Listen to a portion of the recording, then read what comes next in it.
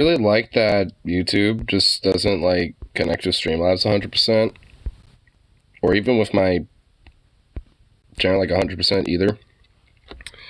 It was not letting me know I was live or not. That's just great. And of course I wasn't, so that's awesome. And now I am. Wow. You had to take a while there, YouTube. You had to figure that one out.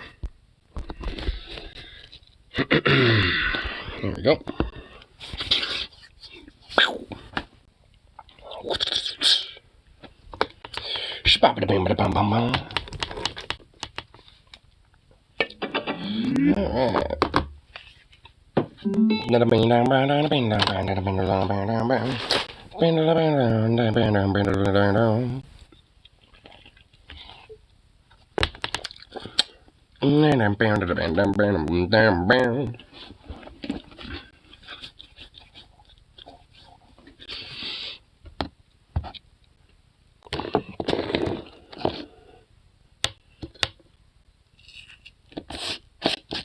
Here, let's get some music going here. My usual phone stuff that I like. Let's see.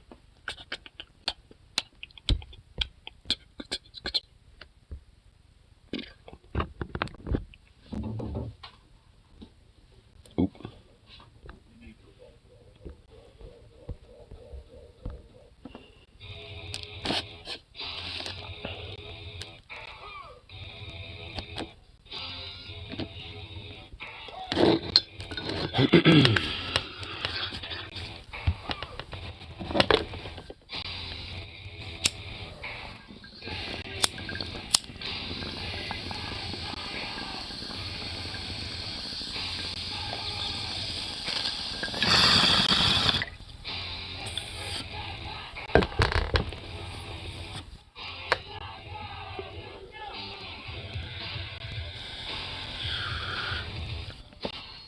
Ah, nice. Good nice fat oak. Anyway, let's see what's happening on.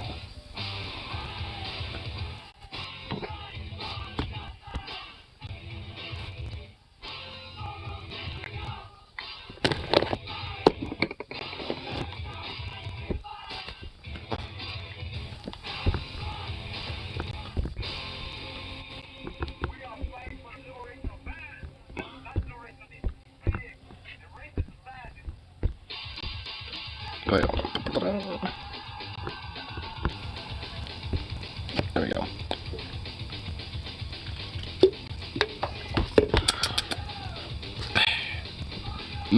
It's a good ultra release. Finished off my stout kick, I think, so no longer going for those stouts. Well, I'm still gonna go for stouts, but just off night.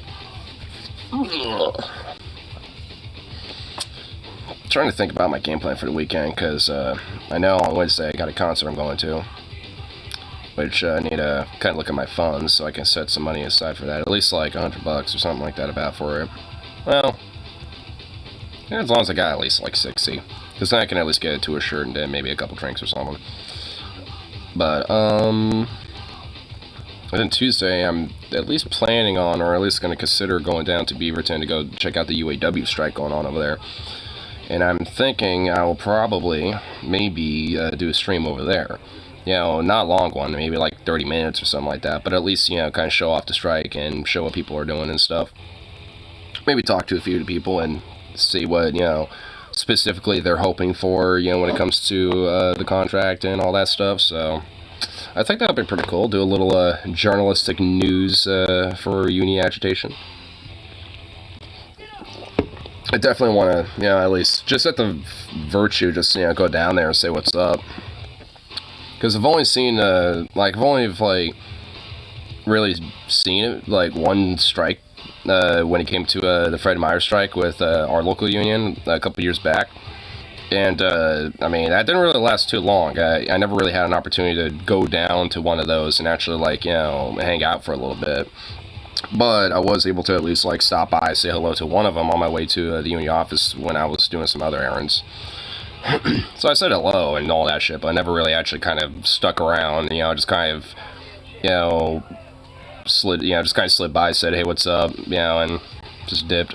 So But at least for this one, I'll at least probably spend like an hour or two over there and say what's up. See how everything is over there.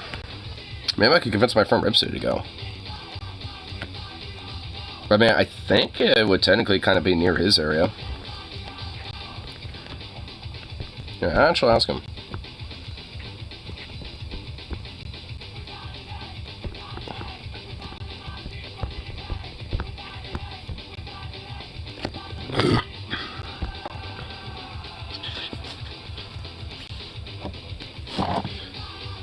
I'll see what he says, because if so, see if he wants to tag along.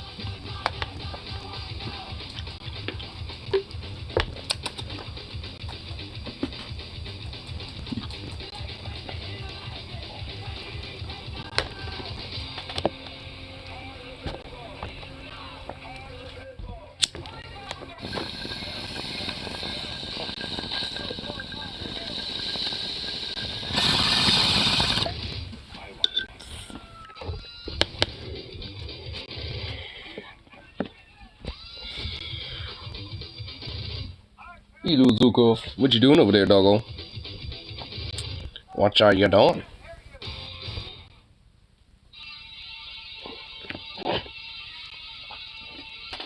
Oh, goof.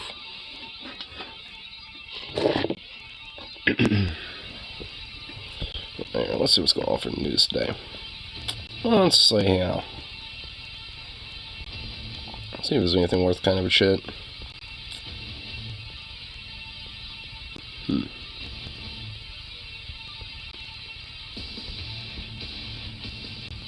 And, wow, I'm loving how there's not, like, fucking anything. I mean, goodness gracious. The views Hannah Navarro shocked her corrupt son and her friend got indicted. Oh my god. So so it's just basically that. That's just great. Aye. Wait, Fox News explodes on Matt Gaetz.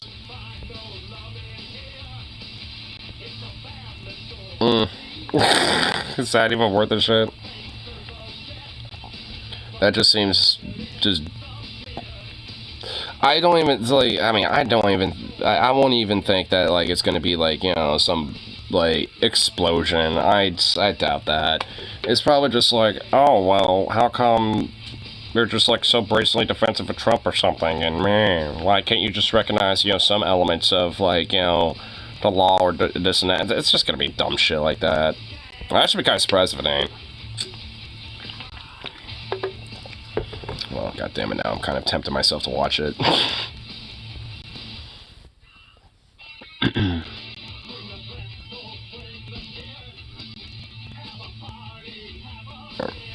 Any other little things?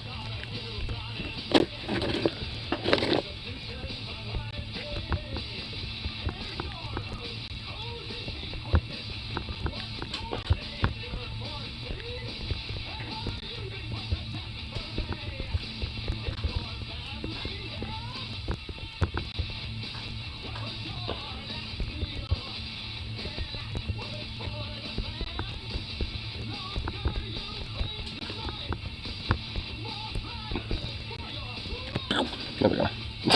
My friend Ripster just responded to me about maybe tagging along to the strikes or something. He says he has no plans, so maybe I could convince him to, maybe join in on that. Because if so, that'd be kind of cool. I could go there with a buddy. See what's all going down that shit. Because I know there's definitely going to be some pretty cool stuff out of that, for sure. I imagine there's going to be some chants and stuff, some really cool, probably some music and stuff like that. You know what, I should bring my Bluetooth and bump some music. Bump some pro-labor songs.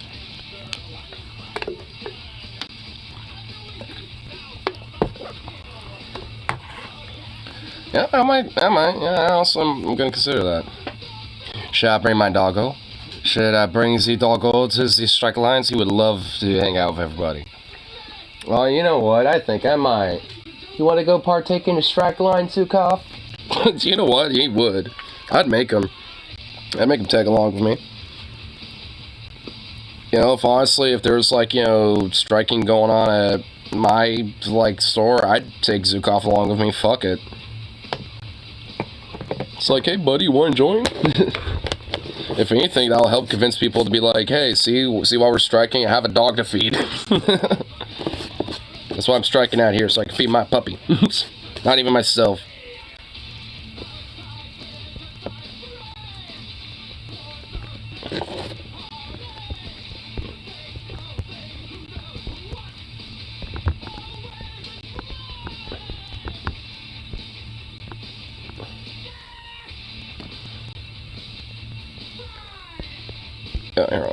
I'm gonna get my friend Rifsy on stream. He's like...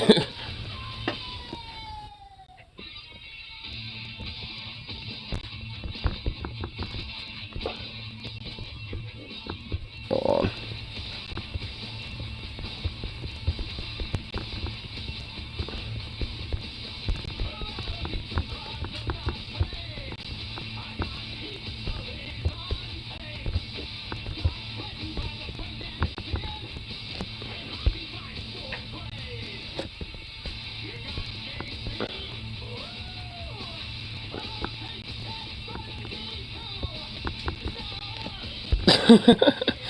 Well, I guess my friend Rip City is kind of like saying, hey, let me know if you're going to be in downtown anytime if you leave, and I'll see how my feelings are.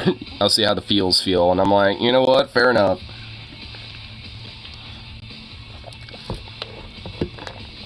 You know what? Fair enough. That's it, you know, because I figured, you know, at the very least, you know, it'll be a cool experience just kind of see what, you know, like, these type of strikes look like. And I really want to honestly, you know, see if I can stream it for even a little bit.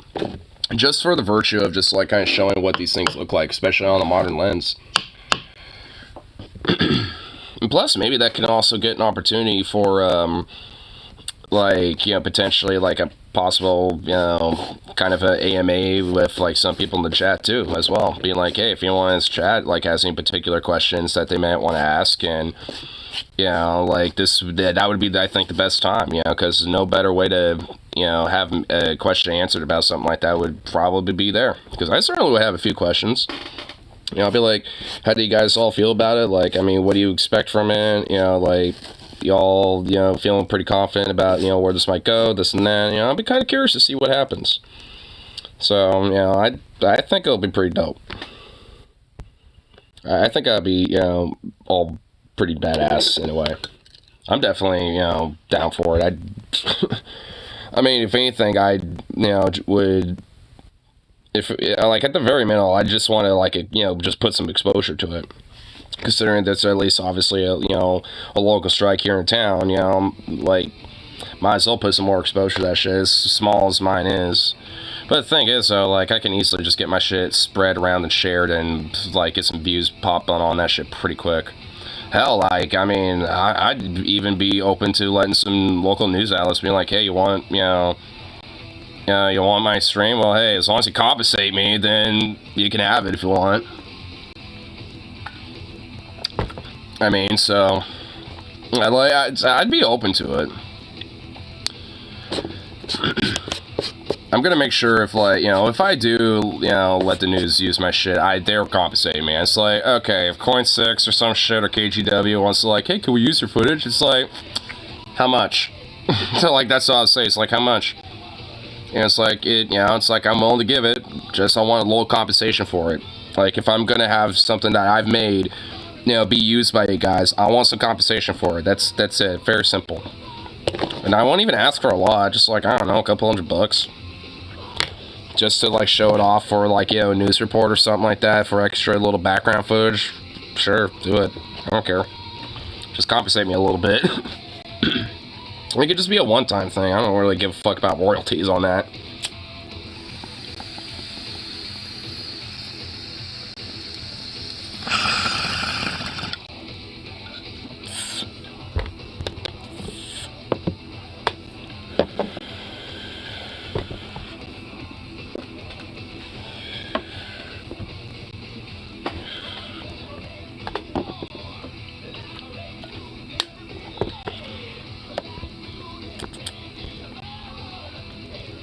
See what other things are happening on Tube today. You know, I want to know if there's actually anything like with the strike updates. If there is anything. It's just on day 11. And just basically about a bunch of other sites joining in. Trying to see how many states there are involved in this now. Because there's a Wikipedia page about the strike, but I don't think it's been completely updated yet. Because it only shows the 3 initial sites, you know, where they strike. They haven't really shown everything yet. I hope they do. Because at least... Oh, what the fuck? Because at least, for me, it would be pretty easy to, you know, get a general gist of the information going on. But here, let's see if there's, potentially some updates there. Because I know that's, like, kind of, like, be updated by, like, the hour. Yeah, it still shows the same 3. Michigan, Ohio, and Missouri.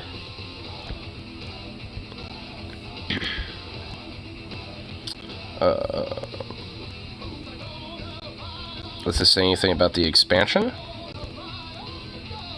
Oh wait, I think there's a course of the strike. Okay. New deadline for strike. Okay, yeah, I think here we go. So, September 22nd, strikes expanded to 5,600 workers walking out of 38 parts distribution plants operated by Stellantis and GM, which one of them is in Beaverton in Portland. The strike did not include any Ford operating facilities, Fain stating that we've made some progress, or made some real progress at Ford.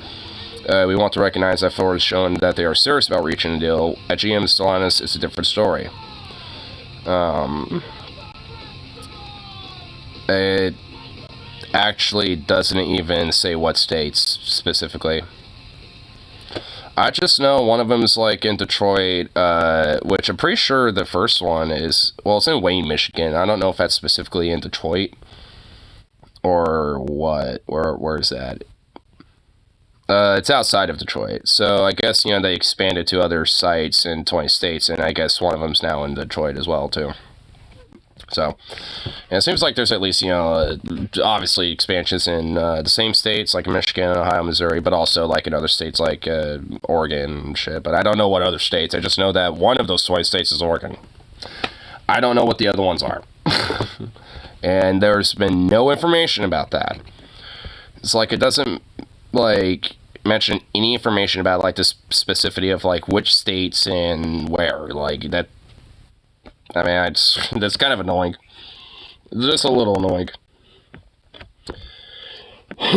I guess probably just because it's kind of hard to gauge, I suppose, because 5,600 additional workers in 20 plus states. I mean, that's not really that many for those states, you know, for 20 different states. But I would certainly think that there's definitely going to be, like, at least some sort of, you know, growth from that, depending on where GM Stellantis goes with this. Because what it sounds like, they had the big 3 hit hard first, and then with the other 2, with GM Stellantis, they decided to fucking you know, hit maybe some smaller parts distribution, not really like, you know, full on manufacturing and stuff like that. So, you know, they're trying to hit them kind of like a little small, you know, so far. It's like, all right, we hit you big, and we're going to kind of, you know, add a little burn to that. And if you keep this shit going, we're going to hit you big again. I feel like they're doing like a hit hard, soft, hard. You know, they're kind of doing a pattern. That's what I feel like what Sean Fain's doing a little bit. You know, he's kind of letting, you know, the other 2 know, it's like, since you're all hardballing us, we're just going to go a little harder on you. And Ford's willing to concede, so we'll, you know, work with them for a little bit. You know, that's kind of what's happening. And that's good. I mean, honestly. And on both fronts, and like, and if GM Stellantis still are hardballing it, then they're gonna hit them hard again and be like, hey, you want to fucking cooperate? You know, they're gonna do that. You know, because right now they're being soft. They're like, hey, you know, we're still doing our thing, we're slowly expanding. You want to come to the table? Oh no, hitting you hard. Oh, you still don't? Well, here's a little more. Oh, you still not? Well, here's another fucking hard hit. I think it's just going to be a pattern like that. That's my guess. It's just going to keep doing that until, you know, they concede. And considering that the CEO of Solanas is like, oh, this is just like political motivated bullshit. Like, I feel like they're going to be the last, like, motherfuckers to fall. Like, I think GM's going to be like, you know, they're still like, you know, like, but they kind of recognize that, you know, what they're doing is bullshit. But they're just trying to hardball as much as they can. Solana seems like they are just like gung-ho about like fuck this, fuck that, fuck you, you know, mentality to the UAW with this. So I think they're going to be the ones that are going to hold out for the longest. So the strike is going to last a while, but I think it's going to trickle down, but at the same trickle up. Like, it's going to continue to accelerate for the companies that are hardballing, which right now is GM and Solanas. And then from there, it's going to probably just be Solanas. And while, like, there might be agreements with Ford and GM, and that might be called off when it comes to those strikes, Solanas is going to be the one still getting hit, though. So, you know, honestly, if they know what's good for them, they would just all agree to just, like, say, all right, fine, fuck it, you know, and just, like, call it all off. But it seems like that's not exactly how those CEOs are operating. They seem to have, like, different tacks. Like, GM's, like, kind of in the middle of it. Ford's a little more open to conversation and discourse, and Salon's hardball and just fuck you, no. So, they need, like, all three of those CEOs, they don't really have an agreement about how to react to this. So, I don't even think they're necessarily in complete solidarity with each other. Like, because if Ford is willing to cooperate and they didn't expand the strikes to them, that makes the CEO of Ford look bad to the other two. So they're not going to like that guy as much as they're still kind of technically in solidarity with each other as capitalists. So it kind of creates a rift, almost, within their own ranks. And, you know, that ain't going to look good.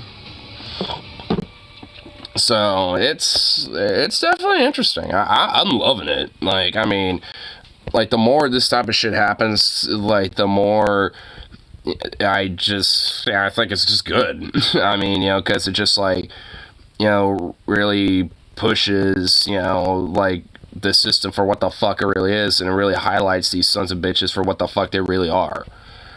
I mean, at least, you know, from, you know, just how I, you know, kind of perceive it and look at it.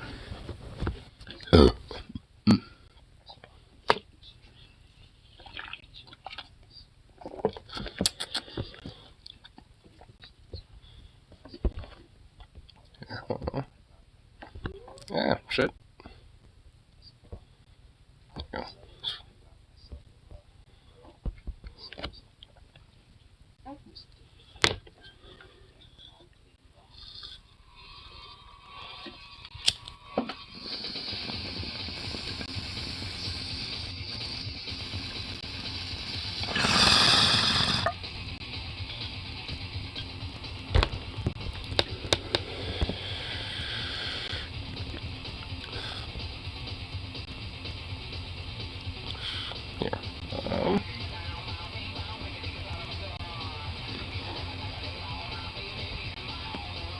See what little things going on for 2% besides the little things I was looking at earlier.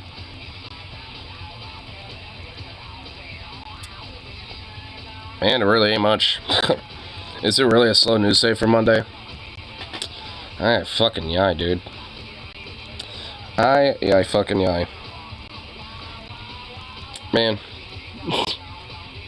Wasn't Sunday supposed to be a slow news day? I felt like there was at least some stuff to look at yesterday. Today just seems like just way fucking less. Like, boo. Boo, I say.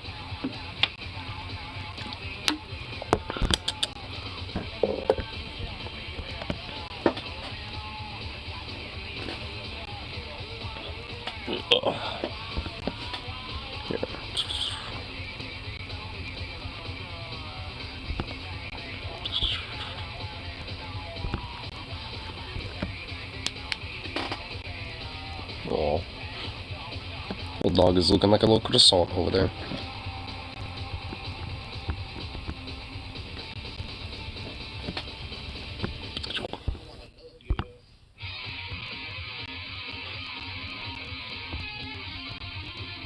Yeah, I'll pull up Reddit. Let's see what's going on for the raid today. I'll check out that, and stuff on YouTube later. Well, let's just kind of see what's happening over here. Terrible Facebook memes. What the hell is even that? The fuck? I don't even know if I want to even show this one. What the hell? I don't even know. Oh my god. I literally won't even show it. So I'm just like, what? The return of the cones, dude. The cone meme in Portland's coming back, baby. Let's go. Damn, what's it say? This cone is here to stay. This cone is to stay where I put it. Don't fucking move it ever again. Don't fucking move it ever again. Damn, dude. Scene in my neighborhood. Cones just asking to be moved. I want to move the cones to bed. Just saw it like 1 foot down the street. Just enough for them to notice. Leering after behind curtains waiting. Just waiting for someone to come along and fuck with their cone. You see my fucking cone. You see my fucking note and you've seen my cone, bitch. Oops.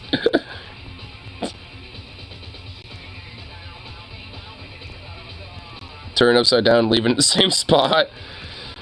Makes me, this makes my passive aggressive imp inside me just want to move it like 2 feet down the road.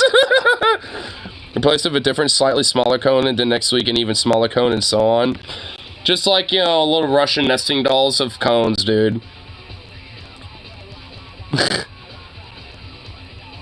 Never wanted to move a cone so much in my life. It's a challenge they must accept. Move the cone, and move the cone. Do it for us, dude. Yeah, dude. Do it for the good of the land.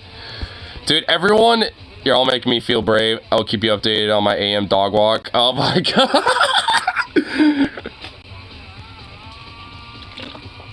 There better be an update to the story. I will be sitting here patiently waiting for this. Dude. I'm just, dude, that cone should literally be moved on the opposite side of the street. Like, it should be basically like that, but on the opposite side of the street. But just like right up next to the curb like that. Like, it should just be on the exact same, spot. Just perfectly on the exact opposite end. Like, dude, why is Portland, like, upset? Like, why is there, like, a part of this, like, community in Portland that is just obsessed with cones? I know why. Like, I know the origin of the meme. It did start on the Portland subreddit, but ever since, it genuinely has grown. Like, there is kind of this, like, weird little, like, niche meme, of Portland with, like, the cones, dude. We worship our fellow cones. It's like they're people to us, I guess. I don't know. My cones, you fucking seen them? I need to get some of my own. I need to get my own damn cones.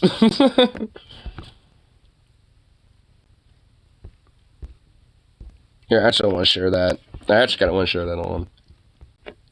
I know to share it too. Here.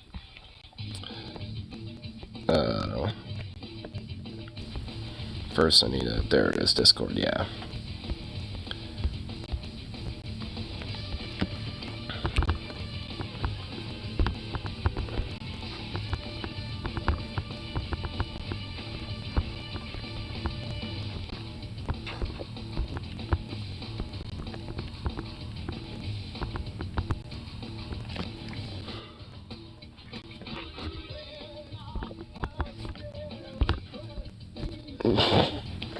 There we go.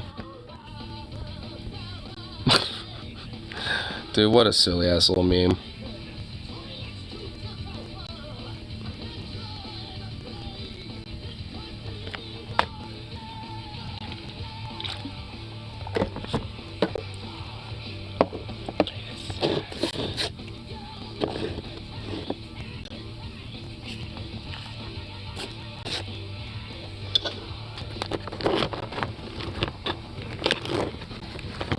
There we go.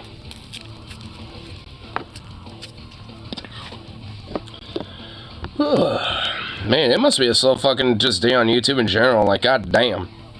It's been a while since, like, just felt like kind of dead and slow for, streams this even.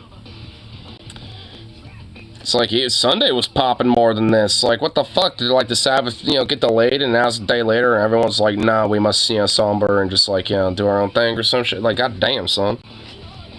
This, like, Monday is the day where everyone's like, nah, this is our Sunday now. Like, this is definitely one of the more, like, quieter evenings of, quite a while, to be frank. But you know what? We shall persevere forth and move on, as we continue to do. I mean, yeah, it's like, we've been only going over half an hour. Last time I looked at that was like 20 minutes, and that's when I finished talking about the UAW shit. Like, we really only been here for like an extra 10 minutes. Jesus Christ. Oh, man, this is gonna be sad.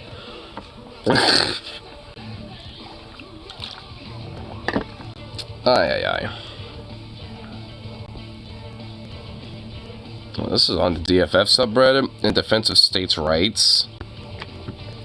I've heard few murmurings of discontent over the idea of states' rights from the fat boys, but I actually think they are a good idea because morality is subjective. So if you give smaller communities more power of their own morale, it gives them more freedom of choice. Fuck off.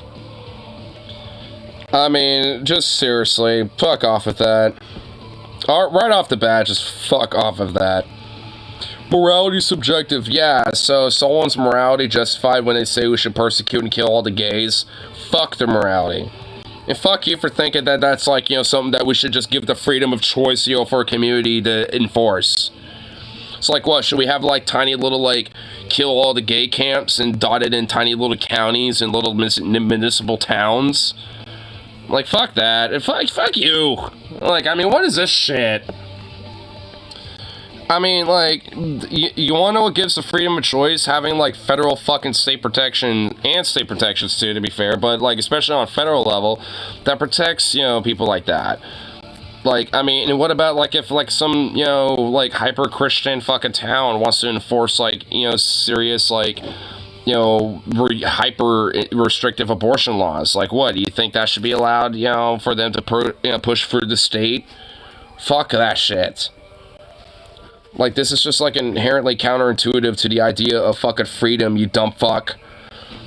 Because, yeah, like, the freedom of choice to, like, put me in fucking prison for smoking some weed, but yeah, because I live in a state that apparently has the right to let it be legalized, fuck off. That ain't freedom of choice. Like, that limits my fucking freedom. The fact that I live in an area where, frankly, the freedom is more of a privilege, considering on the national level.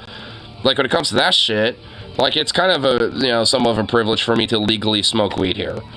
Like, that's not the case for a lot of fucking states. Now, is it? Oh, yeah, that's because it restricts freedom of choice, doesn't it? Fucking moron. What a fucking idiot. It's not that hard to debunk that fucking shit. Like, I mean, states' rights is just counterintuitive to the idea of freedom of choice and freedom of expression and shit like that. Especially when these far-right fucking fascistic governors, in these states like DeSantis, for example, in Florida, can push all this fucking bullshit. And that's just, the right of the state. And all those fucking people could be, persecuted and shit. And exploited and oppressed. And yet, because states' rights... Like, fuck that. I mean, it's fucking just dumb.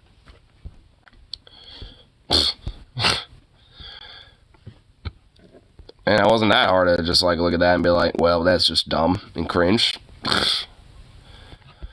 I mean, it's just to me, it's too easy to, like, debunk the idea of fucking state rights. Because it's just fundamentally counterintuitive to, like, the idea of, what makes, like, a free society. Because if, like, 5, states, basically all have, like, completely different laws from each other, then, yet are all under the same country, then, like, how in the fuck does that, like, make it possible for a citizen of that country to move from state to state and live freely? They can't. Walk on... abiding by the law. Just because, like, for me, Smoking weed is legal here, but doing it anywhere else, that, like in Idaho at least, not the same story.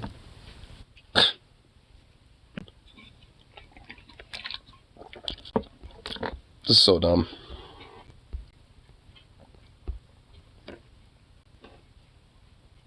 Oh my god, that dog has knocked the fuck out. What a goober. What a little goober. Just being so sleepy. So sleepy and cute.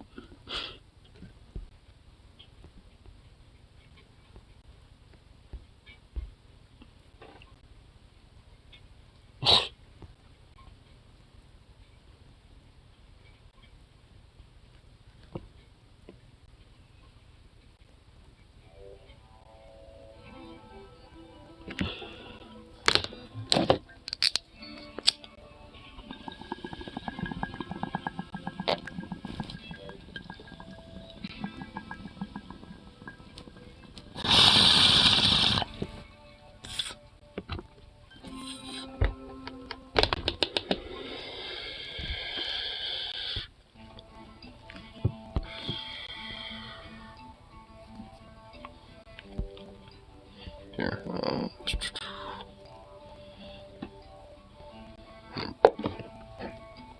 cruising on for Reddit, see what else is going on there.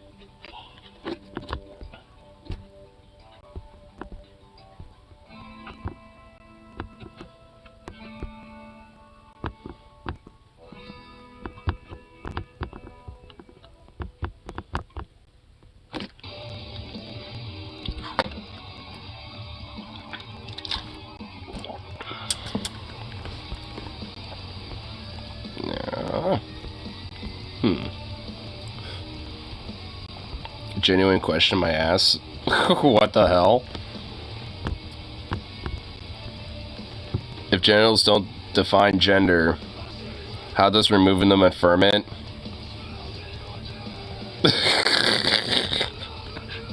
Damn. Libs wrecked. Leftists owned. And just wrecked. Damn. This motherfucker just wrecked us, son. Wow. If genitals don't define the gender, how does removing them affirm it, huh? I mean, funny enough, the answer is actually weirdly kind of easy. Talking to Clown Car C's. Hey, what's up, man?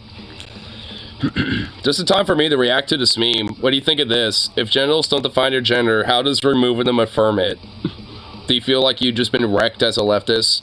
Do you feel like you just got like the ultimate like 4D haymaker question just thrown at you? And just like wrecked and owned?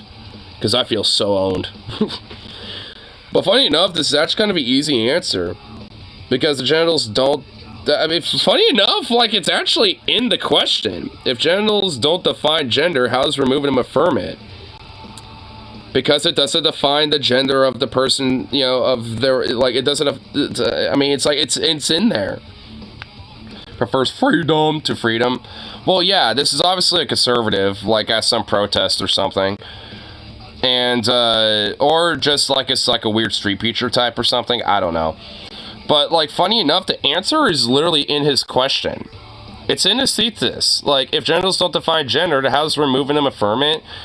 Because their gender, their biological sex organs, their genitals that they were born with, does not affirm with their gender identity. So, thus, removing them helps affirm their gender identity by replacing it with, you know, the biological, you know, sex organs that, or at least, you know, as close as you can to that, you know, to help affirm, you know, what their gender identity is. It's like, it's literally in its fucking question. Like, the answer is already there. Like, I don't think this person is just, like... I don't think he realizes, you know, the whole thing. It's funny, though. I kind of like it, though. Because, you know, honestly, I mean, it's... At least it kind of makes me think a little bit. Because, like, you know what? Alright. But at least the answer is easy. It's a simple answer.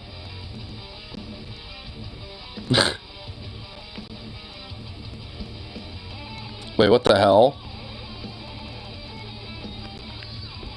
Oh shit. Oh no. I follow r/punk on Reddit because there's some pretty cool stuff on there, but oh no. This at least lets me know which punk bands to avoid, I guess. Anti-vax punk band, Hard Pass, yeah. So inside the whole anti-vax thing, this band just fucking sucks. Their music's generic and forgettable. They would have been far better off staying in their old bands and not fucking up a good thing. Oh, so they're just not even that good. They should have called themselves No VX. I stole stroke from somebody, but I can't remember who said it. Michael Melvin is anti-vaccine source on this. I'm curious because he did travel international while other anti-vaxxer bands were grounded. Saw him in Montreal and blah blah blah. Okay. Melvin is anti-vax. Looks anti-soap too by the looks of him. So, crusty. He never showers, and I'm not saying this because his dreadlocks. Dreadlocks are cool, but he actually looks like he'll smell. Oh no, oh no.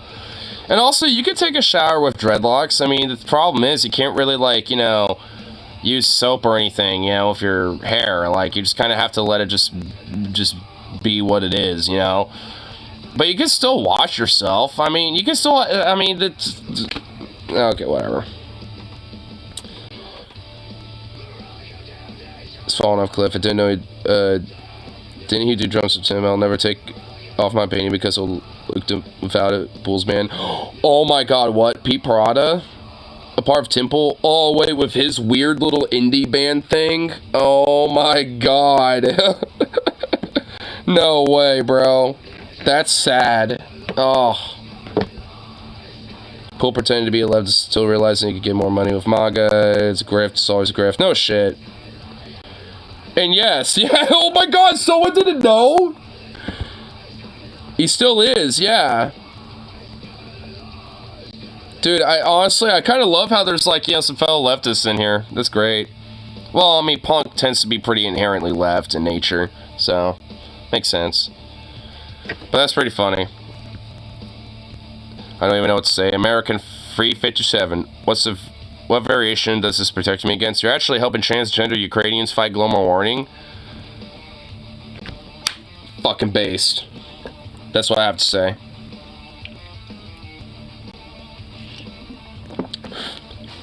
Yeah. Get those trans Ukrainians to fucking fight global warming, bro. Make them fucking bomb the Arctic, you know, oil rigs, dude. We'll have our, like, you know, squad of Navy SEAL trains, transgender Ukrainian special forces, you know, just blow up some, you know, Russian Arctic, you know, oil rigs and fight global warming, bro. Based. This is unintentionally based, dude. This is actually unironically pretty based, because now I'm just thinking about these, like Giga Chad trans Ukrainian, like, special forces blowing up oil rigs in the Arctic. Oh my god, dude. Or like with that Nord Stream pipeline, like the truth is actually like trans, you know, Ukrainian special forces fucking blew up the Nord Stream pipeline and blamed it on Russia or something. Dude, that would actually be kind of a twist that I would actually think would be kind of base low-key. Dude, more trans Ukrainian special forces fighters. True, yeah, we need this. And they thought the U.S. military was going woke. Oh my god, I fucking love it, dude. This is actually kind of based. Oh my god. Unintentionally based, though. That's how I feel about this. This is literally an unintentionally based meme. In fact, I want to save this. I'm saving this. This is good.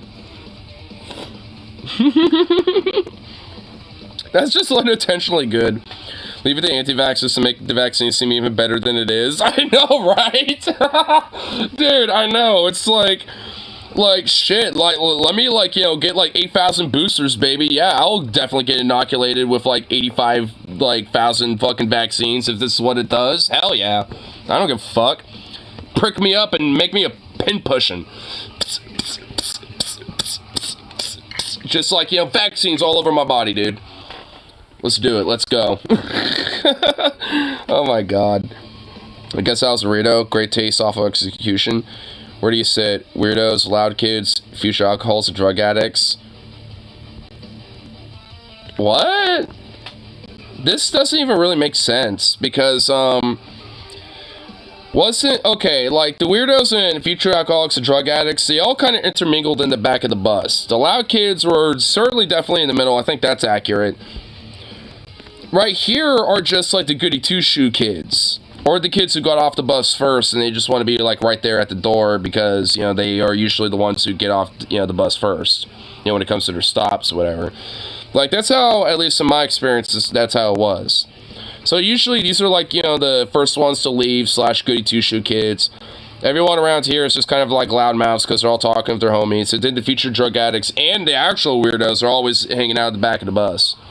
And there's always that one kid who is just, like, wants to be with, like, literally nobody, that wants that one seat in the very far corner of the bus where it's just a single seat. Because then you don't have to talk with anybody, you don't have anyone sit next to you and all sorts of shit. But low-key, though, you can't deny, in between the seats in the window, when you're just like, you know, just like, hey, what's up, bro? And this is all you have to see. It's just, like, basically this. Like talking with your friend or some shit. Dude, so many bonds, so much bullying, so many friendships have been made and broken in between the spot between the school bus window and the school bus seats. So many things have happened in between, you know, those seats and the windows, bro. I think every high schooler, you know, can, you know, that's taken the bus, you know, can attest to that in some way. The fuck is this? Selfies for Jesus. Be sure the Jesus you're chasing is not your own ego. What? Jesus is. For there shall rise false Christs and false prophets, and they shall shew great signs and wonders, so much that, if it were possible, they shall deceive the very elect. You know what's funny? Is that this fuck right here should be prosperity gospel preachers. This should be people from, like, Ken Ham to Pat Robertson to, like, you know, fucking, you know, like, you know, Steve Anderson, Ray Comfort, like, you know, and literally any fucking pastor. Like, that's who this motherfucker is. And the far right, you know, Christian fascist extremists, that's who they are. Like, funny enough, I actually kind of agree with that Bible verse, but the thing is, the ones who usually boast about that the most tend to be projecting the fucking thing that verse is talking about. I mean, which is kind of ironic. I actually kind of like this just because, like, I mean, it's really kind of a self-own. Like, I guarantee you this weird little Christian, you know, is probably, like, a part of a hardcore, like, you know, right-wing church, you know, doing, like, doing, like, some sort of, like, you know, bullshit prosperity gospel stuff. And, you know, probably sent this meme, like, around the church or whatever. That one doing the epic post. I know, dude. I mean, look at this guy over here. He looks like he's having a good time. He's like, fuck yeah, bro. Let me do some, like, epic dances.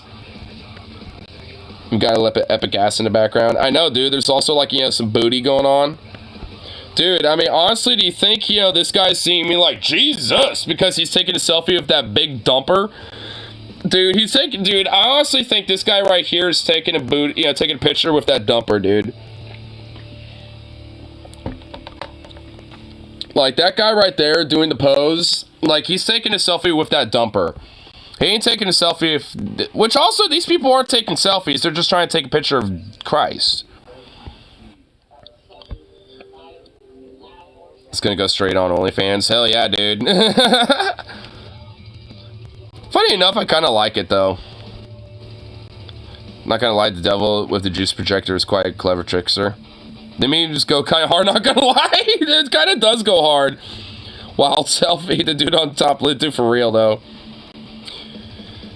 What religion about modesty spends so much money on lavish living? What priest spends so much time traveling? Yeah, exactly.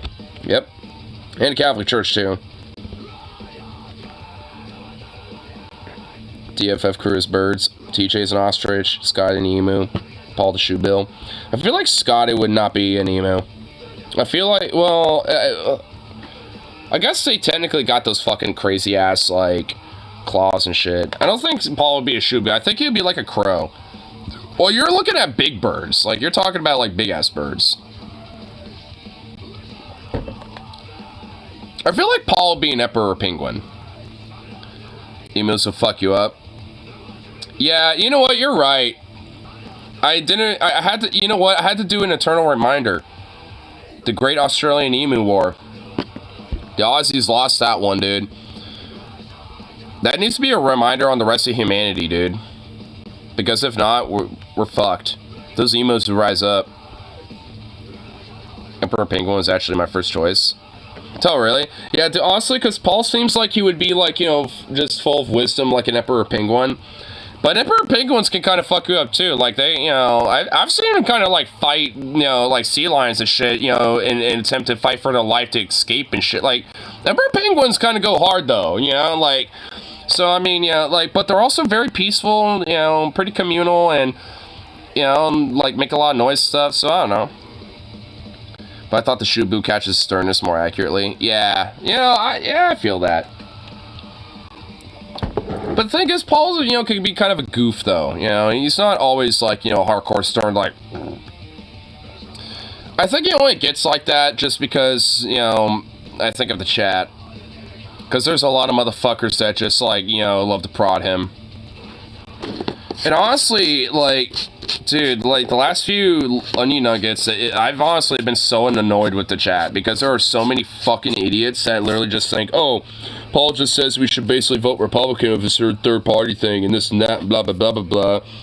Which also is not even what the fuck he's advocating for, really. He's just saying that, like, quit voting blue no matter who, because that's how you think things are going to change. Like, that's basically what he's saying, and all of them are saying. And it literally seems like every fucking show, and I think even the guys mentioned it. It's like, why is this, like, I think Paul actually did, funny enough. It's like, he was, like, mentioning, it's like, literally, why is this, like, every fucking time, you know, on the show we talk about this? And it's like, because either there's an article that happens to be tangential to it, or someone in the chat happens to just pipe their fucking mouth or something. It's like, there's always something, you know, that always brings it up. And it's like, man, what the fuck? Even I'm kind of annoyed with it, because, like, we get it. I think we, like, the chat and, like, the boys know, I think we all kind of get what our broader positions are. It's like, holy shit. Like, no one's minds are going to be changed, you know, because we have, like, a half an hour of, like, Onion Nuggets or some shit just basically, you know, being devolved into the same fucking argument, like, every show. Like, it pretty much is. Like, I mean, I don't fault the guys for it. I fault, you know, really the chat for just, like, getting riled up and be like, well, they're all wrong, so... Is it new people that keep asking this? I don't know, honestly. I think it's just, you know, like, a lot of people that tend to overlap with, like, other, you know, communities and shit. You know, like, and, also, I think a lot of it's just that I think some of people in the community just do generally kind of feel like, you know, voting blue is at least a better outcome and solution in comparison for now in this election in comparison in the past. Which, honestly, for me, I don't even know if I totally agree with. I'm kind of in the middle of it, honestly, at this point. All things considered, I used to not be in the middle-ish fence-righty about this, but now I kind of am a little, all things considered. But, I mean, if anything, I'm still kind of leaning on, you know, like, third-party positioning and shit like that. I mean, because the thing is, like, I think a lot of these type of people, which I've seen not just on Onion Nuggets, but also people like Vosh, too, and a bunch of others, saying, like, you know, this whole idea of, like, you know, 5% getting past the, you know, like, you know, past the post and shit, like, it's literally worthless because it's not going to do anything, because what's that money going to do, and this and that, and blah, blah, blah. And it's like, well, like, you know, the regional parties of the Green Party, especially where they have a lot of, you know, influence to some extent, because it's like, yeah, it might be county-wide or maybe, like, town-wide or something like that, you know, state by state, where they do have, you know, like, you know, access to the ballots and shit. That does help invest, you know, to where they can expand on that, and also help expand in other states where they don't have that access yet. Like, I mean, it's like, you know, like, as much as they talk about incrementalism, that would be the incremental process on that fucking, you know, idea. So it's like, I mean, they're willing to, like, grant this whole incrementalism and all this other shit with electoralism, but not the other way around. It's like they don't see the nuances of why some people might, you know, consider the whole third-party idea, you know, because, like, there's a fucking reason to it. But, you know, some people like Vosh will literally be like, oh, well, these Cornell West third-party voters, they literally are just fucking idiots. They're so, you know, explain to him that they're idiots. Like, he literally will just, like, dismiss them and roll off as such. It's like, What the fuck? Like, yeah, that's gonna win hearts and minds, bro. Like, he's, I mean, I love Osh, but, like, man, every fucking election cycle, it really seems like he just gets a little unhinged about this electoral shit. Like, just a little bit. I mean, because, holy fuck, dude, he gets ridiculous sometimes with this shit. Like, saying, like, oh, yeah, Green Party voters and, like, people that like Cornel West, they're just fucking idiots. You know, it's like, what, yeah, like, what do you mean? Like, why do you, like, even, you could say, like, I think, you know, their conclusion of their ideas is dumb, saying that they should vote for, you know, Cornel West stuff, but I think they might be misguided in this and that. I mean, you know, it's like, you know, I can at least understand that, because then there could at least be some argument to be had. It's like, I, you know, agree with their, you know, tact about it, or their solution to, you know, their reasoning behind it all because of X, Y, or Z.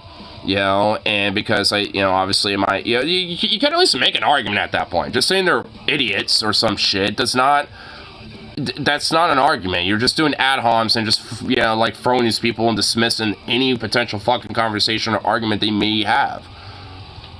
Who the hell will pick Biden over Cornel West? Sorry, what? Self-respecting leftists? I mean, yeah. At least, you know, when it came down to the brass tacks of it, yeah. I mean, when it comes down to just, like, you know, the tax of, like, you know, pragmatism, I mean, I suppose that'd be a different answer, but when it comes to just strict principles of leftism, yeah, Cornel West has literally been practicing that shit since he was basically in the fucking womb. Like, I mean, you know, Cornel West has been around the block for quite a long time when it comes to being a leftist. I mean, the thing is, you know, I'm sure, you know, if I, like, looked at every single idea he had, I'm sure there'd probably be some things I disagree with. And I know there's probably, and actually, I kind of know there's probably a few of them that I would probably disagree with. But, at the end of the day, like, I mean, you know, like, he's still, like, you know, more of a legit true and true leftist, you know, in comparison to, well, Biden, obviously. And I think just on, like, you know, granted, just because the third party doesn't actually make any immune from corruption, but at least they don't immediately bend the knee. Yeah. And that's kind of, you know, also the other element. Like, you know, getting past the post, you know, for example, like, that's kind of like the first step to try to get the Green Party potentially a little bit more influence. But at the same time, and the thing is, there's also some truth to this. You know, it's not immune to corruption, like you said. I mean, look at the Libertarian Party. I mean, if anything, they've been corrupted so much from the old American libertarian, just lawbertarian weirdos, that there literally are just a pipeline to fucking overt fascists, and most of them vote Republican anyway. So it's like, I mean, a lot of, like, their Libertarian Party, if anything, has been corrupted to basically be a pipeline for the Republican Party, you know, for the far more, you know, right-wing extremist side of them.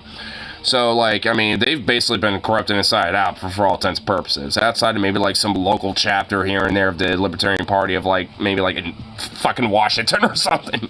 But, like, I mean, you know, like, at least for the Green Party, I would say it's a little bit more complicated. Because, I mean, from what I understand, like, it's usually various different, like, you know, specific individuals that try to take advantage of, you know, the Green Party and their funds and a lot of the things. Like, Jill Stein, for example. Like, a lot of... Like, honestly, she, like, ended up becoming, like, a really fucking crazy wacko outside of already being kind of quirky. Like, because, like, shortly after, you know, her stint with the Green Party in 2016, she turned a really, really kind of weird turn. You know, and I mean that in a sense of, like, you know, a JQ turn. So, you know, so she kind of went off the deep end even way more so than she probably already was. You know, so, I mean, it's so much so that Green Party's overtly, like, disavowed her entirely. Like, I mean, they have and want literally nothing to do with her. And good. I mean, if she's gone JQ route with shit and, you know, and all that, then fuck her. Like, I mean, I would literally want nothing to do with her at that point. I mean, 2016 was a different time, obviously, but now, if she's falling down that route, then fuck her. Like, if anything, that probably just means she probably has always kind of believed that shit, probably. So, like I said, she was always kind of a quirk. You know, but, like, I mean, at the end of the day, like, when it comes to, like, you know, different types of individuals like that, I mean, Green Party, at a certain point, usually disavows them. It's like, hey, get the fuck out, we don't want you. I mean, it's like, because it certainly is open to that, and if anything, tends to get exploited for that. you know, in a lot of ways, because you'll get kind of weird little, like, chakra crystal quirky moms or some shit that thinks Wi-Fi is giving the tism to the kids or something, like Jill Stein or some shit. And, you know, eventually down the line, because he never got success there, just go full JQ or some shit, and then end up basically going, like, far right-wing or something. So it's just like, I mean, and it's kind of sad, though. You know, because, like, Green Party shouldn't be, like, just some weird little, like, mishmash of, like, people who generally want to try to, like, you know, get some, you know, sort of, like, alternative, you know, to duopoly, and a mishmash of grifty fucking weirdos and, like, crystal mom chakra fucking, like, dorks that, you know, are pushing, like, anti-vax shit and this and that and all this other bullshit. It's just, like, I mean, it's just kind of a clusterfuck in a way, for sure. I mean, honestly, I think a lot of that's just due to the broader leftist infighting that just kind of happens. It's just kind of a little bit more niche in that way. I guess just a more smaller subsect to it.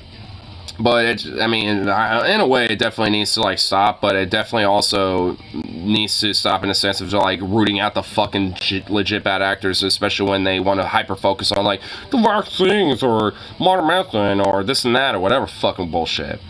So, like, I mean, you know, because plenty of, you know, people who are, you know, more Green Party affiliated or third party affiliated tend to still agree with the broader issues at hand when it comes to, like, you know, expanding the broader conditions, you know, for people when it comes to, like, wages, stuff like that, you know, expanding healthcare, or, you know, improving infrastructure. Like, they still all kind of have these ideas. So it's like, I mean, it all really comes down to just, like, coalescing and unifying on a big, like, you know, leftist progressive national project.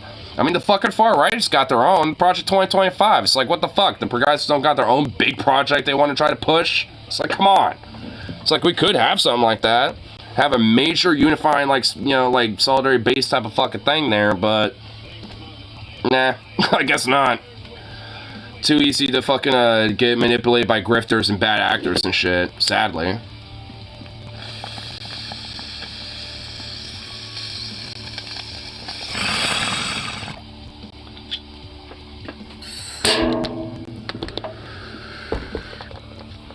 At least for me, I'm not like a hardcore electoralist at the end of the day. I'm not really like a third-party voter advocate necessarily. I mean, hell, like in the primary, I'm going to vote for Marianne Williamson, and depending on circumstances, it's kind of a coin toss between Cornell or Biden. I will put that out there, but, you know, we're still 14 months out, so shit could change. But in the primary, I'm still voting Marianne. Like, that one's solidified. Yeah, but, yeah, like... You know, it's like at this point, you know, like, when it comes to that type of shit, it's just another tool in the toolkit.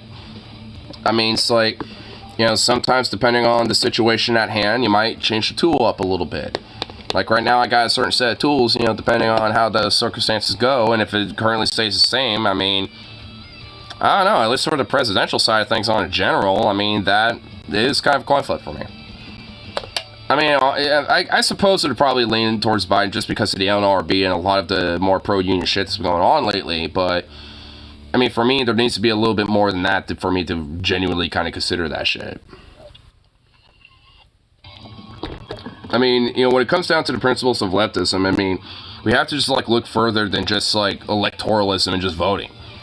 Like, I mean, because there's a lot of, like, you know, mutual aid stuff, a lot of, you know, like, a lot of praxis, a lot of, like, community action things. There's a lot of things that, you know, can be done to help bolster, you know, basically an alternative. But, you know, it's like, you know, at the end of the day, you have to kind of look at the brass tacks of it and, you know, and really just, like, you know, at the end of the day, go with your conscience of it. And if you think, you know, at least for me, you know, it's like if you think voting, you know, is not really going to be substantial because you're in, like, a deep blue state or a deep red state, then get some other shit going. Like, you know, try to, like, you know, be an advocate for potentially a ballot measure or something that's going on. At least, you know, get something going. Do some practice in that way. I mean, even if, you know, do something that might not necessarily be related to elections, but, like, organize, like, some mutual aid stuff. Some shit like that. I mean, you know, even if it's, like, something small and benign like that, I mean, that type of shit does kind of matter. I mean, because then you can open the door to, you know, like, plant some seeds in people's minds about, like, you know, what leftism or progressivism is about by, like, saying, hey, you know, a lot of what, you know, people like me as a leftist and progressive want to push things like this so we can help people here, and this and that, and blah, blah, blah, and we just want to have the state, you know, or our, you know, national government to do this for us so we don't have to try to, gather whatever we can and hope for the best and this and that and blah, blah, blah. Like, it can at least plant a fucking seed here and there for people. I mean, because, at the end of the day, like, I mean, you gotta do what you gotta do. I mean, you have to kind of look at it with the brass tacks. I don't see seed planting anymore. I disagree. I mean, like, there's a lot of people out there that are, willing to be more, be open-minded. The thing is, like, obviously there are a lot of people, especially who are somewhat politically oriented, that definitely got their minds made, but there's a fat chunk in this country that flip-flop like a fucking fish on any given day when it comes to shit like this. So, I don't know, like, I mean, it's... I see what you get with, but I don't completely agree with it, though. I've seen people, like, honestly, like, especially in the last couple months and stuff, going to bars or, like, talk to people at shows and stuff, like, I've even seen some people's minds just at least kind of open up and kind of consider about other stuff, because eventually they're talking with me or somebody else about, like, politics or something, because it comes up, and they're like, and kind of think about it a little bit. I mean, so, I don't know, I don't completely agree with it, with it, but I kind of get it, because there's definitely a large segment of the population, whether left or right, that definitely got, their mind set up. I mean, I'll be honest, I got my mind set on my politics. Like, I mean, it's going to be hard to change my fucking mind about some stuff. I'll say that at least. Like, I mean, I'm not going to be like a total fucking wall, but, I mean, it's like, at least when it comes to kind of the root of where it all comes down to, like, I don't think that's going to be fucking budging anytime soon. I think that foundation has been set in place, you know what I mean? So, like, it's just basically like, whether a lot of the, I guess, architecture around it that's built up from it, like, that could change, I guess, but... if Biden embraces Dark Brandon fully, I'd vote for him. I mean, yeah. I mean, the thing is, like, recently we've been kind of seeing some Dark Brandon shit. I mean, the thing is, like, if that type of shit continues on, I mean, I would be a little bit more open to it. Like, the thing is, I'm being serious. Like, I mean, go back to, like, a year or two ago from my streams, and to now. Like, I mean, my take about Biden is definitely changed a little bit, in comparison to even the past, like, 6+ fucking months. Like, at the beginning of this year. So, it's just like, I mean, because he's kind of done some Dark Brandon shit. I mean, I think tomorrow he's going to be, I think openly being on the picket line. At least that's how it's being, pushed forward and shit. I mean, like, at least with Trump, he's having, like, a fake PR bullshit with 500, selected UAW workers, basically, that aren't even a part of the strike. He just, like, cherry-picked these random dudes, basically, and shit like that. I mean, but, the fact that, Trump openly stated that first, even though it's all a PR stunt, Biden's kind of taking the extra flex and actually might be on strike. I'm gonna hold my breath, like, well, I ain't holding my breath, like, because I don't think he will, but if he does, fucking flex, because honestly, I can't think of a time, like, a president has been on the picket line. Has there been a president in U.S. history that has done that? Like, because the only one I could maybe think probably might have done that would be FDR, and I don't know if there's been a time that he did that. But if there is a president that might have done that in times past, it'd probably be him. I can't think of any other fucking president that would do something like that. So if he does that, that's a Dark Brandon moment, that not even any president in U.S. history could fucking flex on. And if that's the case, I mean, like, honestly, in a weird way, I just kind of wonder, like, why in the fuck did he strike the, break the strike of the fucking rail workers? But now, all of a sudden, he's changed his tune about this. Because now, I mean, because that is kind of a little stain, like, where, because the rail workers got fucked over really immensely. Like, I'm assuming he just, like, got hyper pressured by, bosses, basically, and, like, fucking, the, status quo, staffers and those fuckers. I'm assuming it was just, like, a very hardcore, like, pressure that was just, pushed on him at that point. And I guess because, the strikes going on now aren't as impactful to the economy, it's not really as big of a deal, I guess. So he has a little bit more lucidity to kind of just be a pro worker in a way. which just kind of shows I think he's a lot more of like a softball, union guy, where he's not like a hardcore like rabble-rouser for it. Because when it comes to certain strikes, or when it comes to like certain elements of union striking and stuff like that, there's there's a line in the sand for him. And when it came to the rail workers, them maybe striking was a line in the sand where it's like, this is gonna hurt the bottom line too much, even though it fucking needed to happen. So the rail workers still kind of get fucked over a little bit, sadly, but I mean, everybody else is like popping off though. And the NLRB's made recent rulings that are actually pretty fucking good and shit. So it's kind of, I mean, it's a little bit of a back and forth for sure.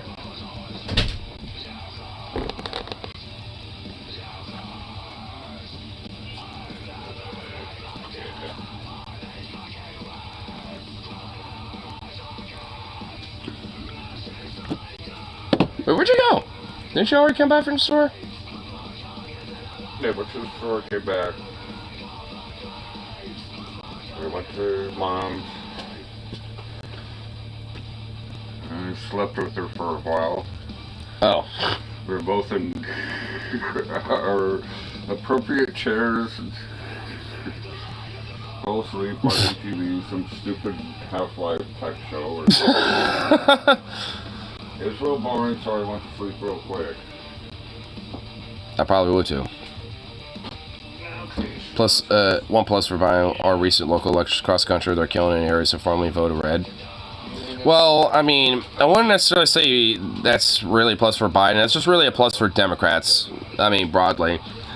I mean, Biden could do a little bit more PR to flex that, though. The thing is, like, I mean, I think one critique that I really think that, like, Biden really needs to fucking do, that I'm gonna, like, hardcore say, fuck him for not doing it, is doing more PR for the shit that is good. Like, he needs to just, like, hammer the fucking shit, like, go to, like, and not just, like, tweets and shit. I mean, like making some speeches, and fucking going out and doing press conferences, like, hammering the shit that he has been doing. Like, hey, me and my administration have been helping pressure, the different, local counties and local areas to get these Democrats to push through in deep red states, and we've been able to get, with the NRB, this and this and this done. We've been, staying with the workers in this way and this and that. Like, he needs to just fucking hammer the PR shit. He's not good at that. How's the crisis Fed's been, pushing into the states with disastrous results? Yeah, I mean, no, there's some real problems with that, too, for sure. I mean, I think, at least it's unfortunately a Band-Aid, but a lot of this whole pro-worker sentiment will at least somewhat help with that. But unless you tackle the root of that problem, it's not going to get fixed. Like, some people might be able to fare a little better because of, this whole labor front going on right now, depending on, the strikes and, if they're a part of that and this and that. Like, I mean, obviously depending on the factors, but, I mean, it kind of helps at least those type of people. But, I mean, at the end of the day, that's just a Band-Aid.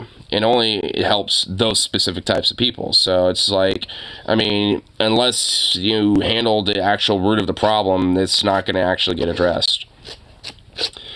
I mean, it's basically just kind of an indirect, incremental, help, that, can be given to some workers, essentially, which is fucked, but, I mean, because it needs to be helped across the board, and there needs to be more public housing on a federal level, not just a statewide level. I mean, there's a lot of things that, when it comes to housing, that just needs to be fucking done, and just helping, union laborers, on that shit is not really helping anything, besides them, when it comes to potentially, having better affordability to potentially getting home.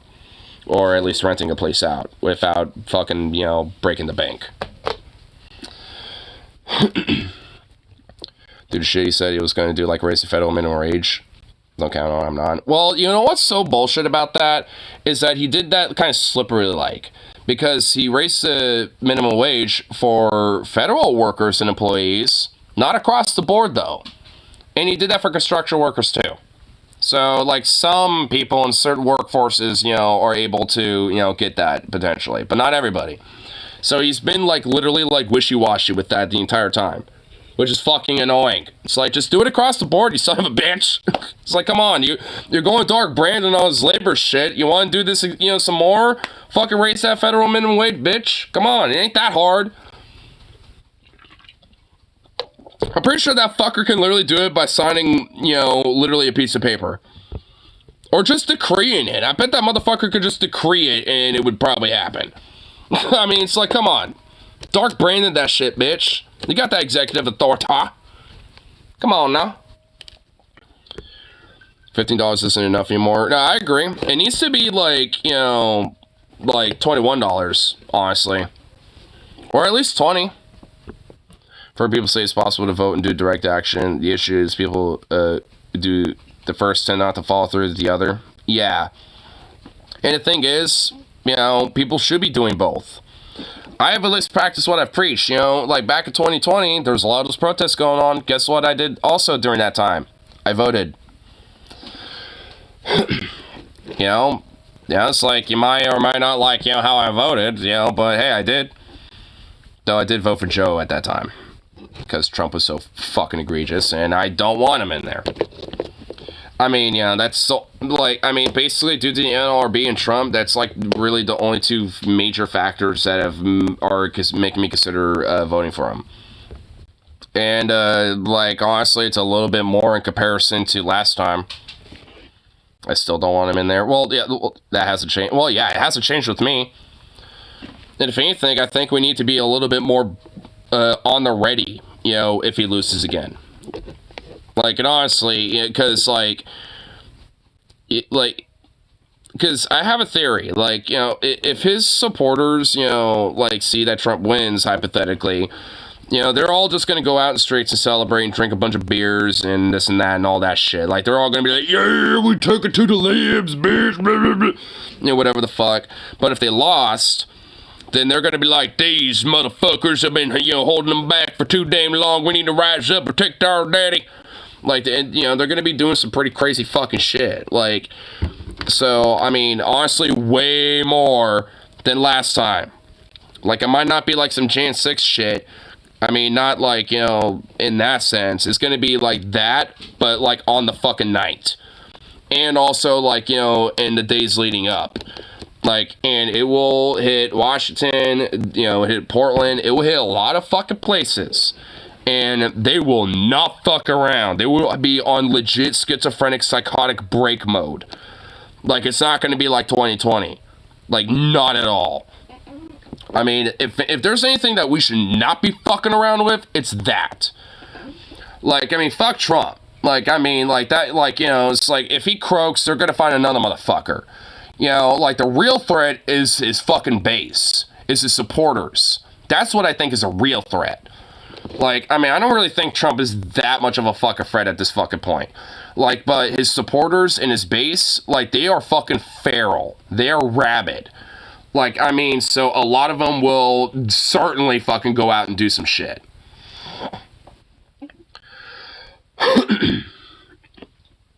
Yeah, someone like Vuvuzuela, Ramalaga, ding dong. Yeah, like that guy. They would probably target either Vancouver or Oregon City instead. Well, they would have to pass through Milwaukee, and I sure shit ain't gonna be letting them, you know, coming into my town. They could try that in a small town. They could bet on that. And honestly, if that's the case, if they want to fuck around and do that outside of Portland and maybe come down here or Gresham or anywhere else, guess what? We're still gonna be there, motherfucker. Hey, just because you happen to be just outside of Portland don't mean we recognize you. Hey, we'll take the extra trek. We got public transit. We can afford it.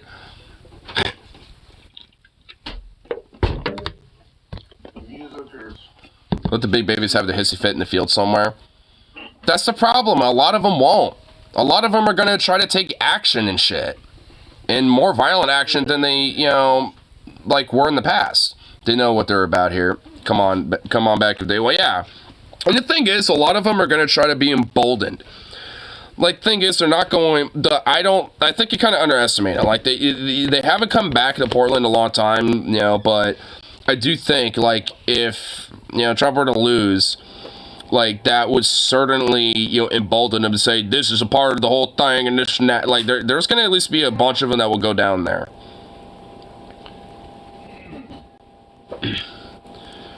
Or enough diapers for Trumpers to all have fits to fit and feel some at the same time. Do I have to do it in shifts? Ew, oh god, gross. Oh, do it in shifts. Ah, they're gonna have to do diaper exchanges. Ah, don't put that. Oh god, that's disgusting, bro. You just had to put that imagery in my head. Dude, even my own ass fucking feels disgusted. Oh my god. Like, my literal ass feels so uncomfortable at that fucking imagery, dude. Oh my god. Like, Christ alive.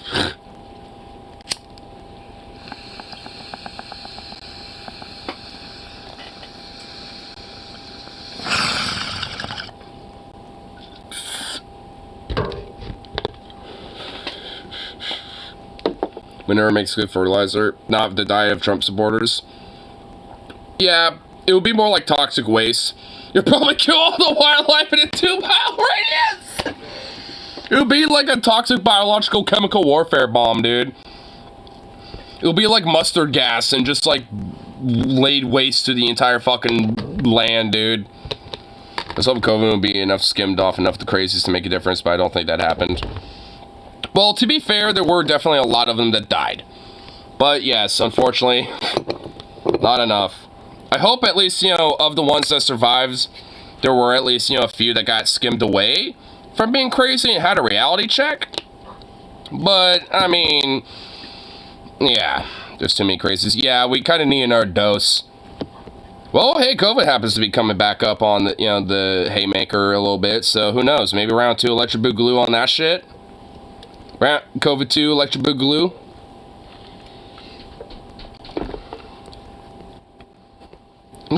I mean, honestly, at this point, I think that's basically is what we're going through, but instead of last time, we just don't give a fuck.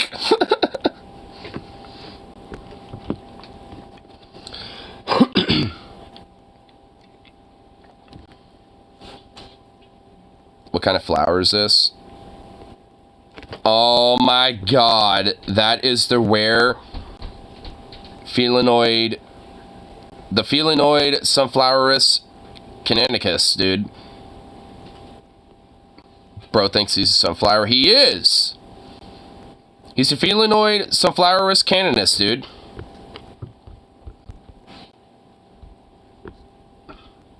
Let's have vaccines now. Yep. And, you know, and the people that actually, you know what reality is can get boosted and get the updates and stuff like that. Speaking of which, I need to get the updated vaccine. I heard, like, the upgraded, you know, thing is out and about, so I'm like, hey, definitely a little low-key kind of feeling that.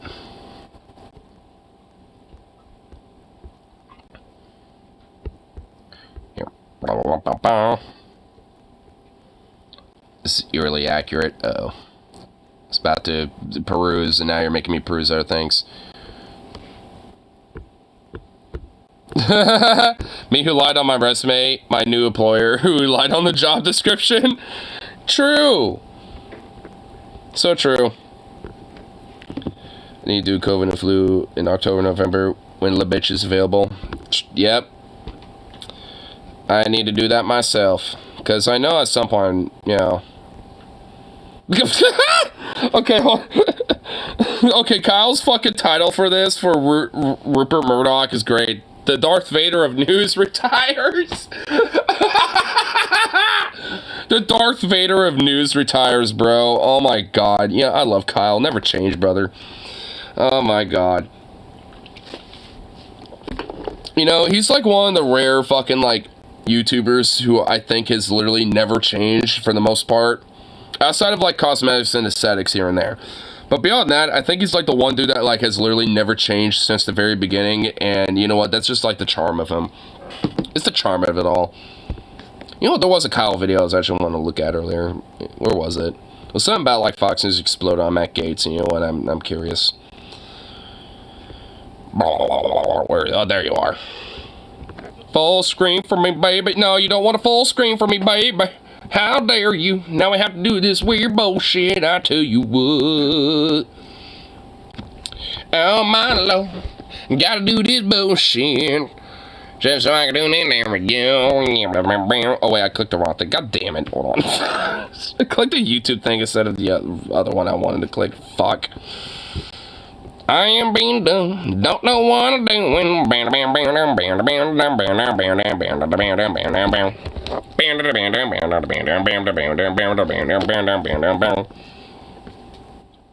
There we go. Okay, I think now it should be okay. Yeah, okay, we're good. We're good now. All right, you know, mischief now aside. Kyle, you are quieter than a goddamn fucking rat. Holy shit. Maybe a rat, but I ain't no snitch. Maria Bartiromo, who of course is a conservative host over on Fox News and Fox Business. She is going to interview... What is this weird, like, neon, like, golf club fucking, like, elitist green shit, bro? You literally look like you just came back from the golf course. And she's actually going to... How much you want to bet he literally did come back from the golf course? Or he's about to go to the golf course? Aggressive to Matt Gaetz. Now, why is that? Well, the answer is very straightforward. So Kevin McCarthy is the leader of the Republican Party in the House, and Gaetz... Yeah, okay. All right, hold on. You know, how I told you I've been watching Real Monsters? Well, it's a really underestimated show. I'm telling you that if you have time to sit down and watch it, the site I've been using is WCO TV. Just make sure you have an ad blocked enabled like Brave. All right, I'll check it out. Kind of a pain in the ass for McCarthy. And, Maria Bartiromo, the one thing that's absolutely predictable about her is that she will always side with capital. Always. I mean, that's like most media. I mean, that's pretty much like all of mainstream media. Like, how she's literally no exception there, Kyle. Like, duh. Like, all these motherfuckers do that. Even Matt Gaetz does. Like, wait, so is there gonna be like some weird, like, huckamaroo where like Matt Gaetz is like being critical of that or something? And so in this instance, McCarthy is trying to avert a government shutdown. And because every time, there's a government shutdown, the Republicans get blamed because they cause it. It hurts the Republicans, it helps the Democrats. McCarthy knows that. So he's trying to find a way to avert this government shutdown. But Matt Gaetz is a fly in the ointment, annoying the shit out of him, and trying to get him to do all these different things before that, saying he's basically a sellout, saying he's a rhino. And so Matt Gaetz is this crusader on the Republican side. He's like the key purity tester and virtue signaler on the far. Basically to be like, you know, over fascist pig dog, essentially. I mean, like honestly, I mean, because like that essentially is like what Matt Gaetz is. Like, he's essentially like one of the more open fascists of the Republican Party. Like, because, like, I mean, there is legitimately just a strong, you know, subgroup of the Republican Party. There's some who are still part of that old guard, but there's a lot of them that have essentially like embraced more of this fascistic tendencies, and a lot of them are way more vocal about it, and Matt Gaetz is one of them. And Maria Bartiromo ain't having it. And she ain't having it because she sides with capital, she sides with Republican leadership, and she doesn't want that government shutdown either because it'll hurt Republicans. So there's an interesting fight. Let's watch it, and then I'll give you some facts about what exactly Matt Gaetz is fighting for. Let's watch. Thank you. I'm glad I get to respond to your monologue, because if you're saying that I'm standing in the way of all the Republican wins... Well, now I wish I heard the monologue. I'd love you to enumerate them. Watching my friend and mentor Jim Jordan, it was quite painful, because he started... Ew. ...by saying we should only pick one fight, the border. But then as the interview went on, he said, well, we should pick a second fight, Jack Smith. Dude, look at this fucking demon, dude. Like, what is this fucking eyebrows, bro? What the fuck are those eyebrows? What the hell is this lapel? What is that? What weird-ass lapel is he wearing? Dude, what the fuck? Dude, this guy is a weird, like, goblin, dude. Like, holy shit. Is this guy even a human being? Found it out, he was saying that we shouldn't be funding Ukraine without a plan, and yet the very continuing resolution that you and Jim Jordan... I bet she would peg him. She looks quite frustrated and looking like a very dominative, like, principal at a school that would, like, give you some hardcore discipline. So, yeah, I feel that. Continues to have $300 million more for Ukraine. So I think we ought to fight on all fronts. I think the... Well, he's doing the 4 bills next week. So Because we're making him. Because we're making him. He's doing it. So to push... Let me just be clear. That cut was not me. That cut was this video.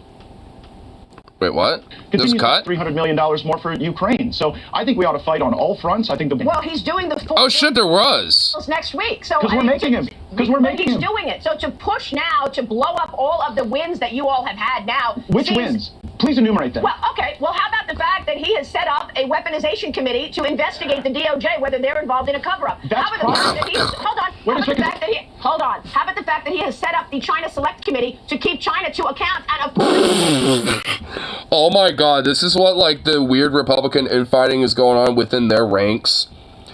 Like whether the Republican Party is like, you know, robust enough about like doing these weird China committees and like Hunter Biden committees and whatever the fuck and like committees against the DOJ or whatever the fuck.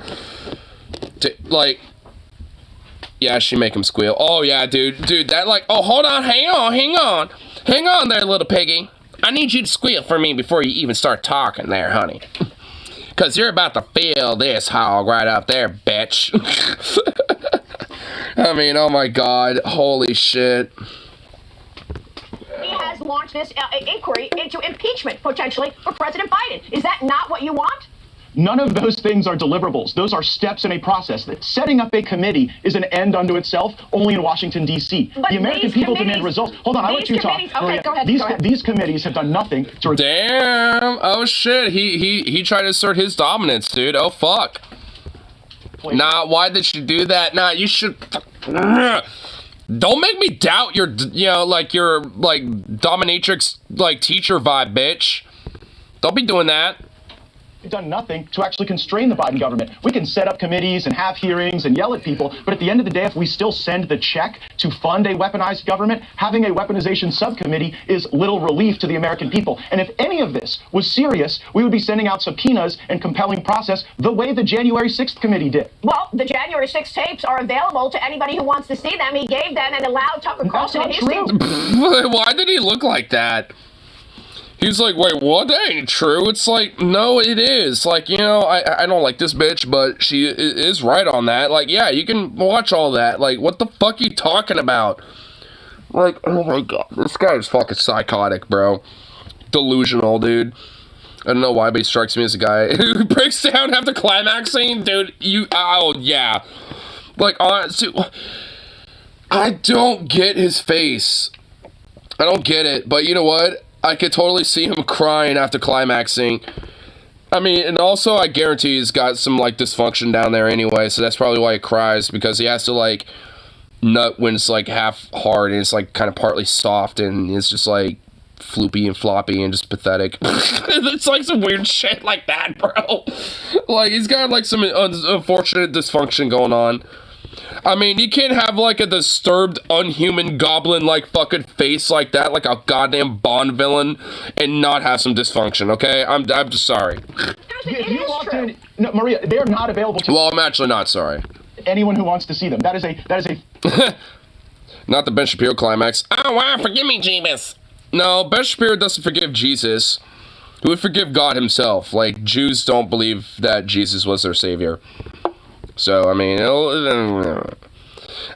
know what? I'm not even gonna really blame you. He pushes the whole Christian Judeo values thing, you know, whatever the fuck. So, I mean, he might as well. He's like, why didn't my dad love me, Mama? I just wanted you to be proud of me, Mama. They have been curated for some people in the media and some defense attorneys, but any American cannot see any of the January 6th Are tapes. That is you a not false right statement. now indirectly working with Democrats because you are going to allow Chuck Schumer to come up with a continuing resolution next week to fund the government? That's what your actions are doing. That's why some people feel this is a personal vendetta you have against the speaker. No, my vendetta is against a Washington system that allows corruption to... Uh-oh, Kyle needs to charge up his laptop. Kyle, you have switched to battery. Do you want to enable energy saving mode, Kyle Kalinske? Kyle, do you want to enable energy saving mode to make sure that your Mac laptop does not fail on you? You need to enable energy saving mode, Kyle. Kyle, it got to pop up. Get rid of it. Get out of it. There you go. Lobbyists and PACs above the interests of the American people. Kevin McCarthy facilitates that system, and I do deeply resent that. But I'm not working with Chuck Schumer or any other Democrat. I am the one working with House conservatives. You're an angel. See, I'm not working for a Democrat on this. Fuck you. Why doesn't he use the desktop? I'm assuming, I don't know, honestly. You know what? Yeah, I don't know. I always assumed he was on a desktop. Yo, wait, what the hell? Yeah, I honestly thought he was on a desktop this entire time in this room. What the hell? Okay. Interesting. Subject spending bills. No. You guys criticize me for forcing single subject spending bills. Then you give Kevin McCarthy the credit for doing it. The reality is, this is the only way to liberate ourselves from a bad system. I think the single bills Well, sound then why right. hasn't he done them? It's September. We knew September 30th was coming all year, and Kevin McCarthy has been dilatory. I love this. Oh. Let him fight. Let him fight. Let him fight. Yeah, honestly, let him fight. I'm honestly loving it. I don't give a fuck really what they're talking about because it's all bullshit. But I love it. It's funny.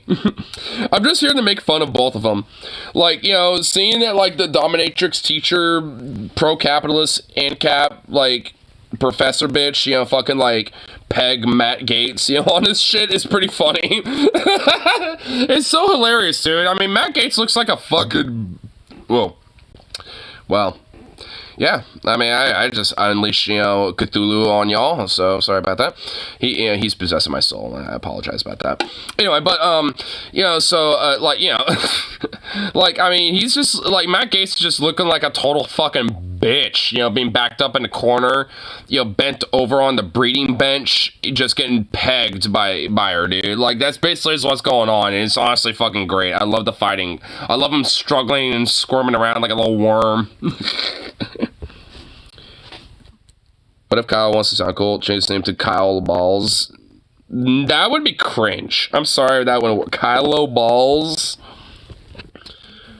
Like, like, you gotta think of his name, Kyle Kalinske. Like, Kyle come licks me. You know, it's like, I mean, you gotta do something like that. You know, I don't know. Kyle Konlinsky. Yeah, Kylo Konlinsky, dude. There you go. See, Rose is kind of getting it there. Yeah, Kyle Konlinsky. There you go. But in a wholesome way. Agreed. I'm not going to lie, though. Rose kind of nailed it, though. I kind of like that one. Kylo Konlinsky. Why didn't he change his last name to Ball? I think because his name is very recognizable.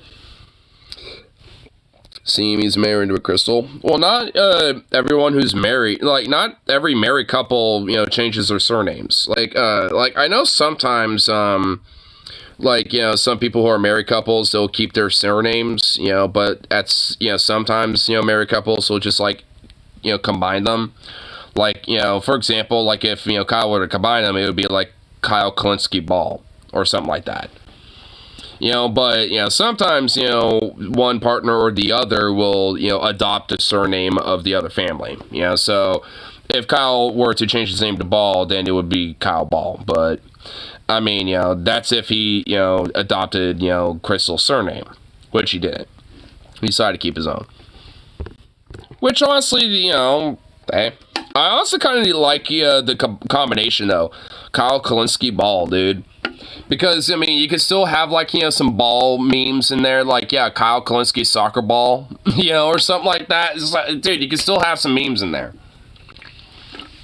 Kyle soccer ball Kalinske, you know? It's like, I mean, dude, I mean, it will still fit. It fits perfectly.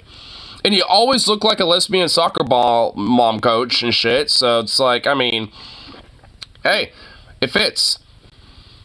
Kyle the Seltzer lesbian soccer ball coach Kalinske. Fight Republican Civil War. We all know that was his first love. Yep, Big Seltzer. Never forget he sold out to Big Seltzer. And is still sold out to Big Seltzer. Never forgetty spaghetti. Okay. So Matt Gaetz is also out there now, and in every single interview, he's saying, let's just be clear here. This government shutdown, which is coming, is not the fault of the Democrats. It is 100% the fault of Republicans. Blame Kevin McCarthy. Well, you know what? I guess that's kind of a weird base thing from Matt Gaetz, because, yeah, blame the Republicans, but that includes you, bro. So why are you saying blame you, too? Like, I mean, hey, you know what? I don't care. I love the infighting, so whatever. And also, like, what's all this whole government shutdown shit? I've been seeing stuff about this, but I really don't know what the whole specifics of it is. Is it because they can't pass some shit or something? Is that what it is? Like, they literally can't pass anything, so they're just like, you know what, fuck it, shutting it down. This is the fault of the Republicans. Blame the Republicans. The Republicans are to blame. The Republicans... Oh, and there's obviously Photoshop pictures of Kyle standing. Yep, that's also true. Kyle, because of Big Seltzer, was able to have a hologram belt attached to his waist to where it looks like he has legs. The house can't pass shit, literally completely gridlocked. Wow, dude. So it's literally because of that shit. That's just fucking dumb. See, that's where Dark Brandon needs to unleash, bro. Dude, there needs to be a Dark Brandon moment on that shit.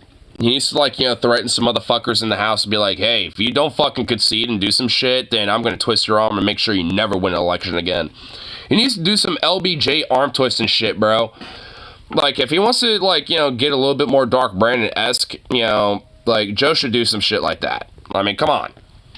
I mean, he's too old for it, honestly. I mean, let's just be frank. But, I mean, goddamn, if he was, like, 10 years younger, I have a weird feeling he probably would do it. This ain't the fault of Democrats. This is the fault of Republicans. To which I say, spitting facts. Spitting facts. Most far-right Republicans will laugh at that threat. Well, I mean, if there's a complete deadlock, then that means there at least are some Democrats that are potentially, you know, withholding certain things, too. So he could probably at least, you know, twist their arms, or at least, you know, the more moderate Republicans. Because, yeah, most of the far right would laugh at that threat. But there's at least a few moderates, you know, in the Republican Party that he might potentially be able to twist the arms of. I mean, so corporate Dems, I don't know. Yeah, I mean, I think, you know, there's potential. Like, he could twist some arms, and considering that there are at least, you know, different counties and red states where there have been a lot of local elections that have flipped, you know, that have been historically pretty red, you know, he has a little leverage to do that. Kevin McCarthy would have to bring it to the floor. Yeah, which evidently whatever the fuck he's doing, he's not doing that, I guess, or what. Now, also, I should be clear, it's his fault, too. He's a Republican. It's his fault. There's no doubt about that. Because, okay, here's why I love this so much. This is all much ado about nothing. Like, the fights on the left truly are over substantive things, right? Like, yeah, not every time, but most of the time. You know, you go back, and one of the biggest fights is, you know, the Bernie Krats, the left flank, saying, for the love of God, fight for Medicare for all, for the love of God, and you had the corporate Democrats. Oh, I see your head pocket. Oh, never mind. He got locked out of the... Oh, no. Hold on. He somehow is not in here. What the hell? What are you doing over there? Hey, get back in here, buddy. Oh, poor baby. What the hell? Little goober. Oh, look at you. Oh, you're okay. You're okay, buddy. Oh, look at that little tail wagging around. Oh, my goodness. He somehow was on the other side of the garage door over there. He was stuck, I think. It was just like, literally look for that little dog door, or the little cat door, and just like... It's like, what the fuck? Why am I not in here? I want to be in here with you. And I was just staring at me over there. Little goof. I don't know why you were on the other side of the door, bro. That's your fault. I can't help you on that. That was kind of cute, though, because you're a goofball. No, either maybe we'll do public option, not really, but okay, Obamacare, but we'll expand Obamacare, give a couple $2 billion more money to Obamacare. That's like the fight on the left, as a general rule, in D.C., right? Like, they fight, there's actually some differences there. On the Republican, they have no actual differences. There's no actual differences. It's that Gates is a virtue signaler and a purity tester, and so look, this isn't conjecture on my part. I want the 7-Eleven bacon French toast sandwich based. What? Okay, I'm gonna keep a fucking eyeball out, you know, next time I'm at Sevy's. Dude, that sounds awesome. So here were the demands. Remember when there was this big hoopla and it took over 10 votes for Kevin McCarthy to become Speaker of the House for the Republicans, because Matt Gaetz and Lauren Boebert and a bunch of them were holdouts. And they were like, look, we're not going to do it unless we get tangibles. You got to deliver for us on the things we want. Well, what were those things that they wanted? Here, let's go through them. Any member can call for a motion to vacate the Speaker's chair. So McCarthy made it easier to replace him. That's one thing.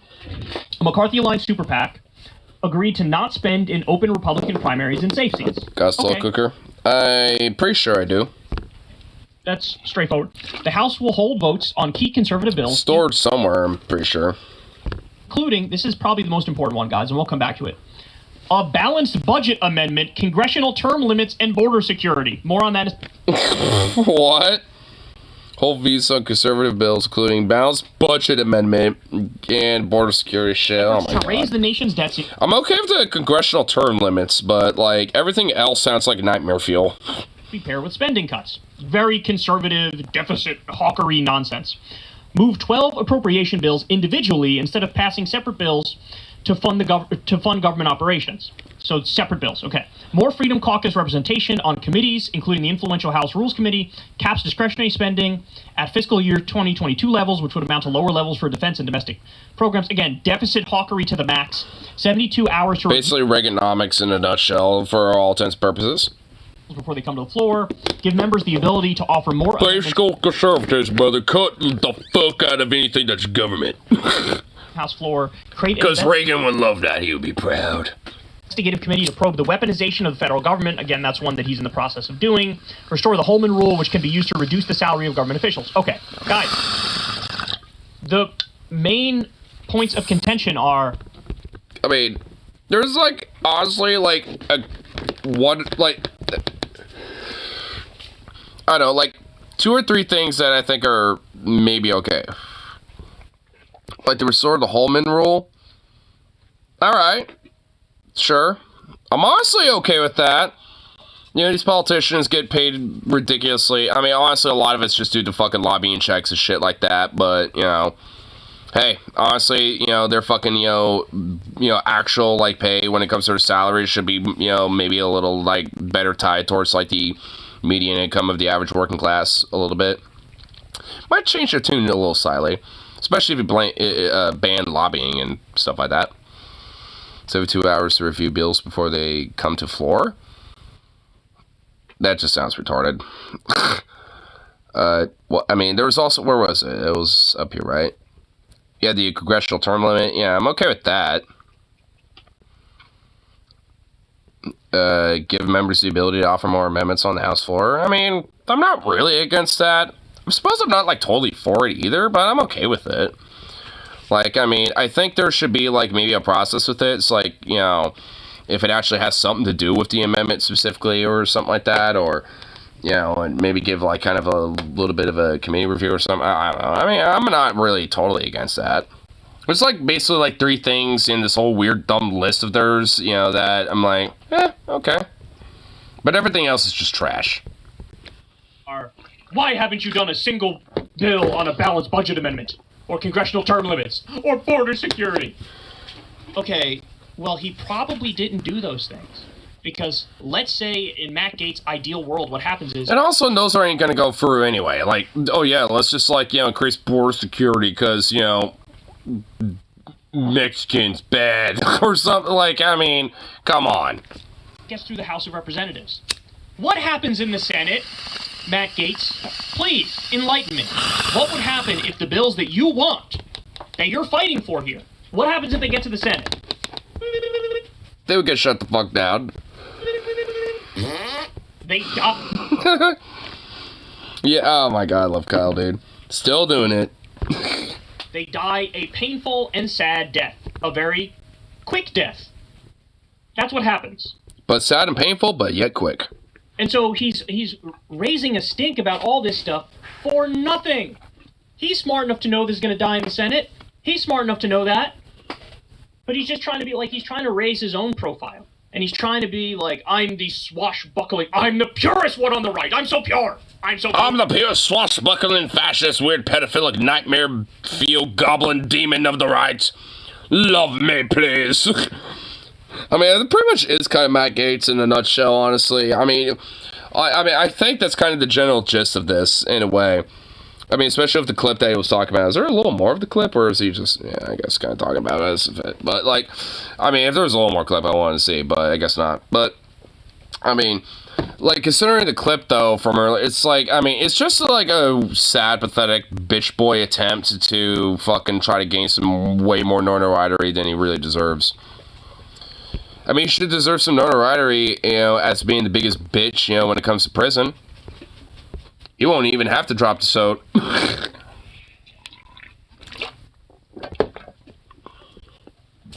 Boop. Boop, boop, boop, boop. Hey, little pup, pup. Pup, pup. Come here. Oh.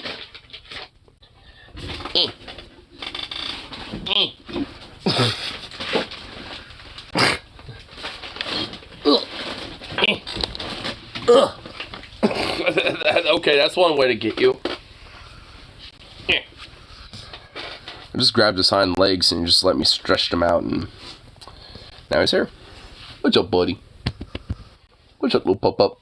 I guess he didn't give a shit that I just like decided to like drag you over here. Hello. Hello, little goof. Look at you. You ball of malarkey. Yes, yes, yes. Yes, yes, yes. Who's a big ball of malarkey? Oh my goodness. Who's a big ball of malarkey, Jack? Listen, fat. You're just big ball of malarkey. You still smell of citrus, even though I gave you a bath like 3 days ago.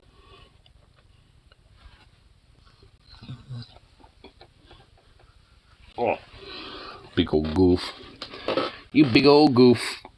You big old stretch. What are you doing? He's trying to stretch over my shoulder. What is this? Oh, you saved things. Was that why you were asking me about a slow cooker? A pumpkin cobbler.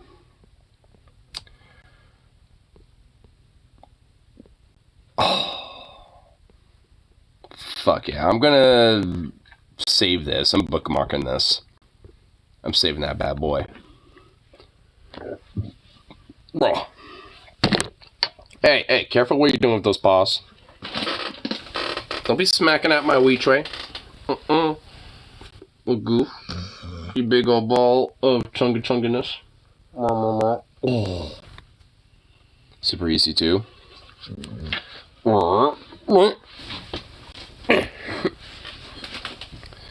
My goodness, you big little monster.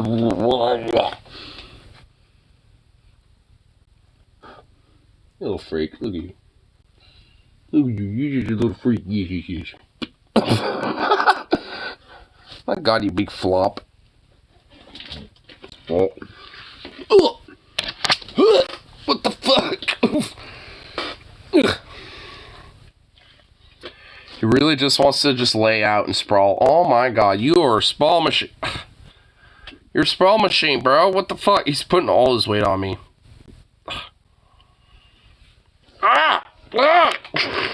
Fuck! What the hell? What the fuck? Ooh, you little worm? What the fuck? What the fuck? Ugh.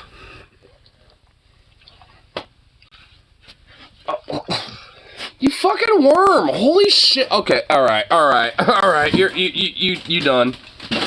You fucking ow! Oof! You little worm! Jesus! Damn! Goof! Look at you! What the hell? What was that all about? Don't be looking at me like that, you big goofball.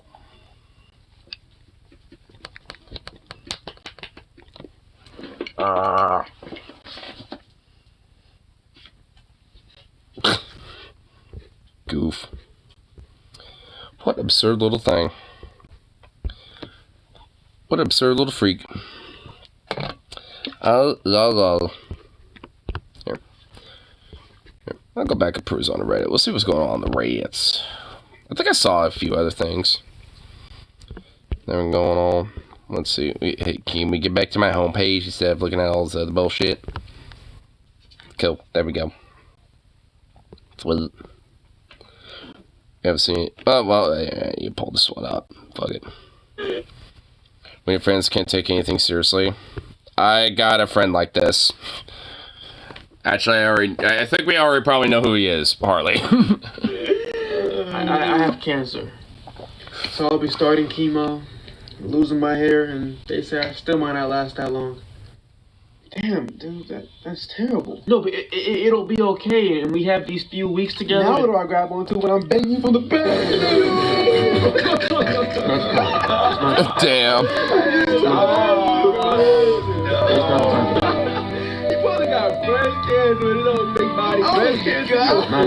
Am I hearing Ocarina in Time, like, in the background? Dude.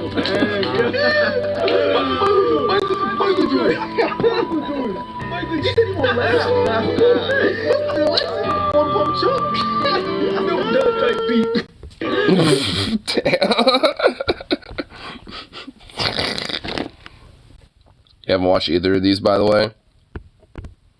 When Europeans call Americans stupid, well, they are. So. Yale in the Netherlands. Damn, like, is that crazy? Or? Do you know where that is? It's in Europe, right? No, but like what part? I don't know, I guess. Oh my God! I forgot you Americans are so bloody ignorant. True. Iowa. What'd you say? I said, where's Iowa? Oh, Iowa? It's in the U.S. Oh, I mean, we both know it's in the U.S., but like, where is it at? You know, I know this, but we don't have a map, so like, if we had a map, I can. So, this is stupid. You know, it really is. I don't know what we're doing. No, you know, I just want to know. Yeah, so where is it? I'm not. Where is it? Where is it? Where is it? I don't know. I don't know. You know what? Honestly, I don't blame a European for not knowing where goddamn Iowa is, because even most Americans don't know where Iowa is. Like, honestly, who cares about Iowa? You disgust me. Damn. Wait, so where is Iowa? Huh? I mean, I know where it is. It's just that. I knew it! Shit. Oh, well, you know,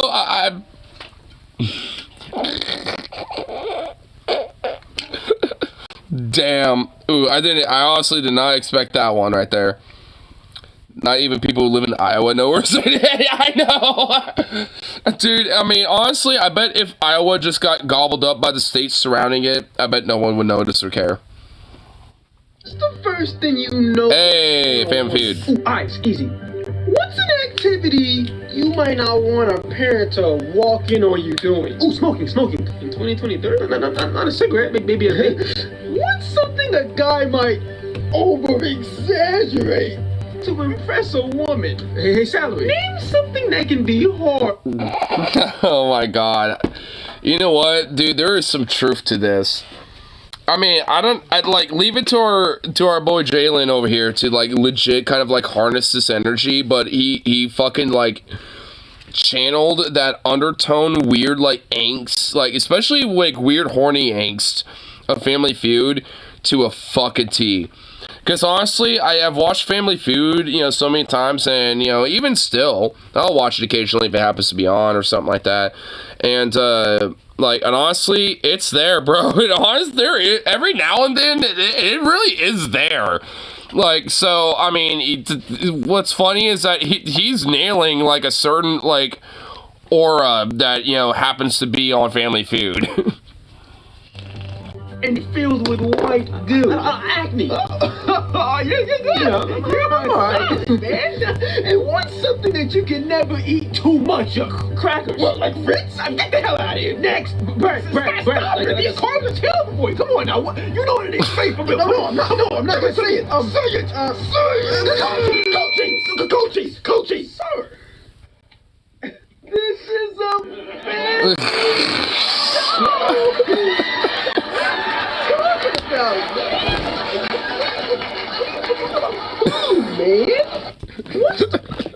I thought we were in Wyoming. I thought we was in Wyoming, man. I didn't realize that this is Iowa. What? So what the fuck's the state next to it? Oh shit! Oh my God, I love it. I mean, like, funny enough, it really is just so simple, like, with his comedy style, but it works so fucking well. Fucking love it.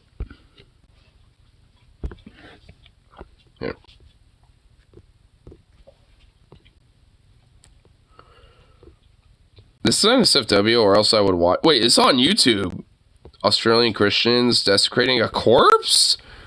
Wait, this is literally on YouTube? Oh my fucking god, no way, this is. April 22nd, like 22nd of April, 2 p.m., praying for dead to raise her from dead like Lazarus. Oh my god, that is a bot. Dude, this is on YouTube. What the fuck?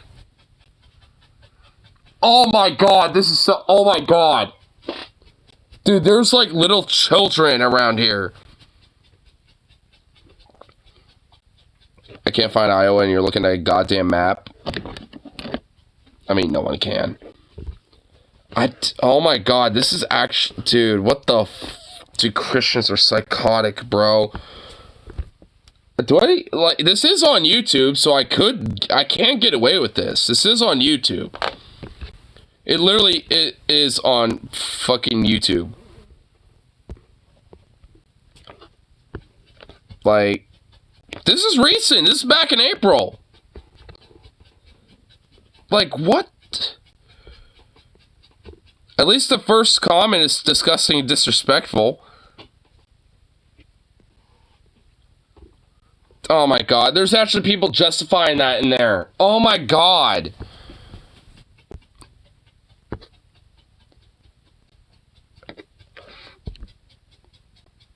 Bruh.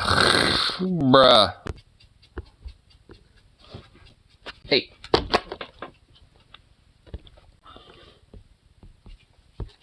That was from DFF subreddit too. I guess the bright side is that she's probably one of them too, and wouldn't have taken issue with this. That's a bright side? I don't even think Chris could. Oh my god. Yeah, whatever. Dude. What the fuck? Humanity, though. Humanity, though.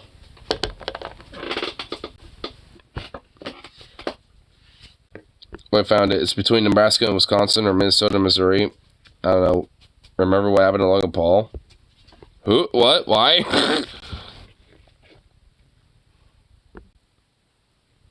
Wait. Iowa. It's over. Oh, there it is. Honestly, I thought Iowa was over here or something. But yeah, it's literally right there. Yeah, oh my, yeah. It's just one of the Paul brothers, the one that found dead body. Oh shit. Oh, was that Jay? No, that was Logan Paul. Yeah, that was at the suicide forest in Japan. And yeah, it was like overtly like a very disrespectful thing. Yeah, I remember that. Always get him confused. Yeah, I mean, I don't blame you.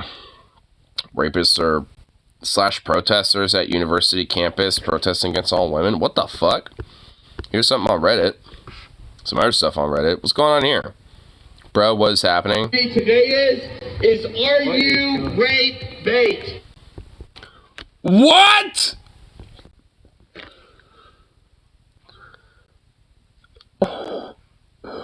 What the fuck did... Wait, what? Christian community.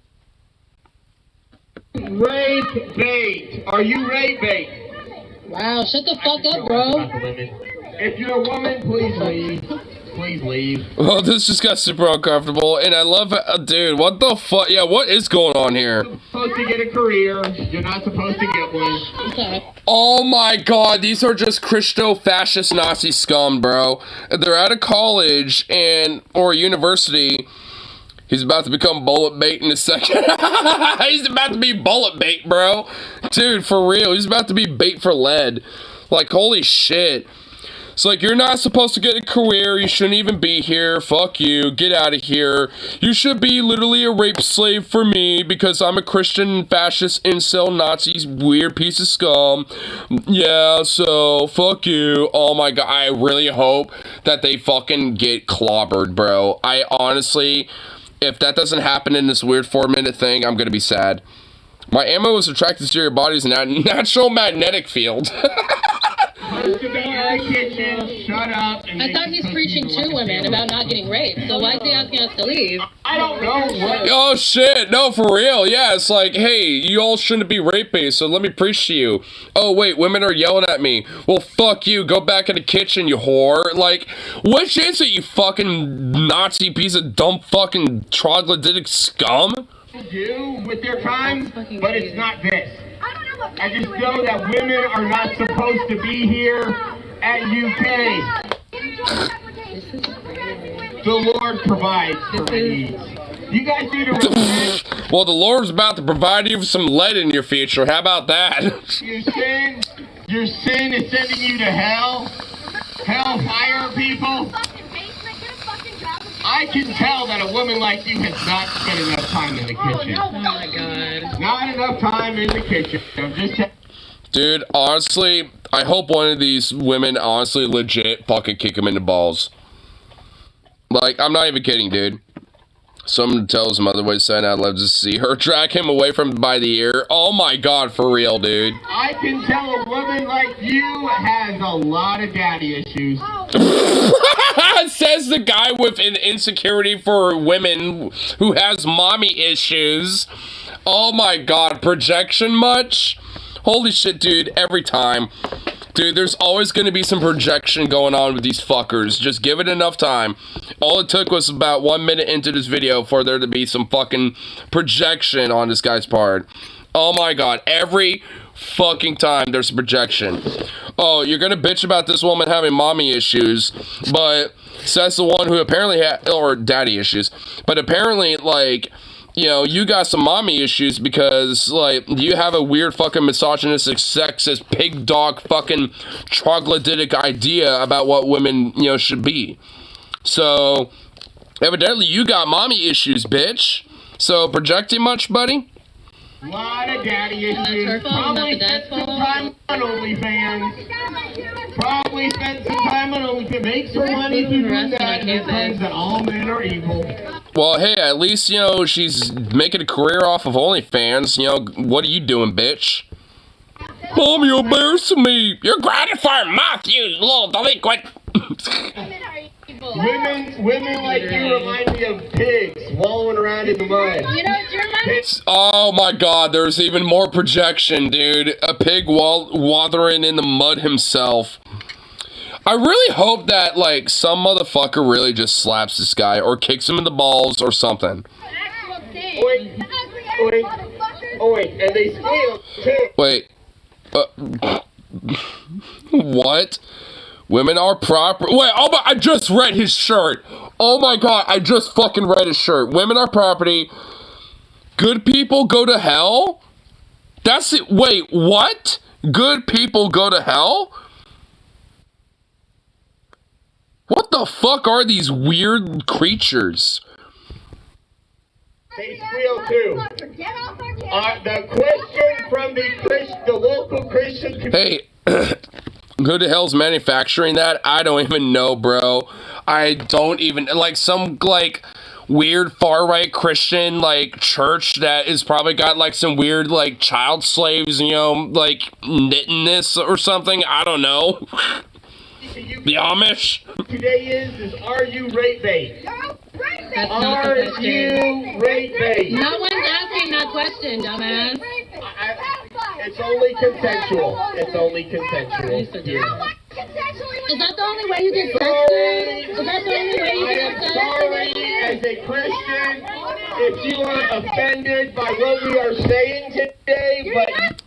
Like, I am sorry as a Christian if you're offended by us.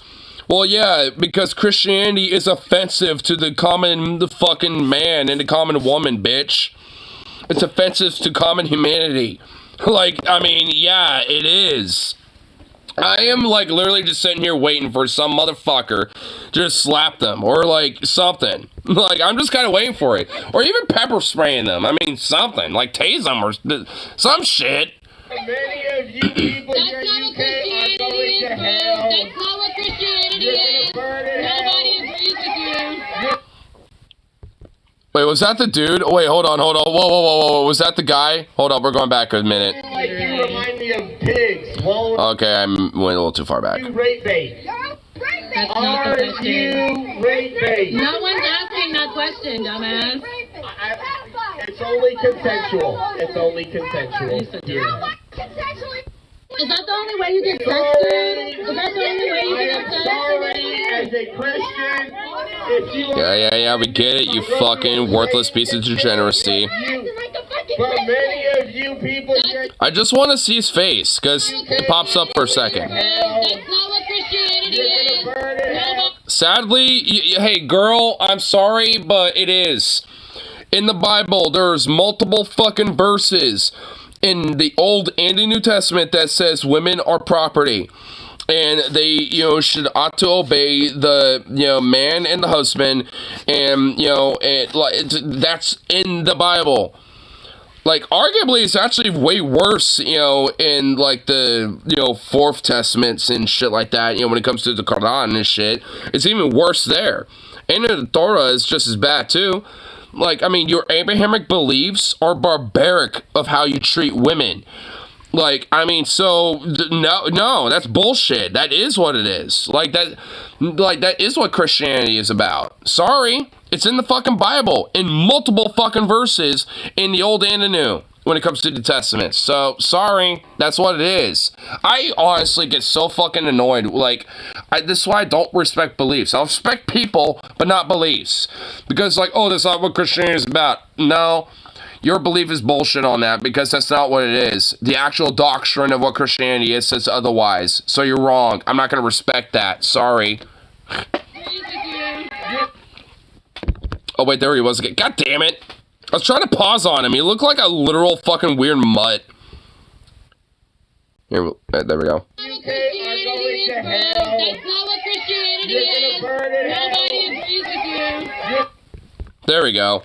Looks like a real winner. So UK can kick me out of playing tuba for 10 minutes next to the protesters, but continue to let them call people rape bait. Justice for tuba guy? Huh?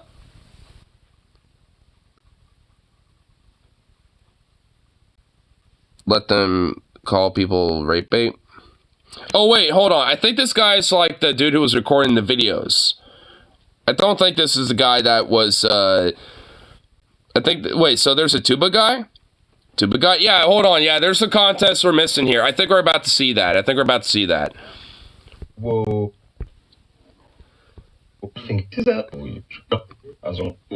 Okay, what the fuck? Well, what in the hell? Oh, wait, here they are, they're back.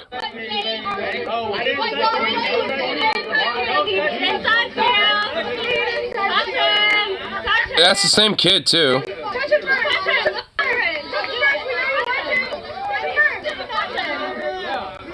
Dude, he literally doesn't even, this kid looks bored. He's like, I don't even want to be here, this is lame, ugh. What does that fucking mean, women are property? What is in that cup? It's vodka.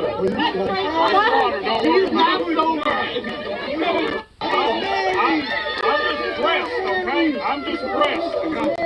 What does it mean, women are property? Explain it to me. Explain it to me.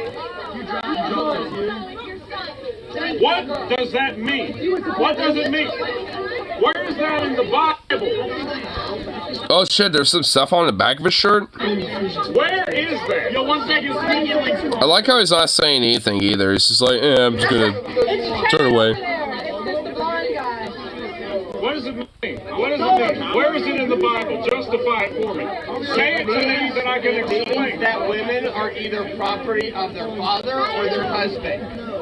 I mean, that's pretty self-explanatory. I mean, I was kind of just, the dude was kind of, going over and over with it. These people never had an actual argument. I mean, no, for real, because it took forever for him to figure this out.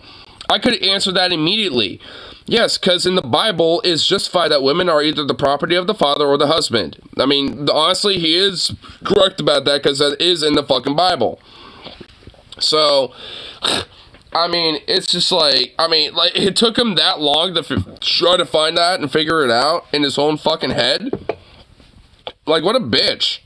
Like, what a sexist pig dog. Like, this guy is only doing this type of shit as a Christian, you know, just so he can, you know, get away with raping women. I guarantee you this guy is legitimately a serial rapist, along with this weird little fucking blonde Aryan fucking weirdo Christo-Nazi freak that, you know, kowtows with him. I don't have a husband and my dad's dead, so whose property am I? Well, hopefully you listen to a pastor. You know what my dad does? He sends me money when I ask him. He sounds like he's my. Oh! Oh my god, get wrecked. Oh shit. She was like, yo, I asked my dad for money and he sends it to me whenever I ask, and so it sounds like he's my property. Oh, wrecked. Oh, dude, she just wrecked the fuck out of him with that, bro. Oh my god. Hold on, can we replay that? He sends me money when I ask him. It sounds like he's my. Dude, I love it. Dude, I love her. Oh my god. Flexed. Dude, wrecked. Get wrecked, bro. Yeah, that sounds about right. Exactly. Okay. Cool. Okay, well, there was a mysterious black man. Hello there, sir. He wants the attention. He's hoping someone will hit him. He should be hit. Yes. Yes. Yeah. And he should be. And pepper sprayed. And have his eyelids forcibly opened, you know, while pepper sprayed directly into the eyeballs. So, yeah. Pretty much.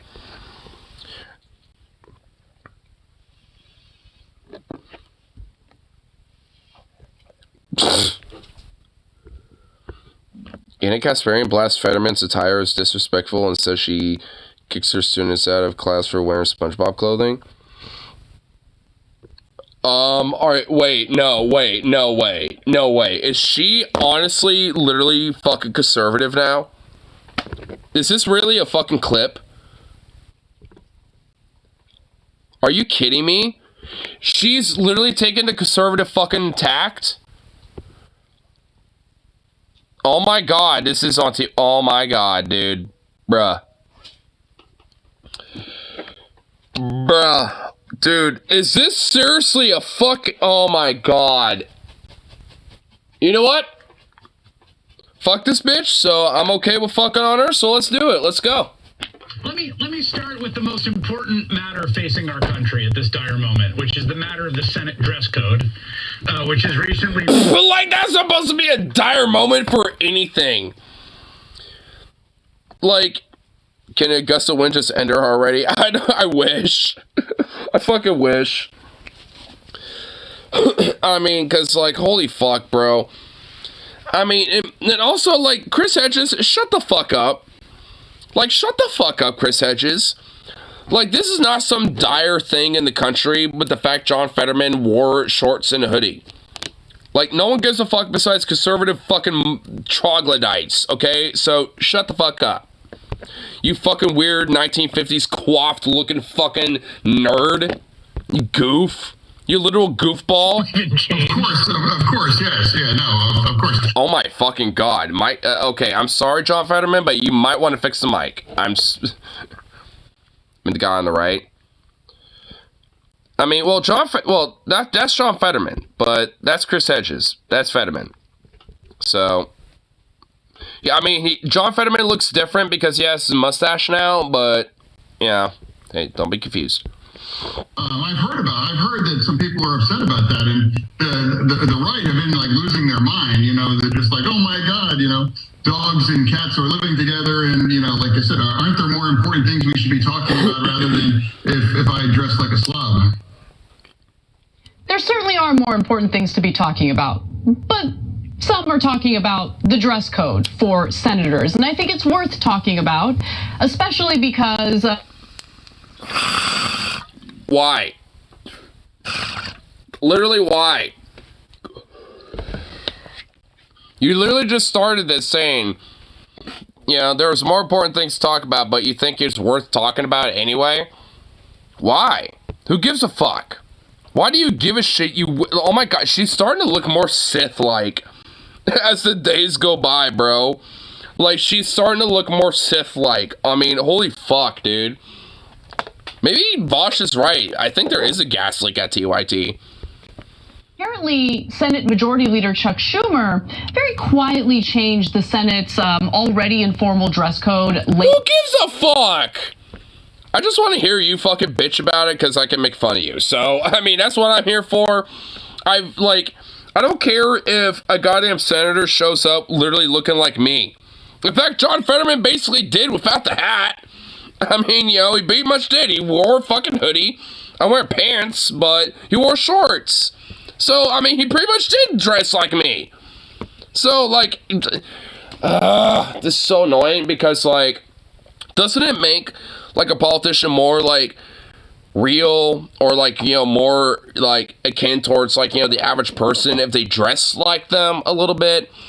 Even if they're dressing formally and all that shit, you know, if they're dressing casually with that, doesn't that kind of, like, give this impression that they are kind of, like, more identifiable with the average person? So, shouldn't there be a loosening of the dress code so they can have that more libertine idea to, like, try, even if they're doing it for bullshit reasons? I don't think Fetterman is. I think he generally, you know, just wants to just dress how he wants because he don't give a fuck. Like, I mean, you know, like, why not just open that door? Because who cares? Like, let them dress however the fuck they want to dress. Because guess what? The ones that want to be all coiffing, you know, fucking business suit and tie and all this shit, they can do that. But for people like Fetterman, they can dress however the fuck they want. Who cares? Like, I mean, at the end of the day, who gives a fuck? I don't give a shit. Honestly, it's at least some cosmetic, like, litmus test to tell me, like, hey, this person is probably at least more genuine than this fucker. It gives me that impression. Like, because John Fetterman's more of a real deal in comparison to someone like Joe Manchin, right? You know, it's like, I mean, come on. Like, I mean, for fuck's sake. Like, who cares? Week to basically allow senators like John Fetterman. I'm just sort of talking about the left lost such a value commodity to our cause. Not since Dave Rubin have we suffered such a heavy loss. I know, right? We have the loss is we just hats off for the loss that we've had with the just departure with Anna Kasparian being a leftist. Dude, I mean, look at her. She literally has like this like I'm better than you look even when she's talking about this. I mean, oh my god, dude, I can already tell this is gonna make me mad. Oh man, I already feel like I regret clicking this, but fuck it. We're not gonna watch all of it, but at least enough of it. To wear pretty much whatever they want on the Senate floor. Now, this is why is that a problem? To some, I would say, faux outrage and backlash from Republican members of the House, including Marjorie Taylor Greene. Okay, so what's the problem? So why? Okay, all right. I'll just let her speak. I've been talking enough. Showing, you know, Hunter Biden's penis in the... Wait, whoa, okay. I was not ready for that. Okay, all right. And you know what? It's been a long fucking time that Anna Kasparian's genuinely made me laugh randomly. I'll grant her that. All right, like I unpaused her, and all of a sudden Hunter Biden's penis. Like I mean, okay, she got a good laugh out of me on that one. I'll grant her that. You know what? I mean, unintentionally, but she did. We always laugh when we hear penis. I mean, it really is. And see, I just did it right there. Yeah, it is the rule of men. We will laugh when we hear penis. In every iteration of it, we'll at least have a chuckle, or at minimal, the most minimal ever, at least a smirk, and an eternal chuckle. Wait, what's this? Up, loading. Stop. Don't come back. Do women laugh when they hear vagina? You know what? At least, you know, I think so. Because, funny enough, me and my mom have had, like, a weird little conversation that was a little awkward about it, but, I mean, about this, funny enough. Because I don't even know, I don't even remember how it got brought up, to be fucking frank with you. I think it was because we were talking about, like, you know, how school's going. I was talking about health class or something, and I think we're on the sex ed portion of it. And I think she just kind of mentioned, like, you know, I always thought the word vagina was just so weird and icky, but kind of funny. It's like, why is, like, it called the vagina? Like, she would say it like that, too. And honestly, her and I would have a laugh about that. And I'm like, you know, yeah, and also, why is that called the penis and shit? Like, who comes up with it? You know, honestly, there is a little bit of, like, an implicit, like, thought of, like, who comes up with this shit? You know what I mean? Like, I mean, her and I were kind of thinking about it, and we kind of, like, you know, had a weird little laugh over it because, like, I will admit, like, the word penis is kind of I mean, it's a weird word. But so is vagina too. And I think, you know, for women, you know, they perceive the word, you know, vagina as we might, you know, sometimes perceive penis sometimes, where it's a little weird but funny, and we just kind of have a goof and laugh about it because it's just kind of a goofy word. You know, I think it's just those words that are just kind of goofy, and we just kind of have a laugh about it, but in the respective genders in a way, and sometimes you might find an overlap. I think this is kind of how it is, at least from my experience. But that's just my opinion. I don't know. I mean, maybe it's a little different for other people, but that's my experience. Named after Peter Petersman in Violet Vaginarette. Vaginarette, dude. Oh my god. Holy shit. You know what? Who knows? Probably. Mom cringes over the word cunt. Oh, my mom hates the fuck out of that word, dude. She hates it so much. Funny enough, like, me, my brother, and my dad love that word, though. Cunt. You bloody fucking cunt. And honestly, you know what? It's a good insult. I don't see it as, like, a sexist insult, because honestly, like, I don't really see it as, like, a gendered or sex-based insult. I will call anyone a cunt. I don't give a fuck. Like, I mean, I've called plenty of dudes cunts and shit, right? Like, I mean, you know, it's one of those things. It's like one of those things where it's like, you know, it's kind of like bitch. You know, it's like, I mean, I will call anyone a bitch. Same with cunt. Like, I mean, it's one of those words. It's kind of like a neutral word to me. I know, like, some people say, like, oh no, it's technically sexist with that. It's like, that's only because you make it that way. You don't have to make it that way. Like, I think it's one of those words that can, you know, like, I mean, look at the fucking Aussies.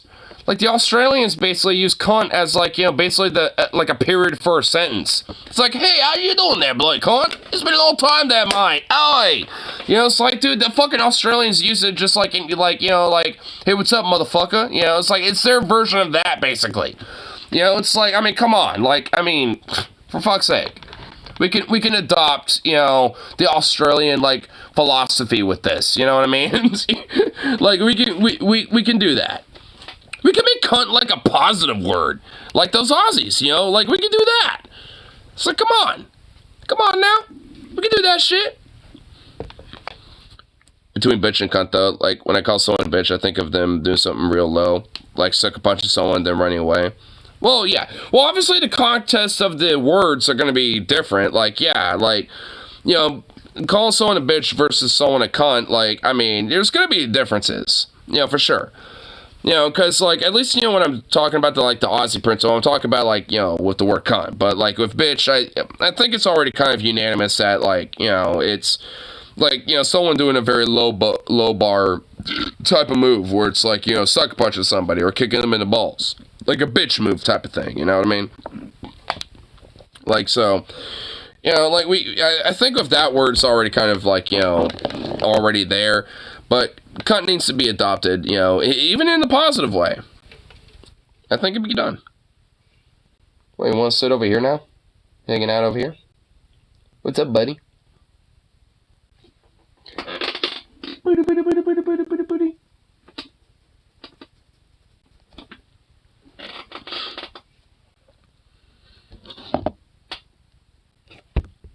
There. Well, why is it just a black screen? House hearing. Whoa. There's just a black screen. So what the fuck? Wow. Does that fix it? Hello? It doesn't. Wow.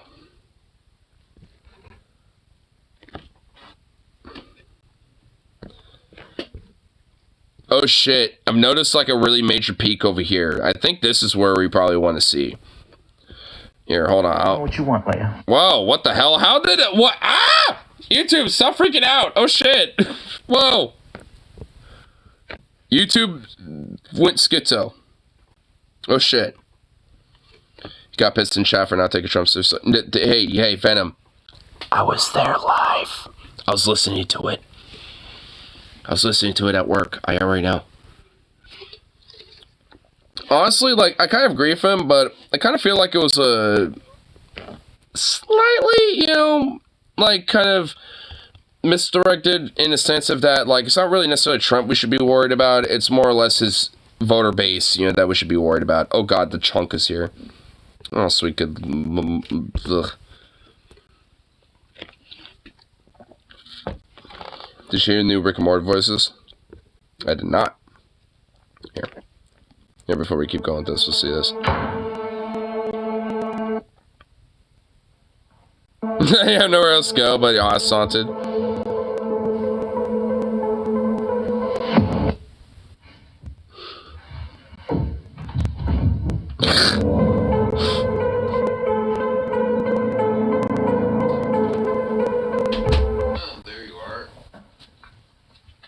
I just start wiping it off. You got some good reflexes. What the fuck? I'm the ghost of Timothy James. And if you don't leave? Nah, I can't do that. I can't do that. Oops. If you don't leave? Nah, I can't do that. Nah, I ain't leaving. If you don't, I'll probably kill you. Take a look around. Those are 2 beanbags in my living room. That is not by choice. I can't afford to go anywhere else. Yeah, but you'd be living with a ghost. I'm about to eat pancake corn dogs for dinner. This is my first meal of the day. Invited this girl I met off Tinder over, and she stabbed me to death. She stabbed me to death. Fuck. Did it happen to be Anna? Is it me or is Jen getting fatter since TIAT went right? He looks so goofy here. Yeah, probably. Poor Timothy James. Yep. Fucking Anna carved her organs out, dude. Sort this out. You got that, Casper? I do. Let's go to graphic 1. Casper, what? Listen, this isn't a nightclub. Okay, This isn't a nightclub? Wait, who is this? Is this Kirsten Cinema? Who gives a fuck? I mean, she's a bougie, fucking weird elitist pig. Like, who gives a fuck? I mean, fuck this bitch. Like, I mean, yeah, she does the whole, like, I'm an elitist bitch, slay queen, girl boss. Like, she does this all the time, and that's how she flexes it. Again, who gives a fuck? Oh my god. Honestly, are they trying to equate this whole, like, dress decorum shit with John Fetterman's bullshit and now trying to equate it because Cinema is looking like a fucking weird, like, elitist, like, slay queen girl boss bitch or something? Like, seriously? Are we really trying to equate these two motherfuckers with each other because of how they dress? Fuck you, Anna. And fuck you, Jank, for sticking up to this, you fucking fop. reporting to work. It's the United States Senate. There are 100 of you, literally, just 100 of you, some of the most powerful people in the country. Just show up like an adult, please. And by you... Go fuck yourself. How about that, bitch? Like, fuck you. Like, go fuck yourself. Like, who cares? How about that? Show up like an adult. Well, guess what? She looks like an adult in every fucking picture here. But she looks like a fucking, like... I mean, she looks... I mean, whatever. I don't care about that. Whatever. Popping off too much. This looks ridiculous. And she looks like a fucking weird elitist Hunger Games fucking leader of a District 12 or some shit, bro. Like, she looks like a weird elitist bitch of the Hunger Games right there. I mean, who gives a fuck? Who cares? If anything, it's just more fodder for us to make fun of when it comes to our politicians being corrupt shitbags. So, like, who cares? Whatever you want to wear in your free time, that's totally fine with me. I just don't understand, like, why this needs to happen in the context of work. You guys... Who cares? You wanna know what I like to wear in my free time? I like to wear little sundresses. You know what? You're wearing a fucking sweater that has like a little dog on it, bitch. So why don't you dress up in a little business suit and blazer instead of weird dog sweaters? Why don't you fucking, make it a two-way street, you fucking weird son of a bitch? Okay, little sundresses that would be way too unprofessional to wear on the show, right? A lot of guys are going to the poll right now going, no, wear it. Like, look, I'm just keeping it real. Hey, who cares? Honestly, let her wear them. Who gives a fuck? Like, is this seriously like what TIT is freaking out about today? Was this today? Well, 6 days ago, I guess. But what? This is what they were freaking the fuck out about, dude. Dude, oh my god. Is that the most replay part? Where's that? I want to get to that part. Yeah, there it is. It's somewhere right over here. Okay, we'll lead up to it here. We'll do, like... Here we go. Okay, so seriously, I didn't see a problem with the cinema outfits, except the one all the way on the right that seemed a little too informal. So the one with the orange pants. Dude, who cares if it's informal? It just looks ridiculous. I mean, she's trying to look like, some sort of, like, weird, like, like, guest of, like, Burning Man or something. Like, she looks like she's about to go to, like, Burning Man or some weird, like, bougie festival or some shit, bro. Like, who cares? I'm just against any kind of clogs or flip-flops in the Senate. That's my only. But others, I can't tell. They look professional to me, but I don't know anything. But Anna, what's interesting is they look professional to me, but I don't know. Quit being a fucking suck up, you little fop. Like, oh my god. And you know what? Yeah, at least for most of those pictures, they do look, quote, professional, even though I don't think it matters at all. So take great offense when people tell you what to wear, though. Right. Like, and we've talked about it on the show before. It depends on the context, Jenk. So, Oh, really? So, we get offended about what people, may or may not wear, try to say when it comes to what people should wear, but, oh, now the context is different? Fuck off. Example. So, several years ago, the Senate actually had already loosened some of their dress code, which I agreed with entirely, because they were... Oh, but now it's different? Basically attacking women for wearing dresses, like power dresses, professional business attire dresses on the... Wait, you were just showing Cinema wearing the same fucking shit that you're talking about, and now you have a problem with it? And now you're trying to... What the fuck is this weird two-faced fucking bullshit? They're having a problem with this, but way back in the day we were okay with it, but now this time it's different. Like, what the fuck? Floor, but sleeveless, right? There's no cleavage, there's no nothing, but it's just you can see the arms, right? Why is that a problem? I don't think that's a problem at all. And neither is fucking Fetterman wearing a hoodie. Time to time, I'll get some salty woman who's watching the show message us about how me baring my arms is unprofessional. Yeah, damn right I'll get upset about that. Like, I know how to dress professionally. My arms... Oh yeah, I'm sure you get pretty upset about people calling you out about when the fuck you're wrong. Yeah, I'm sure you get a little pissy about that, a lot, don't you? Even when there's people in utmost honest and good faith, in the bestest faith possible, will try to say, hey, maybe you're a little wrong on this issue. You fucking get real pissy when people do that. I'm sure you're no stranger to that at all, I'm sure. No stranger to that. I'm sexual, like, my arms are not, like, genitals, okay? Everything's gonna be fine. So I do have... And also, by the way, I don't give a fuck if there's, like, female politicians that, show low cleavage. Who gives a fuck? I don't care. Who cares? Who cares? Fuck you, Anna. Fuck off. Weird puritanical prude. I'm not like a total prude about it. Yeah, you are! Oh my god, you fucking are! No, you're not.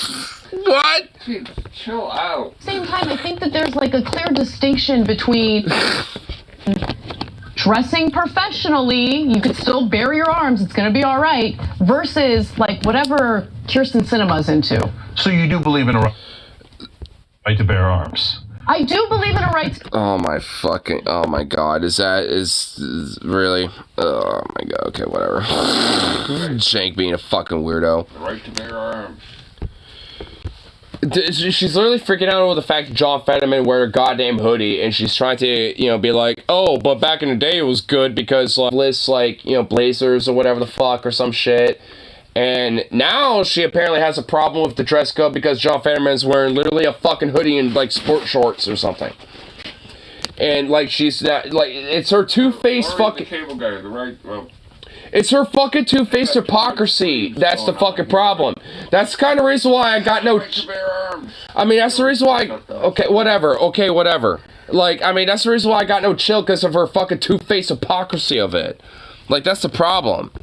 Like, she wants to be a fucking hypocrite about it, you know, essentially being like, oh, there's like a line or sand when it comes to being professional and a dress code and it's like, I don't give a fuck. Like, it's, you know, like, if, honestly, if a politician was wearing a hoodie and shorts or whatever the fuck. She's a politician. Well, Anna Kasparian's not. She's a news journalist person from TYT. She's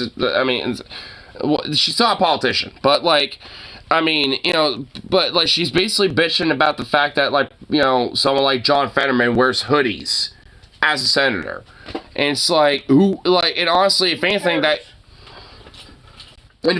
shows that they're more in touch with the average person if they're willing to just, like, be casual wearing hoodies and shorts.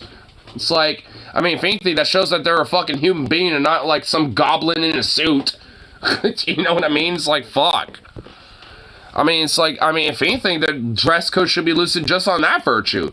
Let the people who, like, want to, you know, like, represent the people, like, you know, dress like them, and the weird corporate fucking troglodytes and weird parasites fucking dress like a bunch of weird business suit fucking goblin demons, you know, let them do that.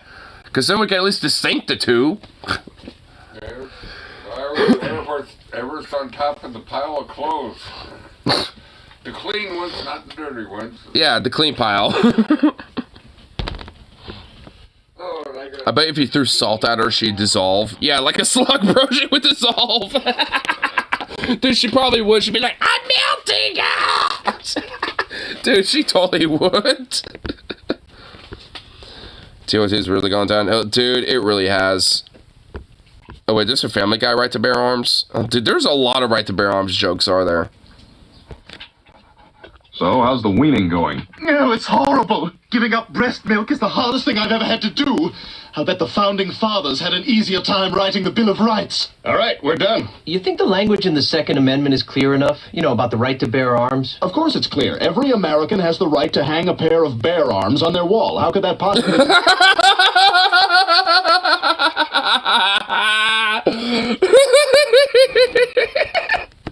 All right, fantastic then. Wait, you know what? Before we send this to the printer, let's take that abortion thing. Oh shit, oh damn. Oof. It's true. TYT was uphill. You know, honestly, I'd argue there was a point where TYT was actually okay. I mean, I would say, like, it stagnated from, like, 2013, 14, 15 about, and then that's when it started to go downhill. Like, basically once, like, you know, the 2015-16 election cycle happened, that's when they kind of went, pfft. At least in my opinion.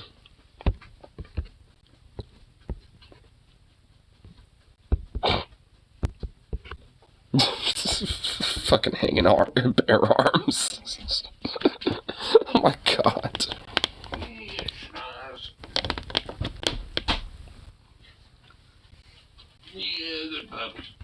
Good for the little pup boy. Here. Here, I actually play a little tune real quick because I'm gonna go to the bathroom here and okay, let me squeeze by. Hold on, I'll get him moving around. Hold on. Give me a second. Yeah. Oh, there we go. Yeah.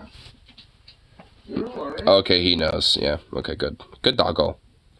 That'd be a good doggo. Learn enough to move out of the way instead of just like move your paws. Well, I'm going to the bathroom. That's why he's moving. Jesus Christ. You don't have to fucking look at Zor. Look at Zor. Oh. He's stretching. Yeah, at least he's getting a part way down. He's moving his paws out of the way.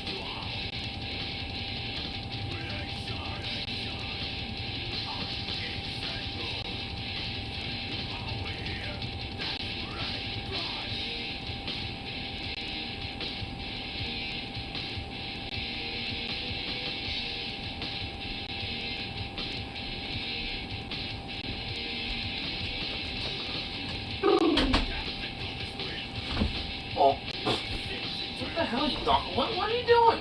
Goof dog? Oh my lord. What? Goofy little thing?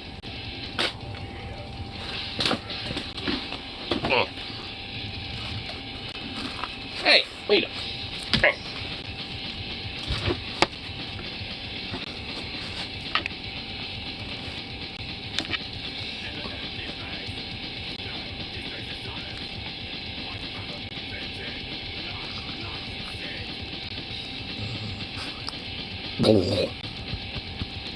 You big poofy boy, look at you.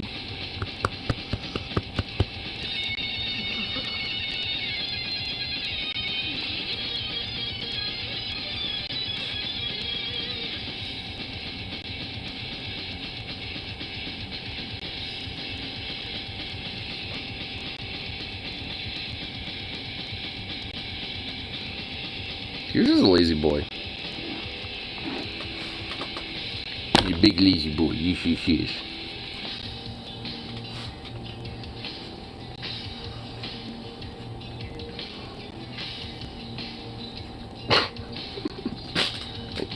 You really okay with me condensing you into such a tight ball?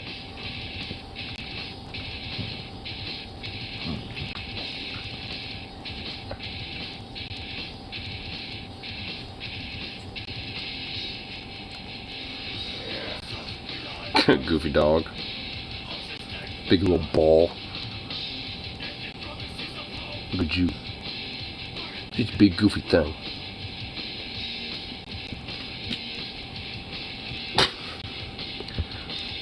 Just let me just condense in this tight little ball.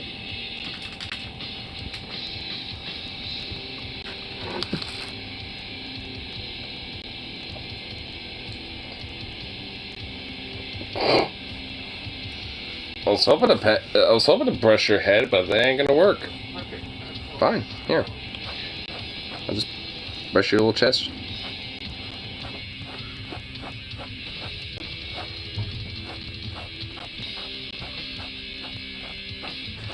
Got nuts all over my floor. Well, the rat is in there, so I'm trying to... Did you reset it, by the way, with the trap? I heard it go sprung when you stepped in there and didn't realize it was in there. Yeah, I need room for my feet. Well, I mean, it's hopefully going to be temporary, you know, if that little fucker's in there, because every time I've been in there, I hear that little fucker rummage. Close my trash so he's not dragging my trash all over it. I've noticed that, yeah, so, yeah, we've at least quarantined him in here, so that's why I have the trap in there now, because at this point, he will get caught if it's open. If he didn't get caught out here, he probably won't get caught in there. There's no food in there. At a certain point, he's gonna, want to get some food. Or she. I mean, that little fucker is gonna want some food. It's going to try to go into that trap, and if it's not, like, set where it can get in there, it's going to probably try to chew through it and be able to get in and out of that trap, and that's, like, the actually, like, best... Probably step in this, but... If you're going to... I mean, if I already have one in there. If you're going to take a sticky trap or something, I mean, just leave that one there, because there's always an off chance it could sneak out, too. So, I mean... Well, judging by the rat nest right next to the sticky trap, I think the rat knows about the sticky trap. Look at that shit. I'm aware. I've seen it. Oh, Jesus Christ. I would not worry about that right now. Oh, Jesus Christ. Oh, my God. I'm nervous now. If anything, you've caught more bugs with that trap more than the rat. Yeah, I got one up in the kitchen to catch the frickin' fruit flies, and... Okay... Oh, damn dog. Yeah, crap. Yeah, that's why I said you shouldn't have dealt with that. I mean, you should have just you should have waited. God, getting old sucks. You'll never get old. I already told you to, like, just not worry about it, and here you are, just, like, not giving a fuck. Here. Well, yeah. Yeah. You wanna hold him? There you go. There you go. You wanna hold him? No. Unless he wants this stuck to his back. Oh, no. That's not the dog. That's God. There we go. I guess I can pet the kid. I swear to God, I will hurt you. Don't even... No. Mm-mm.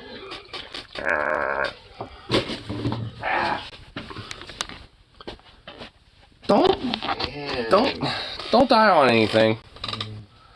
Well... Right out front I was going to stick this, but... It was closer and easier. You know, do you want me to set that somewhere where you think it might be got? Because, like... Oh, just... What the fuck? I mean, come on. That rat ain't gonna be getting caught in this motherfucker doing that. No, because I tripped over it coming in here. Oh, like, that's why I have to sit right here, because then you're... Oh, my sweet Jesus fucking malarkey. No, don't set it right there. Where the fuck out? Oh, my... Okay, you know what? Then I'll figure it out. Yeah. The rats... It's literally for, like, a night, potentially. Like, I mean... And the rat's onto the whole trap, and it's not getting caught, so you had it out there. Well, I mean, a lot of that was because... Oh my fucking Christ alive. There's literally going to be no fucking having any explanation or conversation about this one. Oh, Jesus fucking Christ. It's called the patience game. Like, eventually, like, if there's no food access and all it has is that, then it will have no choice but to say fuck it. Because the gut will say otherwise. They might be smart, but their gut will fucking, take over at a certain point. And you know what? If it's in the way, then I'll figure out a fucking location for it to be. So that little bastard will get in there, okay? It's and after Curly goes, I might have another pet. You know what? Fuck it. You know, we might as well, honestly, at this point. I mean, Jesus Christ. Just one we haven't, like, caught to in a cage yet. Aye. Why try to catch him? Just start feeding him, and you can go downtown and have him hanging out on your... Well, I need to catch the guy in order to have him warm up to me. So the live trap is still necessary. I have to catch him so I can, have a moment to be like, hey, what's up, bro? And feed him some nuts and have him warm up to me and realize I'm actually kind of chill. At this point, I mean, I don't even want to kill this bastard. I just want to, like, look at this guy's little eyes and be like, you bastard, all these months, and I finally get you, you son of a bitch. I just want that. I just want to see these little beady eyes. All them Disney films, you have the rat or the mouse or whatever, and then suddenly the people are, you know, they're having like a war going on, and then suddenly they all friend up, and pretty soon it's just like, oh, my pet. I wonder how Zukov will react to a rat. I've already catched at least 2 before, only outside, so... I mean, I've also accidentally caught a squirrel. I think I told you about that. That squirrel was not happy, but... Well, if you get a squirrel, just... I immediately released it where it was. Like, I mean, I felt so bad for the squirrels, like, here, you know... Like, I let it be in the one corner, and I opened up the trap, and it slowly walked out, and then just bolted as soon as I realized it was able to escape. Yes. But I think it realized I was friendly. That's all wild critters. Oh, damn it, what did I think of? Yeah, if you can get a squirrel feeder, you know, right by your door would be perfect. I actually have one, but I need to get... stick a nail up there. Well, I actually have one, but I have one that... And you stick the corn cob on it, and the squirrels will go nuts over that. Well, I actually have a feeder where it has a big jar, but I haven't found a spot to really attach it somewhere yet. I want to build a platform in between the other trees where that, like, basketball thing is, and build, like, kind of like a little squirrel house thing, and have, like, a couple feeders on the outside, too, as well. Maybe leave that basketball thing there, and maybe build it kind of like around it, so there could also be kind of like a bird feeder thing there around it too. Using them. I've seen a bunch of squirrel feeders out at, you know, where Mom's at. But no one's ever putting, and they're not right outside the door, but no one's. Well, in those like little gardens or you know, like those little garden things or whatever that they have there. Well, I don't want to, like, take that shit. I mean, I can make my own. I'm not saying taking it. I'm just saying they have it. Kind of implied it. No one's using it. And, you know, I'm not saying taking it. I'm just saying they should move it around. Yeah. Especially with Alex. Ah, man, that guy's just... What, are you getting tired of him now? Oh, yes and no. Just, Yesn't. Hey, you go down to the monitor and he gets the whole bar room going, just like what, laughing? Yeah, his laugh just drives me nuts. I guess I have never heard him laugh, so I'm only hearing your weird version of it, and oh my god. My version's much easier on the ears than his. I don't really know if that's true. I'm gonna have to hear a, you know, fucking, you know, side-by-side comparison on that one. Because that was hard on my ears, okay? So, I don't know if that's true. It's hard on my ears. One of these days, I guess I'm just gonna have to go over there with you guys, and... Do they have a karaoke bar over there? Wait, what goes on Tuesday? You go over there on Tuesdays, right? Yeah. So, what goes on over there? By the way, it's technically Tuesday. Yeah, tomorrow, today, or... Technically today, but yeah, anyway. But yeah, listen, so... I was gonna go check out the UAW strikes in Beaverton, because, like, there's the big three with Ford, Stellantis, and GM, like, the UAW expanded their strikes with GM and Stellantis, but not with Ford, because Ford's been kind of cooperative. But so the other two haven't. So Sean Fan and the UAW broadly have expanded their strike to 38 different sites in 20 states, and one of them's out in Beaverton on your side of town. So I was going to think about going down over there at some point tomorrow, check it out, maybe stream it a little bit, and you know, put a little you know, little eyes and ears on it. I'm just saying, dog's welcome, but it's a very redneck. Well, I would probably, well, if it's very rednecky and stuff, then I'll probably stand out. Well, I don't know how much of a sore thumb I'd stand out like. I'd be a little mixed bag, because I'd be wearing the hat like this, but I also have like a little like military surplus. Won't matter, but the dog won't matter. Well, I'm just saying that. I'm kind of redneck? You kind of underestimate me a little bit, I think. I mean, you underestimate me, my vibes at the bar. Okay, you need to go to, like, you know, the bar with me at some point. I kind of come off as just neutral.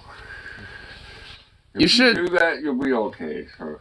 I mean, at the bar, well, sure. I mean, you always kind of want to, like, go to a bar kind of neutral-like anyway, just kind of get the vibe a little bit. I'm kind of... The bars are not neutral, but I'm just saying, if you come on... Well, okay, well, what is the bar like then? I mean, I'm kind of curious, because, I mean, yeah, like what... I'd love...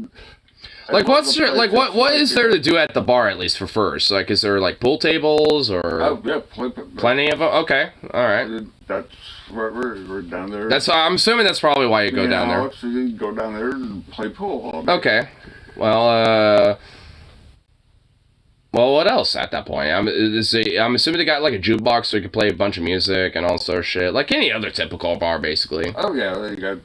Kind of like the Wichita, basically? Almost?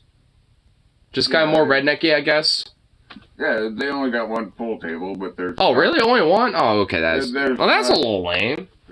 There's not a whole lot of people playing, so... So, it's... Okay. Well, it is... Like Monitor is kind of a small town, like Wichita so... with, like, 1/10 of the customers. So. Oh, yeah, okay, yeah. If they only have one pool table, too, then... Okay, that makes sense. Well, the way you were describing it, you kind of sound like it was, like... At least more than one pool table. At least, like, maybe, like, 4 or 5 or something, but... Here, Paps. Yeah, Paps is over there. No, it was... I lived a quarter pocket back in Billings. It just... Cause the Wichita will always have the tournaments, and you can't get on a table. Well, you can, but there's only, like, 4 available at that point. They have, like, 12... What? Do they have 12? I think they have 10. They have 10, but they only have like 3 or 4 available, and the rest of them are used for tournaments. Shut out because they're using all the tables, but I always liked the quarter pocket back in Billings. They had the bar in the upper area with all the seats. Then up to the side they had one pool table. And then down on the lower area they had all the pool tables. So if they had a tournament or something, everyone's on the lower pool tables, but the upper pool table was always open. So there always at least was like a few open tables. So if you come in and just like me and Alex a couple of times come into the Wichita and just like, oh, they're having a pool tournament. You know, it's no tables. Well, yeah, Tuesdays at the pub over there. Yeah, that's tournament day. And Thursdays, too. I think those are the 2 days. Random days, but, you know, there's some days... I mean, if you want to go, yeah, at the Wichita, if you want to, like, play pool, go on Wednesdays. Like, Tuesdays, there's usually tournaments up until, like, midnight, and then you have, like, at least, like, an hour and a half or something like that to play before final call or whatever the fuck, so... But, like, any other day outside of, like, Tuesdays, Thursdays, I'm pretty sure Wichita does have tournaments. And Friday and Saturday, they got karaoke over there. Sometimes we come home really late, like 8 or 9 o'clock. You have to sneak in. You get back into the old folks' home. Honestly, like, when I get off work on, like, Fridays or Saturdays one of these days, like, honestly, you gotta go to, like, fucking Doves with me and shit. See how, like, I fucking, like, you know, can, like, sell off a crowd. Because last Saturday, like, I mean... Like, I came into the bar, and I can already tell there was, like, at least, like, you know, 2 groups of, you know, people, like, 2 groups of friends that, you know, kind of were vibing with each other a little bit, and basically became a bigger group of friends. And because of that, like, and when I first walked in, and, of course, there was, like 2 dudes singing Ice Ice Baby by Vanilla Ice, and, like, one of them's like, I don't know how to sing, I don't even know what to do, I'm like... I'm just gonna look at this and hope for the best. Fuck it. And the other dude was just like, yeah. You know, like doing this thing or whatever the fuck. I forgot like the first like little bits. Me trying to ice, baby. Oh god. Yeah, but yeah. It's like, what the hell? But dude, yeah, I mean honestly, it's fucking honestly fun. Like when I showed up, I was like, alright, it's kind of popping in here, but everyone's drunk and goofy. So I was like, you know what, I'm like... Yeah, I was like, you know, thinking, let me steal the show for a second. And of course, you know, I did, actually. Like, I popped in out of nowhere. I played an Hailstorm song for the first one. And then I did like a Union song by the Strawbees, and then I did like another. Then I did a song by Exodus. I did at least a few of them, and basically every one of them, just like everybody was just like, you know, fucking going off on it and like, you know, going hard and shit. And then like, and there was like a few songs in karaoke. Watching karaoke. Well, then, hey, you should fucking watch me still fucking. I should do a character doing karaoke. Well, I won't need to do a character. I could just be myself. And everyone would be just like, yeah. You know what? I wonder if there's like a. What's it? Either they'd be cheering or they'd be booing because they'd be booing because I'm so bad, or they'd be cheering because I'm being so bad. Wait, is that ACDC song? Like, what's the song where it's like, you've got big balls? What's the name of that one? We've got big balls. Yeah, is that a karaoke? Because if it. We got the biggest balls of them all. Yeah, is that a karaoke? Because if it is, like, then either Friday or Saturday or something, then we should do that. Because that would have been actually kind of funny. Here, let me see. What's it called, though? Is it... I'm just gonna put balls big after. Balls. Big balls? Oh, yeah. Yeah, you're right, yeah. I mean, hello. I just want to make... Oh, my God, there is. There actually is. Okay, yeah, we can do it. Oh, my God. Yeah, holy shit. The fucking father and son duo, dude. Dude, the father-son duo of Big Balls by AC/DC. Holy shit, that would be comical, but fucking great. Okay, you know what? Yeah, you know, fuck it. Like, I mean, like, let's just do that on Friday, because, I mean, I was gonna try to do karaoke with my friends on Saturday anyway, so... Fuck it, I'll pregame on a fucking Friday. Plus, I already have a few that I want to do over there anyway that I've been kind of thinking about. So that'd be fucking worth it. And honestly, I mean, everyone can get down with AC/DC. I mean, everybody. I actually wrapped up if you want me to go down there and do that, I gotta practice so we get our... I've got big balls. You've got big balls. You got the biggest balls of them all. I mean, we could at least get a pretty good rough rundown of it. I mean, but honestly, being a slight, you know, sloppiness with it would work as well. Yeah, you know, so. My balls are always swinging to the left and to the right. Biggest balls. You know what? I just want to listen to that song. I don't even want to do a care. I just want to listen to it. It's just such a fun little song. Yeah, we got shut down. I think it was on the bus for somewhere. We were playing that song, and we're all singing along to it in the back of the bus. Yeah. Oh, actually, this kind of reminds me of I was in junior year. You can't really do that, you know. Just chill out a bit. Well, actually, funny enough, this reminds me... I'll be back at the front of the bus. Well, this actually kind of funny enough reminds me of junior year. I was in U.S. history class at the time. Probably like a third period or some shit. But I remember, like, it was at the time, because I checked out this book that our school had. I'm pretty sure they still have it. It was like a history of heavy metal and stuff like that. And they talked about, and it was like a book about, like, you know, the history of metal from like the 70s, 80s, and 90s era, mostly from the 70s and 80s and stuff. But one band that was referred in there was about years, but, you know. Yeah. Well, I mean, I know a little bit about that type of shit. I didn't have to necessarily read the book. I just thought it was kind of cool to maybe, you know, get a little extra information from it. But I heard a song from. Well, they had one hit wonder. It's like one hit wonder day. So it's. Well, I mean, there's always going to be bands like that. There's bands like that today. So. And I heard a couple songs just like, oh, that takes me back to like the 70s.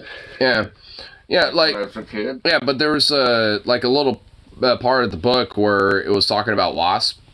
I'm sure you know about Wasp, right? No. The band Wasp. Wasp. Oh, yeah. Yeah. Yeah, I know. They got like burned. Songs like Wild Child and shit like that. Yeah, was that the one that got burned and fried on stage, or?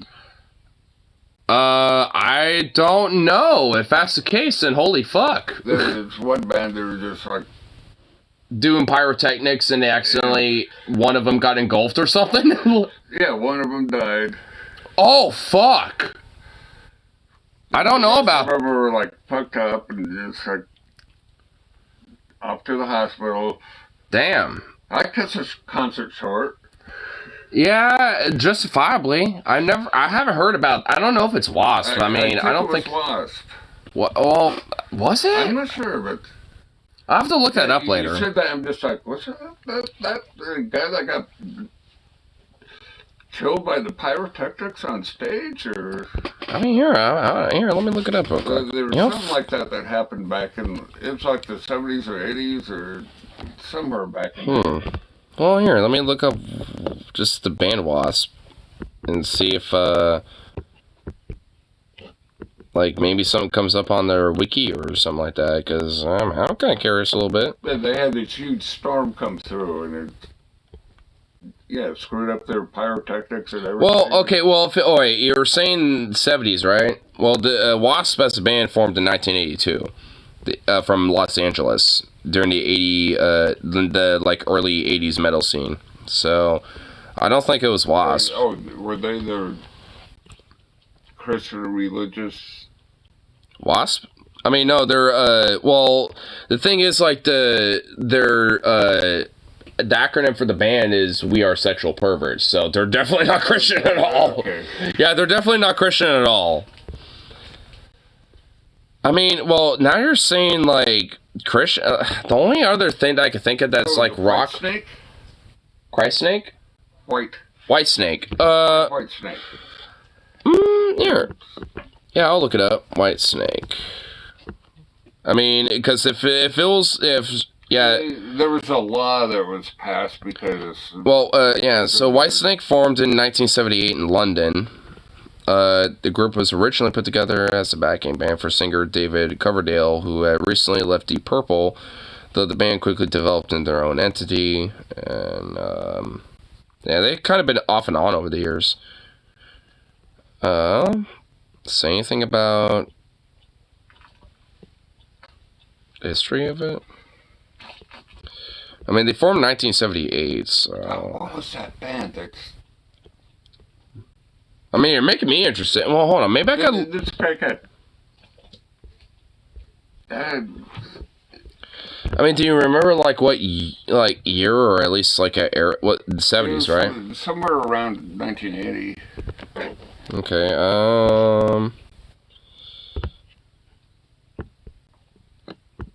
Might try Band Death on stage, or... Well, there's gonna be a few of those, I think. Band Death on tour. I guess I'll just kind of look up 1980s, I suppose. So I'm curious.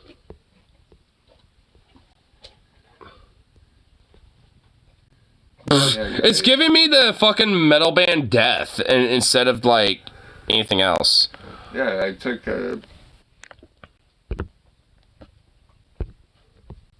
it might have been a little bit later than 80, but... Well, wait, hold on. I got a Wikipedia about the Who concert disaster. I don't know if this is it.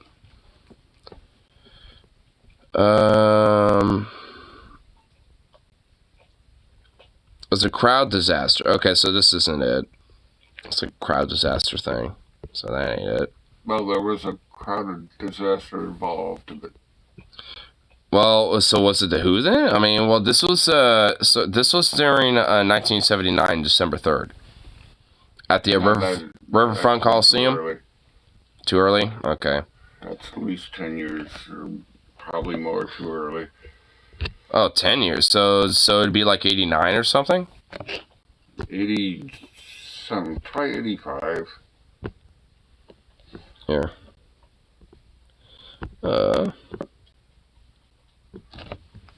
Whatever you can do, just look up for...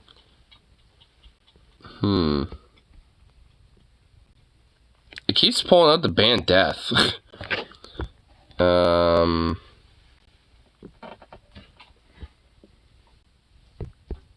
No, Well, nowadays that'd be a good name for a band because you. Well, it is a band name. I mean, dude, Death has been a band, like a metal band, for quite some time. Everyone does a search, and then your band's gonna come up.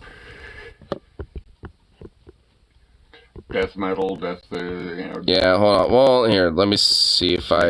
What if I just put died? Like, band died onto her. Musicians who died in 1985. Oh, okay. Well, I might have found something. Okay, maybe not. It's just like various different shit that doesn't really show me anything. Okay, whatever. What rock stars died? Ricky Nelson. In-flight fire. Well, oh, an aircraft. Okay, so there's a.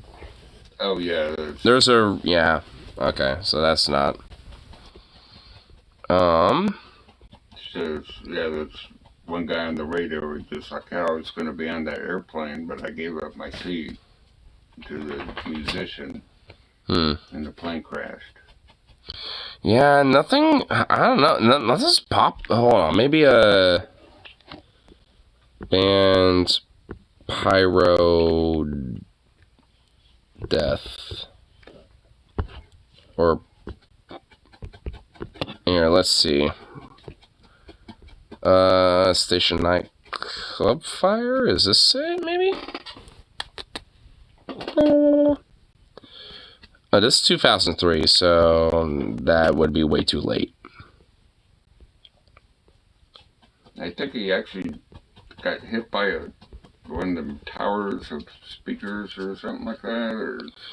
Well, okay, well, I mean, so I looked up like a pyro death thing about pyrotechnics, and the band Great White has come up a lot.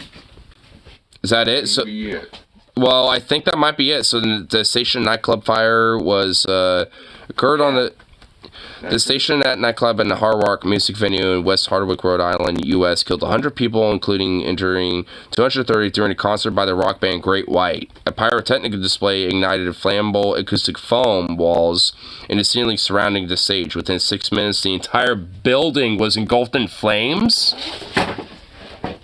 That wasn't me. I'm blaming that on the dog. Hey, get away from that. Yeah, I'm blaming that on the dog, and the dog did it. Yeah, dog did it. Dog Don did it. There we go. Yeah, so this happened in West Warwick in Rhode Island, February 20th, 2003. There's a whole memorial for it, too. There's a park. The fire was the 4th deadliest at a nightclub in U.S. history and the 2nd deadliest in New England, behind the 1942 Coconut Grove fire, which resulted in 492 deaths. Damn. So after the fire, multiple civil and criminal cases were filed. Daniel Bleichlich, to her manager for Great White, who had ignited the pyrotechnist, pleaded guilty to 100 counts of involuntary manslaughter in 2006 and was sentenced to 15 years in prison with 4 to serve. Bleichlich was released from prison in 2008 after some families and victims expressed their support for his parole. Yeah, that's a major fuck up on the job if you get 15 years in prison. Well, I mean, he got parole, I guess. What's the background of this? Yeah, so the station. The station was a nightclub that was located on the corner of Causeway Avenue and Nicholas Road in West Warwick, Rhode Island. The building that would become the original the station was built in 1946 and was originally used as a gin mill. So, a brewery, basically. That was milled some gin. One. Coconut palms. Oh, that was a nasty one, too. Prior to being converted into a nightclub and a concert venue, the station building had been used as a restaurant and a tavern. A fire had previously occurred at the building in 1972. Wait, so this building has a history of fires? So this building has had a history of these things. While it was used as a restaurant called Julio's. No occupants were in the building during the 1972 fire, but the interior was significantly damaged. Another restaurant opened in the building in 1974. In 1985, it was converted into a pub, which closed sometime in the late 80s, so it didn't last long. And the nightclub was opened in its place in 1991. The nightclub was purchased by the brothers Michael and Jeffrey Dedrian in March 2000. The months prior to the fire, the building has been inspected twice by West Warwick Fire Marshal Dennis Lacroix, or Laurqui, or what? I don't even know how to spell that fucking last name. The club was cited. Certain spots that just have a bad karma. I guess so. There's this one place in Billings. There was a friend of mine in grade school. Oh shit! Actually, the buildings, the houses burned down 3 times. Oh shit! Yeah, they built 3 different houses. Well, not this. But every time. Not my friend's family. He just. I think it was like the second one. And they moved out. But then it burned down again. Oh my god! Who knows how many more times it burned down? It's probably just an empty lot at this point. I'm just like, I'm never gonna build something there. It's all like brick and mortar. No shit. Nothing flammable. But get this though. So the club was cited for 9 minor code violations during the first inspection in November 2002. But it was not cited for the flammable polyurethane foam in the venue. It was used for soundproofing, which was against code. Well, that explains how this fucking disaster happened. They went against the fucking, regulatory code when it comes to, like... Look at they had these, I guess that was the coconut palms, not this one, but the firefighters came in and the fire only lasted, per second. But everything was incredibly flammable, and they come up and just like they'd see these people just like sitting there with their dinner trays or whatever, sitting there at the bar, just like, okay, you need to get out. There's been a fire, and they were just like already dead, basically. Yeah, they're just like flash fried. Jesus. In position. The firefighters just like that would probably entice a lot of PTSD. Holy fuck. And I forget where they're, somewhere like Boston or Baltimore. Yeah, look up coconut palms. We'll kind of keep going with this because there's actually even more about this too. Follow-up inspection in December 2002 also did not cite the foam. So this whole foam, basically was not even mentioned in any of their inspections, and the inspector gave the building an all-okay rating for inspection form. Lacarkey later told the Rhode Island State Police that he had not spotted the polyurethane foam during November 2002 inspection because he was upset after finding illegal inward swinging door that had previously been asked to remove from the building. Are you kidding me? Because of a goddamn door, he didn't even think about to look at that shit? Prior to the fire, the door opened inward.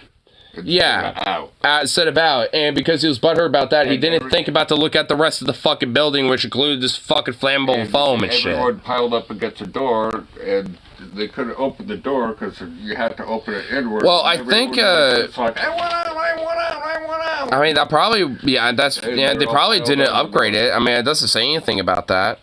So prior to the fire... Yeah, that's what happens. That's why all have to open upward, prior to the fire, the station often hosted concerts by the 80s hard rock groups and tribute bands. Local bands that played the station prior to the fire had used pyrotechnics during the concerts without incident, including Kiss tribute band that had set off fireballs during the show in 2002 in August. So here's where Great White comes in. So Great White, the headline band of the February 20th concert, had risen to fame as a part of a glam metal scene in the late 80s and early 90s. They're the best known for the 89 cover of Ian Hunter's Once Bitten, Twice Shy, which reached in the top 10 Billiard Hot 100. Yeah, they're a good band. Yeah, so at the time of the performance, blah, blah, blah. Yeah, okay, so for the 2003 tour, the band was billed Jack Russell's Great White, Kendall, who had co-founded the band with Russell in 1977. We joined Russell, blah, blah, blah, blah. And so in February 2003, Great White was on an 18-date concert tour, and they have been using pyrotechnic displays during the performances that some club owners have denied them permission to use, citing some safety concerns, which, I mean, could be understandable. Dominic Santara, the owner of the Stone Pony in Asbury Park in New Jersey, told reporters that Great White used pyrotechnics during their show February 14th, 2003, at the performance at the venue without his permission. And the contractor White did not mention pyrotechnics displays. In the aftermath of the fire, Great White and the owners of the station disputed whether the band were allowed to use pyrotechnic displays during the concert. Great White had the 2 opening acts for the February 20th concert trip, group from Vancouver, Washington. Oh, so across the river. And Fathead, a local Rhode Island band. All the members of the trip escaped the station without injury, but 2 members of Fathead, cousins Keith and Stephen Macchiini, died in the fire. Damn. Oh. Oh, bastard. What? The fuck you looking at? The rat. Wait, was it over here? He just snuck. Was that him? I'm just seeing things. Are you? No, he was definitely right there. Are you fucking kidding me? I would have heard some scurrying. Yeah, he went from over there to over there. What the fuck? Are you sure? I would have heard something. Well, I saw it and I heard the bottle drop. Because he knocked his bottle down.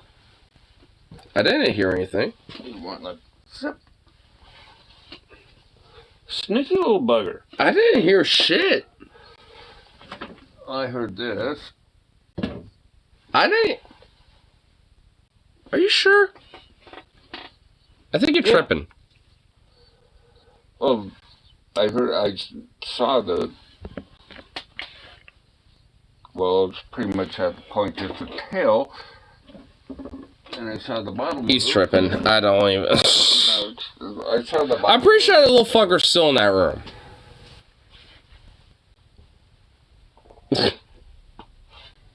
Yes. If he stays in there much longer, he's going to be my pet. And I'll start feeding him. Oh my god. Yeah, so about the fire specifically. Oh shit. Well, oh fuck. Dude, there's a screenshot of the Butler video showing the beginnings of the fire. Wait, there's a picture of the beginning of this fire. I guess it starts... Well, they had... I'm sure they have the whole thing on video. They just probably don't release it. I guess that's where it started, is right over there. I mean, got the band right here. I guess it started somewhere over there, because there's this big circle over that. I saw it was on the other side. Ignition, Great White started their performance at 11:07 on February 20th. A total of 462 people were in attendance, even though the club's maximum license capacity was cited as 404. Well, that's actually kind of typical. The fire started shortly after Great White began performing their opening number, Desert Moon. So they basically just started their show. During the performance, pyrotechnics set off by tour manager Daniel Belechetti. United flame acoustic foam on both sides in the top center of the drummer's alcove at the back of the stage. Pyrotechnics were GURBs, cylindrical devices that produce controlled spray sparks. She'll use 4 GURBs that respect spray sparks to 15 feet. So that's basically is what those are. Those are sparks. You know, from like little sparklers, basically. Yeah, like fireworks. Yeah. Sparklers from the GURBs ignited the installation foam, and the flames were visible on the wall above the stage within 9 seconds of their ignition. The flames were initially thought to be part of the act, only as the fire reached the ceiling and smoke began to bank down, the people realized it was uncontrolled. 20 seconds after pyrotechnics ended, the band stopped playing, and lead singer Jack Russell calmly remarked to the microphone, "Wow, that's not good." No shit. Within 40 seconds of the ignition, Great White had stopped playing and left the stage, and the venue's fire alarm began to sound, but it was not connected to the local fire department. That's a problem. The station did not have a sprinkler system installed. What the fuck? Thick smoke began to fill the station. The fire department should have had that place shut down until they had their sprinkler. I mean, no fucking shit. Oh my god. And thick smoke began to fill. There's this many fuck ups, but yeah, there's a lot of fuck ups behind this. Thick smoke began to fill the station 1 minute after the ignition, and the crowd began to escape the building. The fire spread throughout the building and was completely engulfed within 6 minutes of the pyrotechnic ignition. By this time, the nightclub's fire alarm had activated, and although there were 4 possible exits, most people headed for the front door, through which they had entered.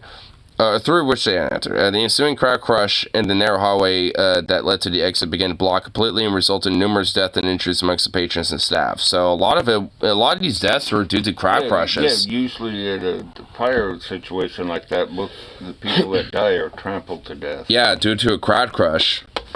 And the fire was reported by the West Warwick Fire Department by cellular phone calls to 911 within 60 seconds of ignition. A West Warwick police officer who was already at the scene also reported the fire to police dispatch. The first West Warwick fire engine arrived at the scene at 11:13 p.m., followed by three trucks. So, about like 7 minutes after the show started. Followed by 3 other trucks shortly thereafter. Hundreds of firefighters responded to the fire, including every available West Warwick firefighter. Damn, they sent everybody. The fire departments of Warwick, Coventry, and Cranston rendered mutual aid to the fire site. So the restaurant across the street from the station acted as an ad hoc burn triage and command center for the first responders. So the restaurant was like a forward operational base. Damn. Portion of the nightclub roof collapsed at 11:57 p.m. and the second portion of the building's sunroom collapsed at 12:07 a.m.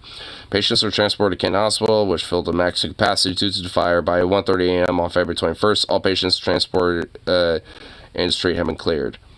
Would you like price with that 3rd-degree burn? So yeah, out of the 462 people in the building of the concert, 100 were killed, 230 were injured, and 132 escaped uninjured. The initial death toll was 96. 4 more individuals died in the hospital weeks following, bringing the total to 100. I didn't realize that many people died. Fuck, dude, this is insane. I never heard about this. Among those who died in the fire were great white guitarist Ty Longley. Yeah, and then it shows MC And who won the band J, DJ Mike, the Doctor. I remember those, some of the band members. Yeah. Longley reportedly died after returning to the building to retrieve his guitar. Your guitar ain't worth it, bro. Your guitar was not worth it, my brother. It was not worth it, man. Not worth your life. Yeah, seriously. I mean, I get it. Like, yeah, I mean, guitar is your life sometimes, but that's replaceable. Your life ain't, dude. Geez, that might have been worse than the was a Coconut Grove or something. Yeah, I mean, this sounds... I mean, well, this is like... I never realized it was that bad. But... Well, it was described in the beginning, like way up here in Rhode Island. It was described as... What was it? I never realized 100 people died. Yeah, I think it's... Yeah, oh, right here. Yeah, it was the 4th deadliest... Like, the fire was the 4th deadliest at a nightclub and the 2nd deadliest in New England, which was the Coconut Grove fire. The first one is Coconut Grove, which... That had 492 deaths, which is... Jeez. Yeah, 392, way more.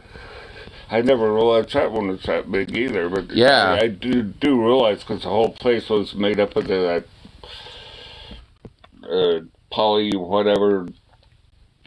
You know, that polyester film thing. Yeah. It wasn't foam. It was like I kind of want to hear about that story too, though. Yeah, so like here. nylon curtains and everything, and it just went woof. Yeah, because it was also a nightclub. The whole fire lasted like 30 seconds or something like that, and everyone in there was flash fried. Yeah, so this was a nightclub fire, which it was in Boston, in Massachusetts. Resulted in the 492 deadliest nightclub fire in the history and the 2nd deadliest single building fire after Iroquois Theater fire. Jesus Christ, there's more? The Coconut Grove is one of Boston's most popular night spots, attracting many celebrity visitors. It was owned by Barney Walensky, who was closely connected to the mob. Of course. That's why it's so popular. And to the mayor, Maurice J. Taubman. Oh, so a mayor and the mafia. Wow, I'm not surprised. Yeah, they were pretty in 1942? No shit. Pretty much one of the same. You know. Fire regulations have been flouted. Some exit doors have been locked to prevent unauthorized entry, and the elaborate palm tree decor contained flammable materials. The air conditioning used flammable gas. What? Because of the wartime shortage of Freon. Oh my fucking god! Go up, and it did. Oh my fucking god! This, dude, just that alone tells me that this was a disaster waiting to happen. And it did happen. And the cause was ignition by decorative cloth. Charges, man. Wait, suspects. Barney Walensky. They came out with your dinner with a little burning, if I remember right, a little burning things on them, and somebody seated next to the wall. They got the cheap seats. Oh shit! There's like a Well, there's like a whole thing here. Lit the I whole mean, place on fire like one great big fucking candle. You know, there's a section of this, the fire here. So, official reports state that the fire started at about 10:15 at the Melody Lounge. Goody Goodell, a young pianist and singer, was performing on a revolving stage around the artificial palm trees. The lounge was lit by low-powered light bulbs and coconut-styled sconces beneath the fronds. A young man, possibly a soldier, had unscrewed a light bulb in order to give himself and his date privacy while kissing. Dude, wow, oh my god, America back in the day was so puritanical, Jesus Christ. Wow, privacy while kissing in a nightclub, Jesus fucking Christ! Stanley Tomaszewski, a 16... I can understand that. I mean, who cares? Oh my god, who cares if... Well, if you want privacy, just move somewhere else. Yeah, go to the bathroom or something. I don't know. Don't like take apart the lights. I know. I mean, oh my god. The nightclub. So, Stanley Tomaszewski, a 16-year-old... so child labor. A 16-year-old busboy was instructed to put the light back on by tightening the bulb. Well, okay. Figures. He stepped onto the chair to reach the light in the darkened corridor. Unable to see the bulb, he lit a match to illuminate the area. Tightening the bulb and extinguished the match, witnesses first saw the flames in the fronds, which were just below the ceiling. Immediately afterward, through the lit... though the lit match had been close to the same fronds where the fire was seen to have begun, the official report determined that Tomaszewski's actions could not be found to be the source of the fire, which will be entered into the records of this department being an unknown origin. Oh, yeah, okay. Weird. Despite waiters' efforts to douse the fire with water, it spread along the fronds of the palm tree decoration. In a final desperate attempt to separate the burning fronds from the fabric covering false ceiling, the decoration was pulled away from the corner, taken with triangular polywood panel from the ceiling level and opening enclosed space above the false ceiling. The fire then spread from the false ceiling, which burned rapidly, showering patrons with sparks, burning shreds of fabric. Flames raced up the stairway into the main level, with embers landing on patrons fleeing the stairs. A fireball burst through the front entryway and spread through the remaining club areas, through the adjacent caricature bar, down the corridor of the Broadway Lounge, and across the central restaurant and dance floor as the orchestra began its evening show. Flames raced faster than the patrons can move, so this is kind of where the whole flash fire thing was talked about. Yeah, it was... It followed by thick clouds of smoke. Within 5 minutes, the flames and smoke has spread through the entire night. This all happened within 5 fucking minutes.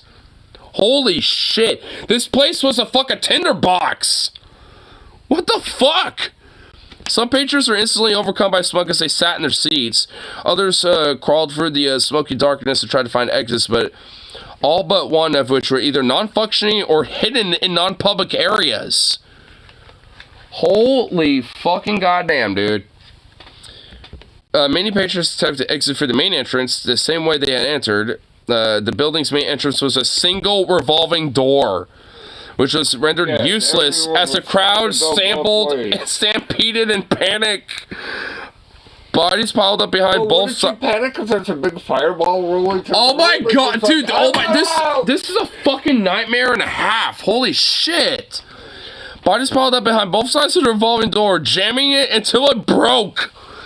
The oxygen-hungry fire then leaped through the breach, incinerating whoever was left alive in the pile. Oh my fucking Christ alive on a pogo stick. Lots of those were trampled to death. Well, before they got burned. Firemen had to douse the flames to approach the door, so they couldn't even get to the door before they had to douse the shit. Other avenues of escape were similarly useless. Side doors have been bolted shut to prevent people from leaving without paying. A plate glass window, which could have been smashed for escape, was boarded up and then usable as an emergency exit. Other unlocked doors, like the ones in the Broadway Lounge, opened inwards, rendering them useless against the crush of people trying to escape. Fire officials would later testify that they had the door swung outwards. At least 300 lives could have been spared. So... That's why now you have to have all the exit doors swing outwards. Dude, what the fuck? You can't lock your From nearby bars, soldiers, sailors, and others raced to assist. On the street, firefighters lugged out bodies and were treated for burned hands. As the night deepened, the temperature dropped. Water, cobblestone pavers froze over, and hoses suffused to the ground. Newspapers, trucks were appropriated as ambulances. Smoldering bodies, living and dead, were hosed in icy water. As some victims have breathed the fumes so hot when they inhaled cold air, as one firefighter put it, they dropped like stones. What the fuck does that mean? What does that... What? What? Well, at least I'd like, if I'm burning to death, the icy water, even if I'm going to die, well, I mean, being doused was there like so cold and shock and killed them like before the fire? I guess if you're walking out of a fire. What the? I don't even know. I can't. I don't even know, dude. What the I've seen fuck? Cold air like 52 below zero. That will like freeze your lungs. Oh shit! Here's what you were talking about. Later during the cleanup of the building, firefighters found several dead guests sitting in their seats with drinks in their hands. They had been overcome so quickly by the fire and toxic smoke, they had not time to move. They did not have any time to move. So the smoke and the fire was so toxic and so hot, they literally had no time to move, and they just like burnt and died where they stood, or where they sat. They just like, oh, take that last big drink. If you even had time to process that. Yeah. I mean, you did it obviously. They're sitting there holding their drink and just like, don't. Oh my, dude, what the fuck just happened? You're in heaven, you're just like, what the fuck? Just fucking, What dude. the hell? I haven't drinking my hand a second ago. I haven't drinking my martini yet. I haven't drinking my shaken martini, damn it. I just ordered my drink. Come on, give me a break. Come on, God.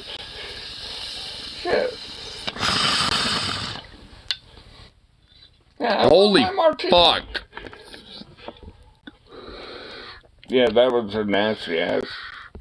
Just poof. Honestly, it was worse the way you just, like, it was worse than how you mentioned it. Like, I mean, it's like, holy fuck.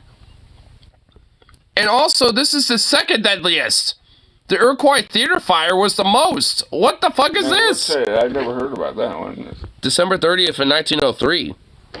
At the Iroquois Theater in Chicago is one of the deadliest single-beam fires in American history, resulting in 602 deaths. Hey. Oh my God. They even had a building that held 602 people in 1903? I don't know. Obviously. I guess so. Ignition of muslin curtains due to broken arc light. Oh, jeez. Panic theatergoers try to flee. There's an artist's conception. Theatergoers climbing along ladders above the alley. Artist's conception. So there's a lot of like. Yeah, those chemicals you just mentioned. It's like a sparkler. Yeah. So on Wednesday, December 30th, 1903, the Iroquois presented a manatee performance of the popular Drury Lane musical Mr. Bluebeard, which had been playing at the theater since opening night. The play burlesque of the traditional Bluebeard folktale featured Dana Avoy, Bluebeard, yeah, okay. Tickets were sold for every seat in the house, plus hundreds more for the standing room areas in the back of the theater. Many of the estimated 2,100 to 2,200 patrons attended the matinee. I keep mispronouncing that. A shitload of people. Yeah, that's a lot of people. Especially way back then. Yeah. And then, so many of the estimated 2,100 to 2,200 patrons attending matinee were children. So that's just the kids. Like, that's not all the people. That's just, like, children who partook in this. The standing room areas were so crowded that some patrons sat in the aisles blocking the exits. So this is, like, literally a full house, about as full as can be. Fuller than full. Yeah, like beyond full. There's a reason why you have, sold out when it comes to venues these days. And about 3:15, shortly after the beginning of the second act, 8 men and 8 women were performing the double octet musical number in the pale moonlight. With the stage illuminated by blue tinted spotlights to suggest a night scene. Sparks from an arc light ignited a muslin curtain, possibly as a result of electrical short circuit. Lamp operator William McCullen testified that the lamp was placed too close to the curtain, but the stage managers have failed to offer the solution when he had first reported the problem. Of course, the managers didn't give a fuck. They're like, whatever, it ain't gonna be an issue. Who cares? The show must go on. The show shall go on, whatever. McCullen clapped at the fire when it started, but the flame quickly raced up the curtain beyond his reach. Oh boy. Theater fireman William Sallers tried to douse the fire with the Kilfry canisters, but at that time it spread to the flight gallery high above the stage where several thousand square feet of highly flammable painted canvas scenery flats were hung. If the kitchen, oh my god! Drop it to the floor where it just burns in a little pile instead of... Oh no, well, okay, well, it sounds like, well, here's what it sounds like. So the stage manager tried to lower the asbestos fire curtain, but it snagged. Early reports stated the asbestos curtain was stopped by the trolley wire that carried the acrobats over the stage. But later investigators showed the curtain had been blocked by a light reflector that protruded from under the proscenium arc. Chemists who later tested a part of the curtain stated that it was composed mainly of wood pulp mixed with asbestos and would have been of no value in a fire. Foy, who had been preparing to take the stage, attempted to calm the crowd from the stage. First, asserting that young son was in care of stagehand, he later wrote, "It struck me as I looked over the crowd during the first act that I had never before seen so many women and children in the audience. Even the gallery was full of mothers and children." Foy was widely considered a hero after the fire for his courage in remaining on stage and pleading with the patrons to not panic even as large chunks of burning scenery landed around him. Holy shit. Dude, what a... Okay, balls of steel on that guy. By this time, many patrons... Well, I mean, at this... Well, I mean, at this point, at this point, he's not even performing. He's just trying to calm people down. I mean, at this point, the show ain't even going on anymore. By this time... In an orderly manner. Yeah, so by this time, many of the patrons on all levels were attempting to flee the theater. Some have found the fire exits hidden behind draperies on the north side of the building, but discovered that they could not open the unfamiliar Bascule locks. Oh no. Bar owner Frank Hausman, a former baseball player for the Chicago Colts, defied an usher who refused to open the door. He was able to open the door because his icebox at home had a similar lock. Well, she's fucking lucky bastard. Hausman credited his friend outfielder Charlie Dexter, who had just quit the Boston Bean Eaters. Okay, wow, what a name for a team. With forcing to open another door. A third door was open. A third door was opened either by brute force or by a blast of air. How fucking powerful was that air blast? But most of the other doors cannot be opened. Those can be powerful. Oh, I know they can. I'm just wondering, like, Jesus. Some patrons panicked. Knock you on your ass. Yeah, some patrons panicked, crushing or trampling others in a desperate attempt. So, crowd crush incident. Yeah, many were killed. Crowbar that has nothing to air blast. It'll pop that door right off. Oh yeah, right out of its frame, actually. Oh, I bet. Yeah, so many were killed while trampled in dead ends or while trying to open windows that appeared to be doors, so, crowd crushes and shit. The dancers on stage were also forced to flee, along with the performances backstage in numerous dressing rooms. Several performers and stagehands escaped for the building's main rear exit, which consists of large set of stock double doors normally used for removing large fly scenery, set pieces, or props in the backstage area. When the door was opened, the icy wind blast rushed inside, fueling the flames of air and causing the fire to grow substantially larger. Oh no! Oh my fucking! They say firefighter, just like. Oh my god! If the window breaks, you'll get an explosion because the fire doesn't have any air. So it suddenly has it has a fuckload of fuel, and then suddenly just like swoosh. Oh, air in there will just go woof. Oh my fucking god. Oh, this is just as bad, if not even literally worse. This is worse. Like, oh my god. Many performers escaped for the cold hatch and for the windows of dressing rooms, and others tried to escape via the west stage door, which opened inward and became jammed as the actors frantically pressed toward the door.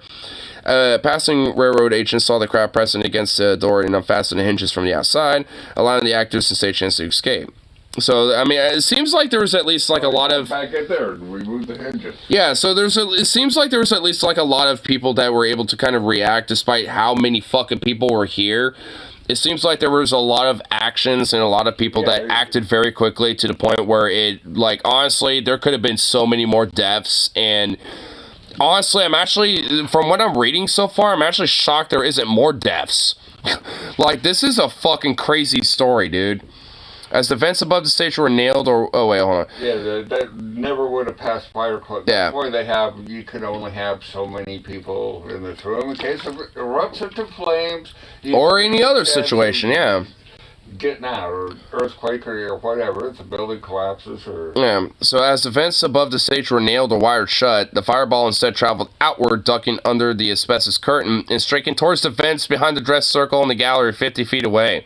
The hot gases and flames passed over the heads of those in the orchestra seats, incinerated flammable materials in the gallery and dress circle levels, including patrons still strapped in those areas. Oh my god. Those in the orchestra section exited to the foyer and out of the front door, but those in the dress circle in the gallery who escaped the fireball could not reach the foyer because stairwells were blocked by higher layers of fallen victims.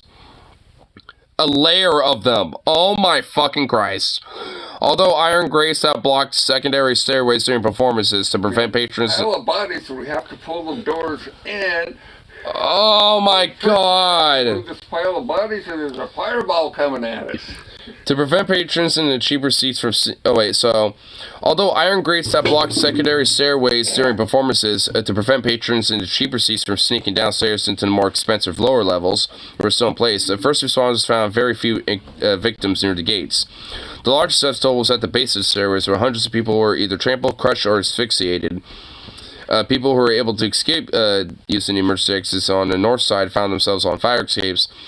One which was improperly installed, causing people to trip upon the exiting fire escape door.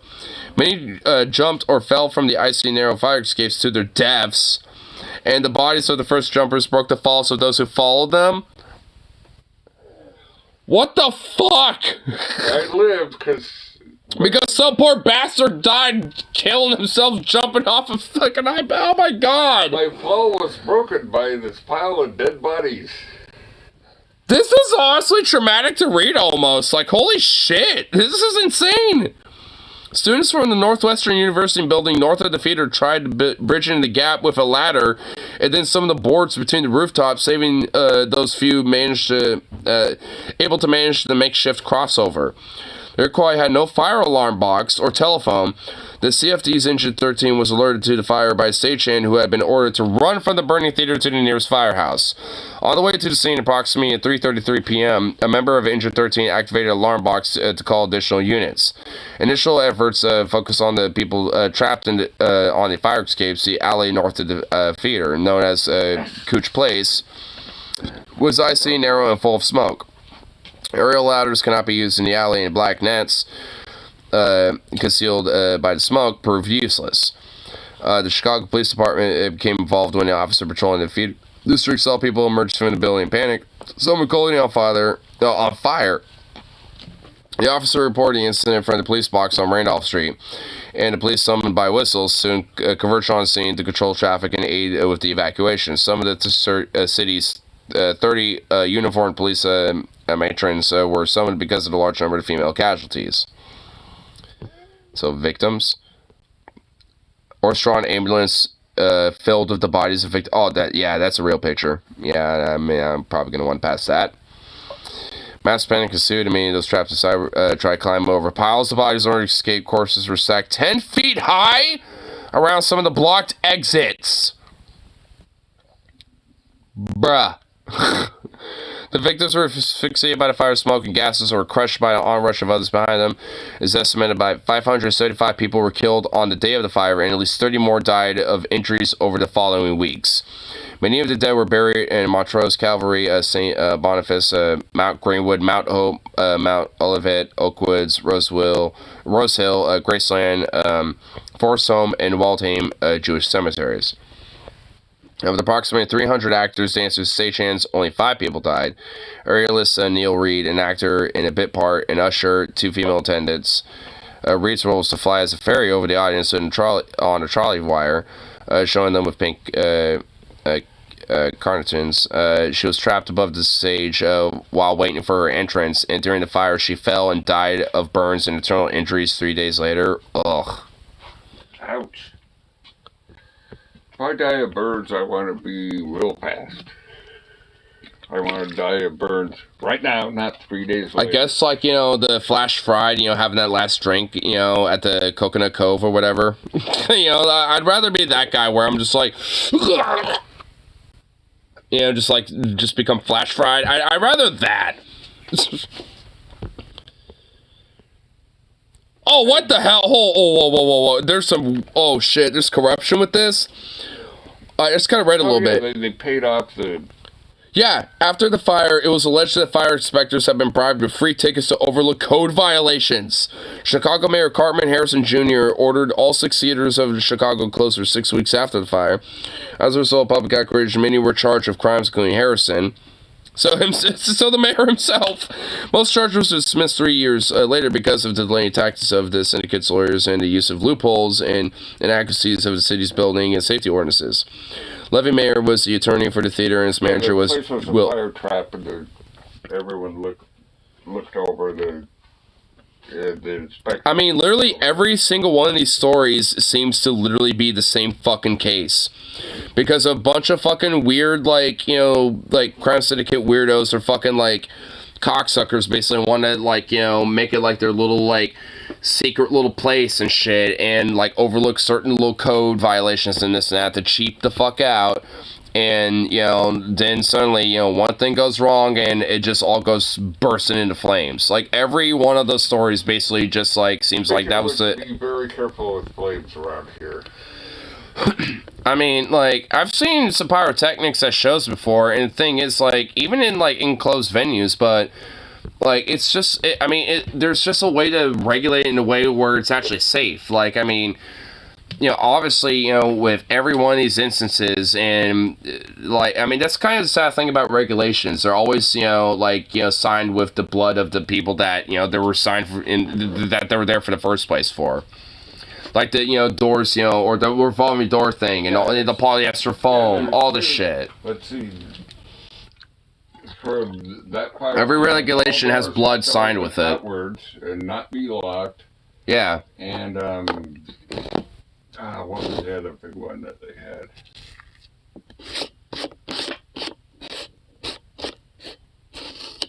The third one was all revolving doors. Yeah, the Iroquois one. Yeah, the Iroquois fire. Yeah, they had revolving doors at the main entrance, and they jammed and broke. If you push hard enough, going the wrong way, the panel will pop out. Oh, nowadays? Yeah. Okay. Yeah. Well, yeah, because of the Iroquois theater fire. Because it jammed and broke, and they couldn't move it anymore, and there was just piles of bodies just building up on one end of it, as they tried to fucking, like... No, revolver, actually, if you push on them hard enough, you can get them all to... Well, yeah, because of that, yeah, that's what I'm saying, because of that fire that I was talking about, because that's what happened there, back in 03, like, with that last story. Yeah, there's lots of... Man, dude, these fucking stories are... Those 3 stories, man, those are whack. That's why you notice every time you go into a store, the doors open out. Oh, actually, anymore, they open either way. Well, they open like this, but also, if they're not functional, you can push them. Like, those doors will literally, boop, pop right off. I've unintentionally, accidentally pulled those doors open before. Like, I'll be trying to, because when I get off work, at my store, the side door that I will go out usually is closed by that point. So I'll unlock it and open it. And sometimes it's kind of a bitch, so I'll try to open it, but I've accidentally, push it forward, and it accidentally pops out of its place, and I have to try to, reconfigure it back, and, one of the PICs has to come over and help me fix it or some shit. It's a little bit of an embarrassment, but it happens. A number of times I've done that. Yeah, unless you want it to get out. Well, I mean, I'm not trying to take the fucking I'm not trying to take the sliding door out. I'm just trying to, open it so I can close it, and, I can just go home. So, I'm not trying to, pop it out and cause it to, fall on the ground and shatter everywhere. I don't want that. Yeah, that would be embarrassing. Oh, my God. Luckily, that's not happened. They only, will... That'd be a definite mark on your I probably would just get fucking fired for something like that, honestly. I mean, it's like, I don't even want to, like, fuck around with that. Yeah, oops. Sorry about that. I got some super glue. Well, I did it when I was off the clock, so you can't technically fire me for that. It was unintentional. It was an accident. God damn it. Packed it too tight. Boo. Yeah, but those those three stories about like those like theater nightclub fires and shit, like, I mean, that was fucking kind of like, I never knew about any three of those stories, and I mean, honestly, like, every one of them was just as crazy as the other, and yeah, I've heard a lot about, I guess the one in 1903 was the Iroquois. Yeah, and then the Coconut Grove was 42, and then Great White was 2003. So yeah, that was, you know, so that was kind of the trail of our timeline with that one. Yeah, I remember the Great White one. I remember Coconut Grove because they have lots of History Channel stories and, you know, stuff like documentaries and shit. Yeah. The Iroquois 1903, I never heard about that one. I mean, you could imagine everything back then was built with wood. Well, I mean, it sounds like, I mean, the building itself wasn't like totally made of wood, like, but the interior and the actual like stage and yeah, you have your stone brick. Yeah. And then wood on the inside. Yeah, because everybody, yeah. I mean, that's kind of what it sounded like what the building was. I'm assuming it was like a gigantic amphitheater. And honestly, probably should have housed maybe like 800 people maximum, but yet they got like somehow 4,000 people in there or some shit. Like, I mean, it's like, what the fuck? And at least, you know, there used to be stairs, now there's seats. Come on in. Also, I bet that's probably why a lot of venues don't really have stairs and stuff either, because it's easier to you know, like run or like, you know, be able to kind of like rushly get to an exit, you know, while, you know, like, because if you have stairs, it's more likely to trip. Not like that concert we went to, you had to climb up. Yeah, the Bossa Nova got, yeah, the Bossa Nova, the stage is like the second fucking story, so that's, yeah. But I'm assuming they have other things in place to where, you know, it's obviously up to code, but still, yeah.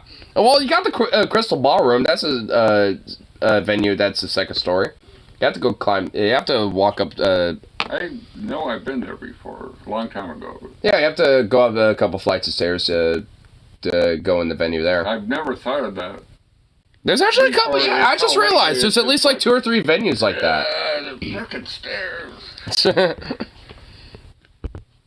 Yeah, I mean, honestly, like I definitely am not the biggest fan of that type of shit, but you know, hey. Yeah, whatever.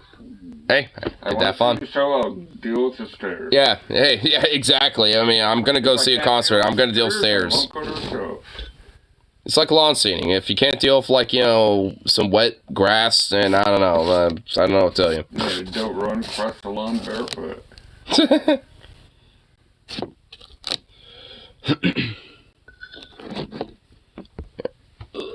That'd be something I'd like to do sometimes. I had a little mosh pit with Black Sabbath on a fucking lawn. Barefoot and a nice dewy grass and nice warm. I did have a little mosh pit with fucking like Black Sabbath when they did their final tour when they were at Ridgefield. I kind of did a little bit, but I was kind of like a one-man mosh a little bit. I bumped into one person with him and his buddy, and they were like literally sitting there like Medusas. And when I bumped into them, they were like, "Bro, chill the fuck out, bro." I'm just sitting here just like, dude, it's Rob Zombie. Why in the fuck are you not, like, you know, jamming out? Like, you weird Medusa looking. Steps back. I mean, I did. And honestly, there was a gigantic space. Well, and not you and the other guy. You know, just like. Well, okay, more like they should take a few. Pit. Yeah. You don't want to get bumped into. Take up a couple steps back. I mean, no shit. I mean, I was literally just, you know, a one-man army mosh pit, basically. Like, I was just, you know, on my own. Because, I mean, I didn't expect a mosh pit anyway. So I was just like. Whatever, I was just like, you know, fucking, you know, just go all out, because fuck it. And I, you know, of course, because, you know, it's at a slant, you know, because of gravity, I, you know, boop, accidentally might bump into someone because I don't really, I'm not really adapting to that, but some people are just like weird. Your environment. Some people are just kind of anal about shit like that, and they're kind of annoying. I mean, I'm going to go to another show Wednesday though, so. You have to adapt to your environment. Well, it's Richfield. Oh! You know what else kind of cool at Richfield? They added some new stuff. So this little steps that where you go to the lawn. They actually added like little pathways. Like this little like kind of soft, like kind of rubbery, like asphalt looking pathways or whatever. Yeah. Yeah, they actually added those. They have those underneath all the playground equipment. Yeah, stuff like they actually added those as little pathways. When I was a kid, they had a big chunk of jagged concrete with the rebar sticking out the top of it underneath. Or just like really, splinter-inducing bark chips and shit. Oh yeah. Oh, yeah. I hate those. Oh, I have the worst bark chip. I don't know, allergies or something. Which really sucks if you're doing landscaping. Oh God. You just get all these little. It's like a death of a million fleas on your hand, And just like all red and inflamed and shit with all these little baby splinters. All these little pokey spots and just everywhere. Just like, you're like, with the tweezers. Trying to get everything out. Like most people, they're just like, Yeah, I could literally brush your hands off and it's whatever. If I try to brush my hands off, it just digs them in deeper. I'm like, oh, fuck! Yeah. Now I have to work twice as hard with the tweezers.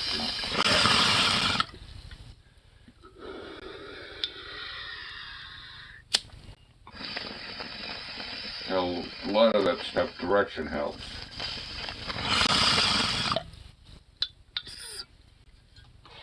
So you always want to go one direction. If you go in with your hands this way, you want to pull out that way. Well, yeah, because, this way. Well, yeah, it's kind of like, going with the grain type of shit, basically. Which, honestly speaking, which I'm pretty sure, like, from when I had my bike fall, like, literally, like, fucking well over a few months ago, I'm pretty sure there's still a few of them left in here, because I think there's, like, some right here, and, like, a few maybe, like, left in here still, on my hands. Yeah, I still got this, right here, mainly. Actually, you know what? I'm pretty sure I do right here. Cat bites, which all the surface swelling has gone down, but I still got this knuckle and this knuckle right here. The fuck you, knuckle.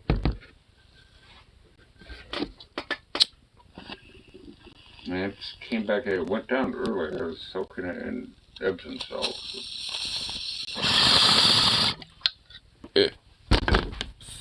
Ew. I think I at least call it good for the rest of the even for the time we're on this. So, peace out. I should see y'all on that next one.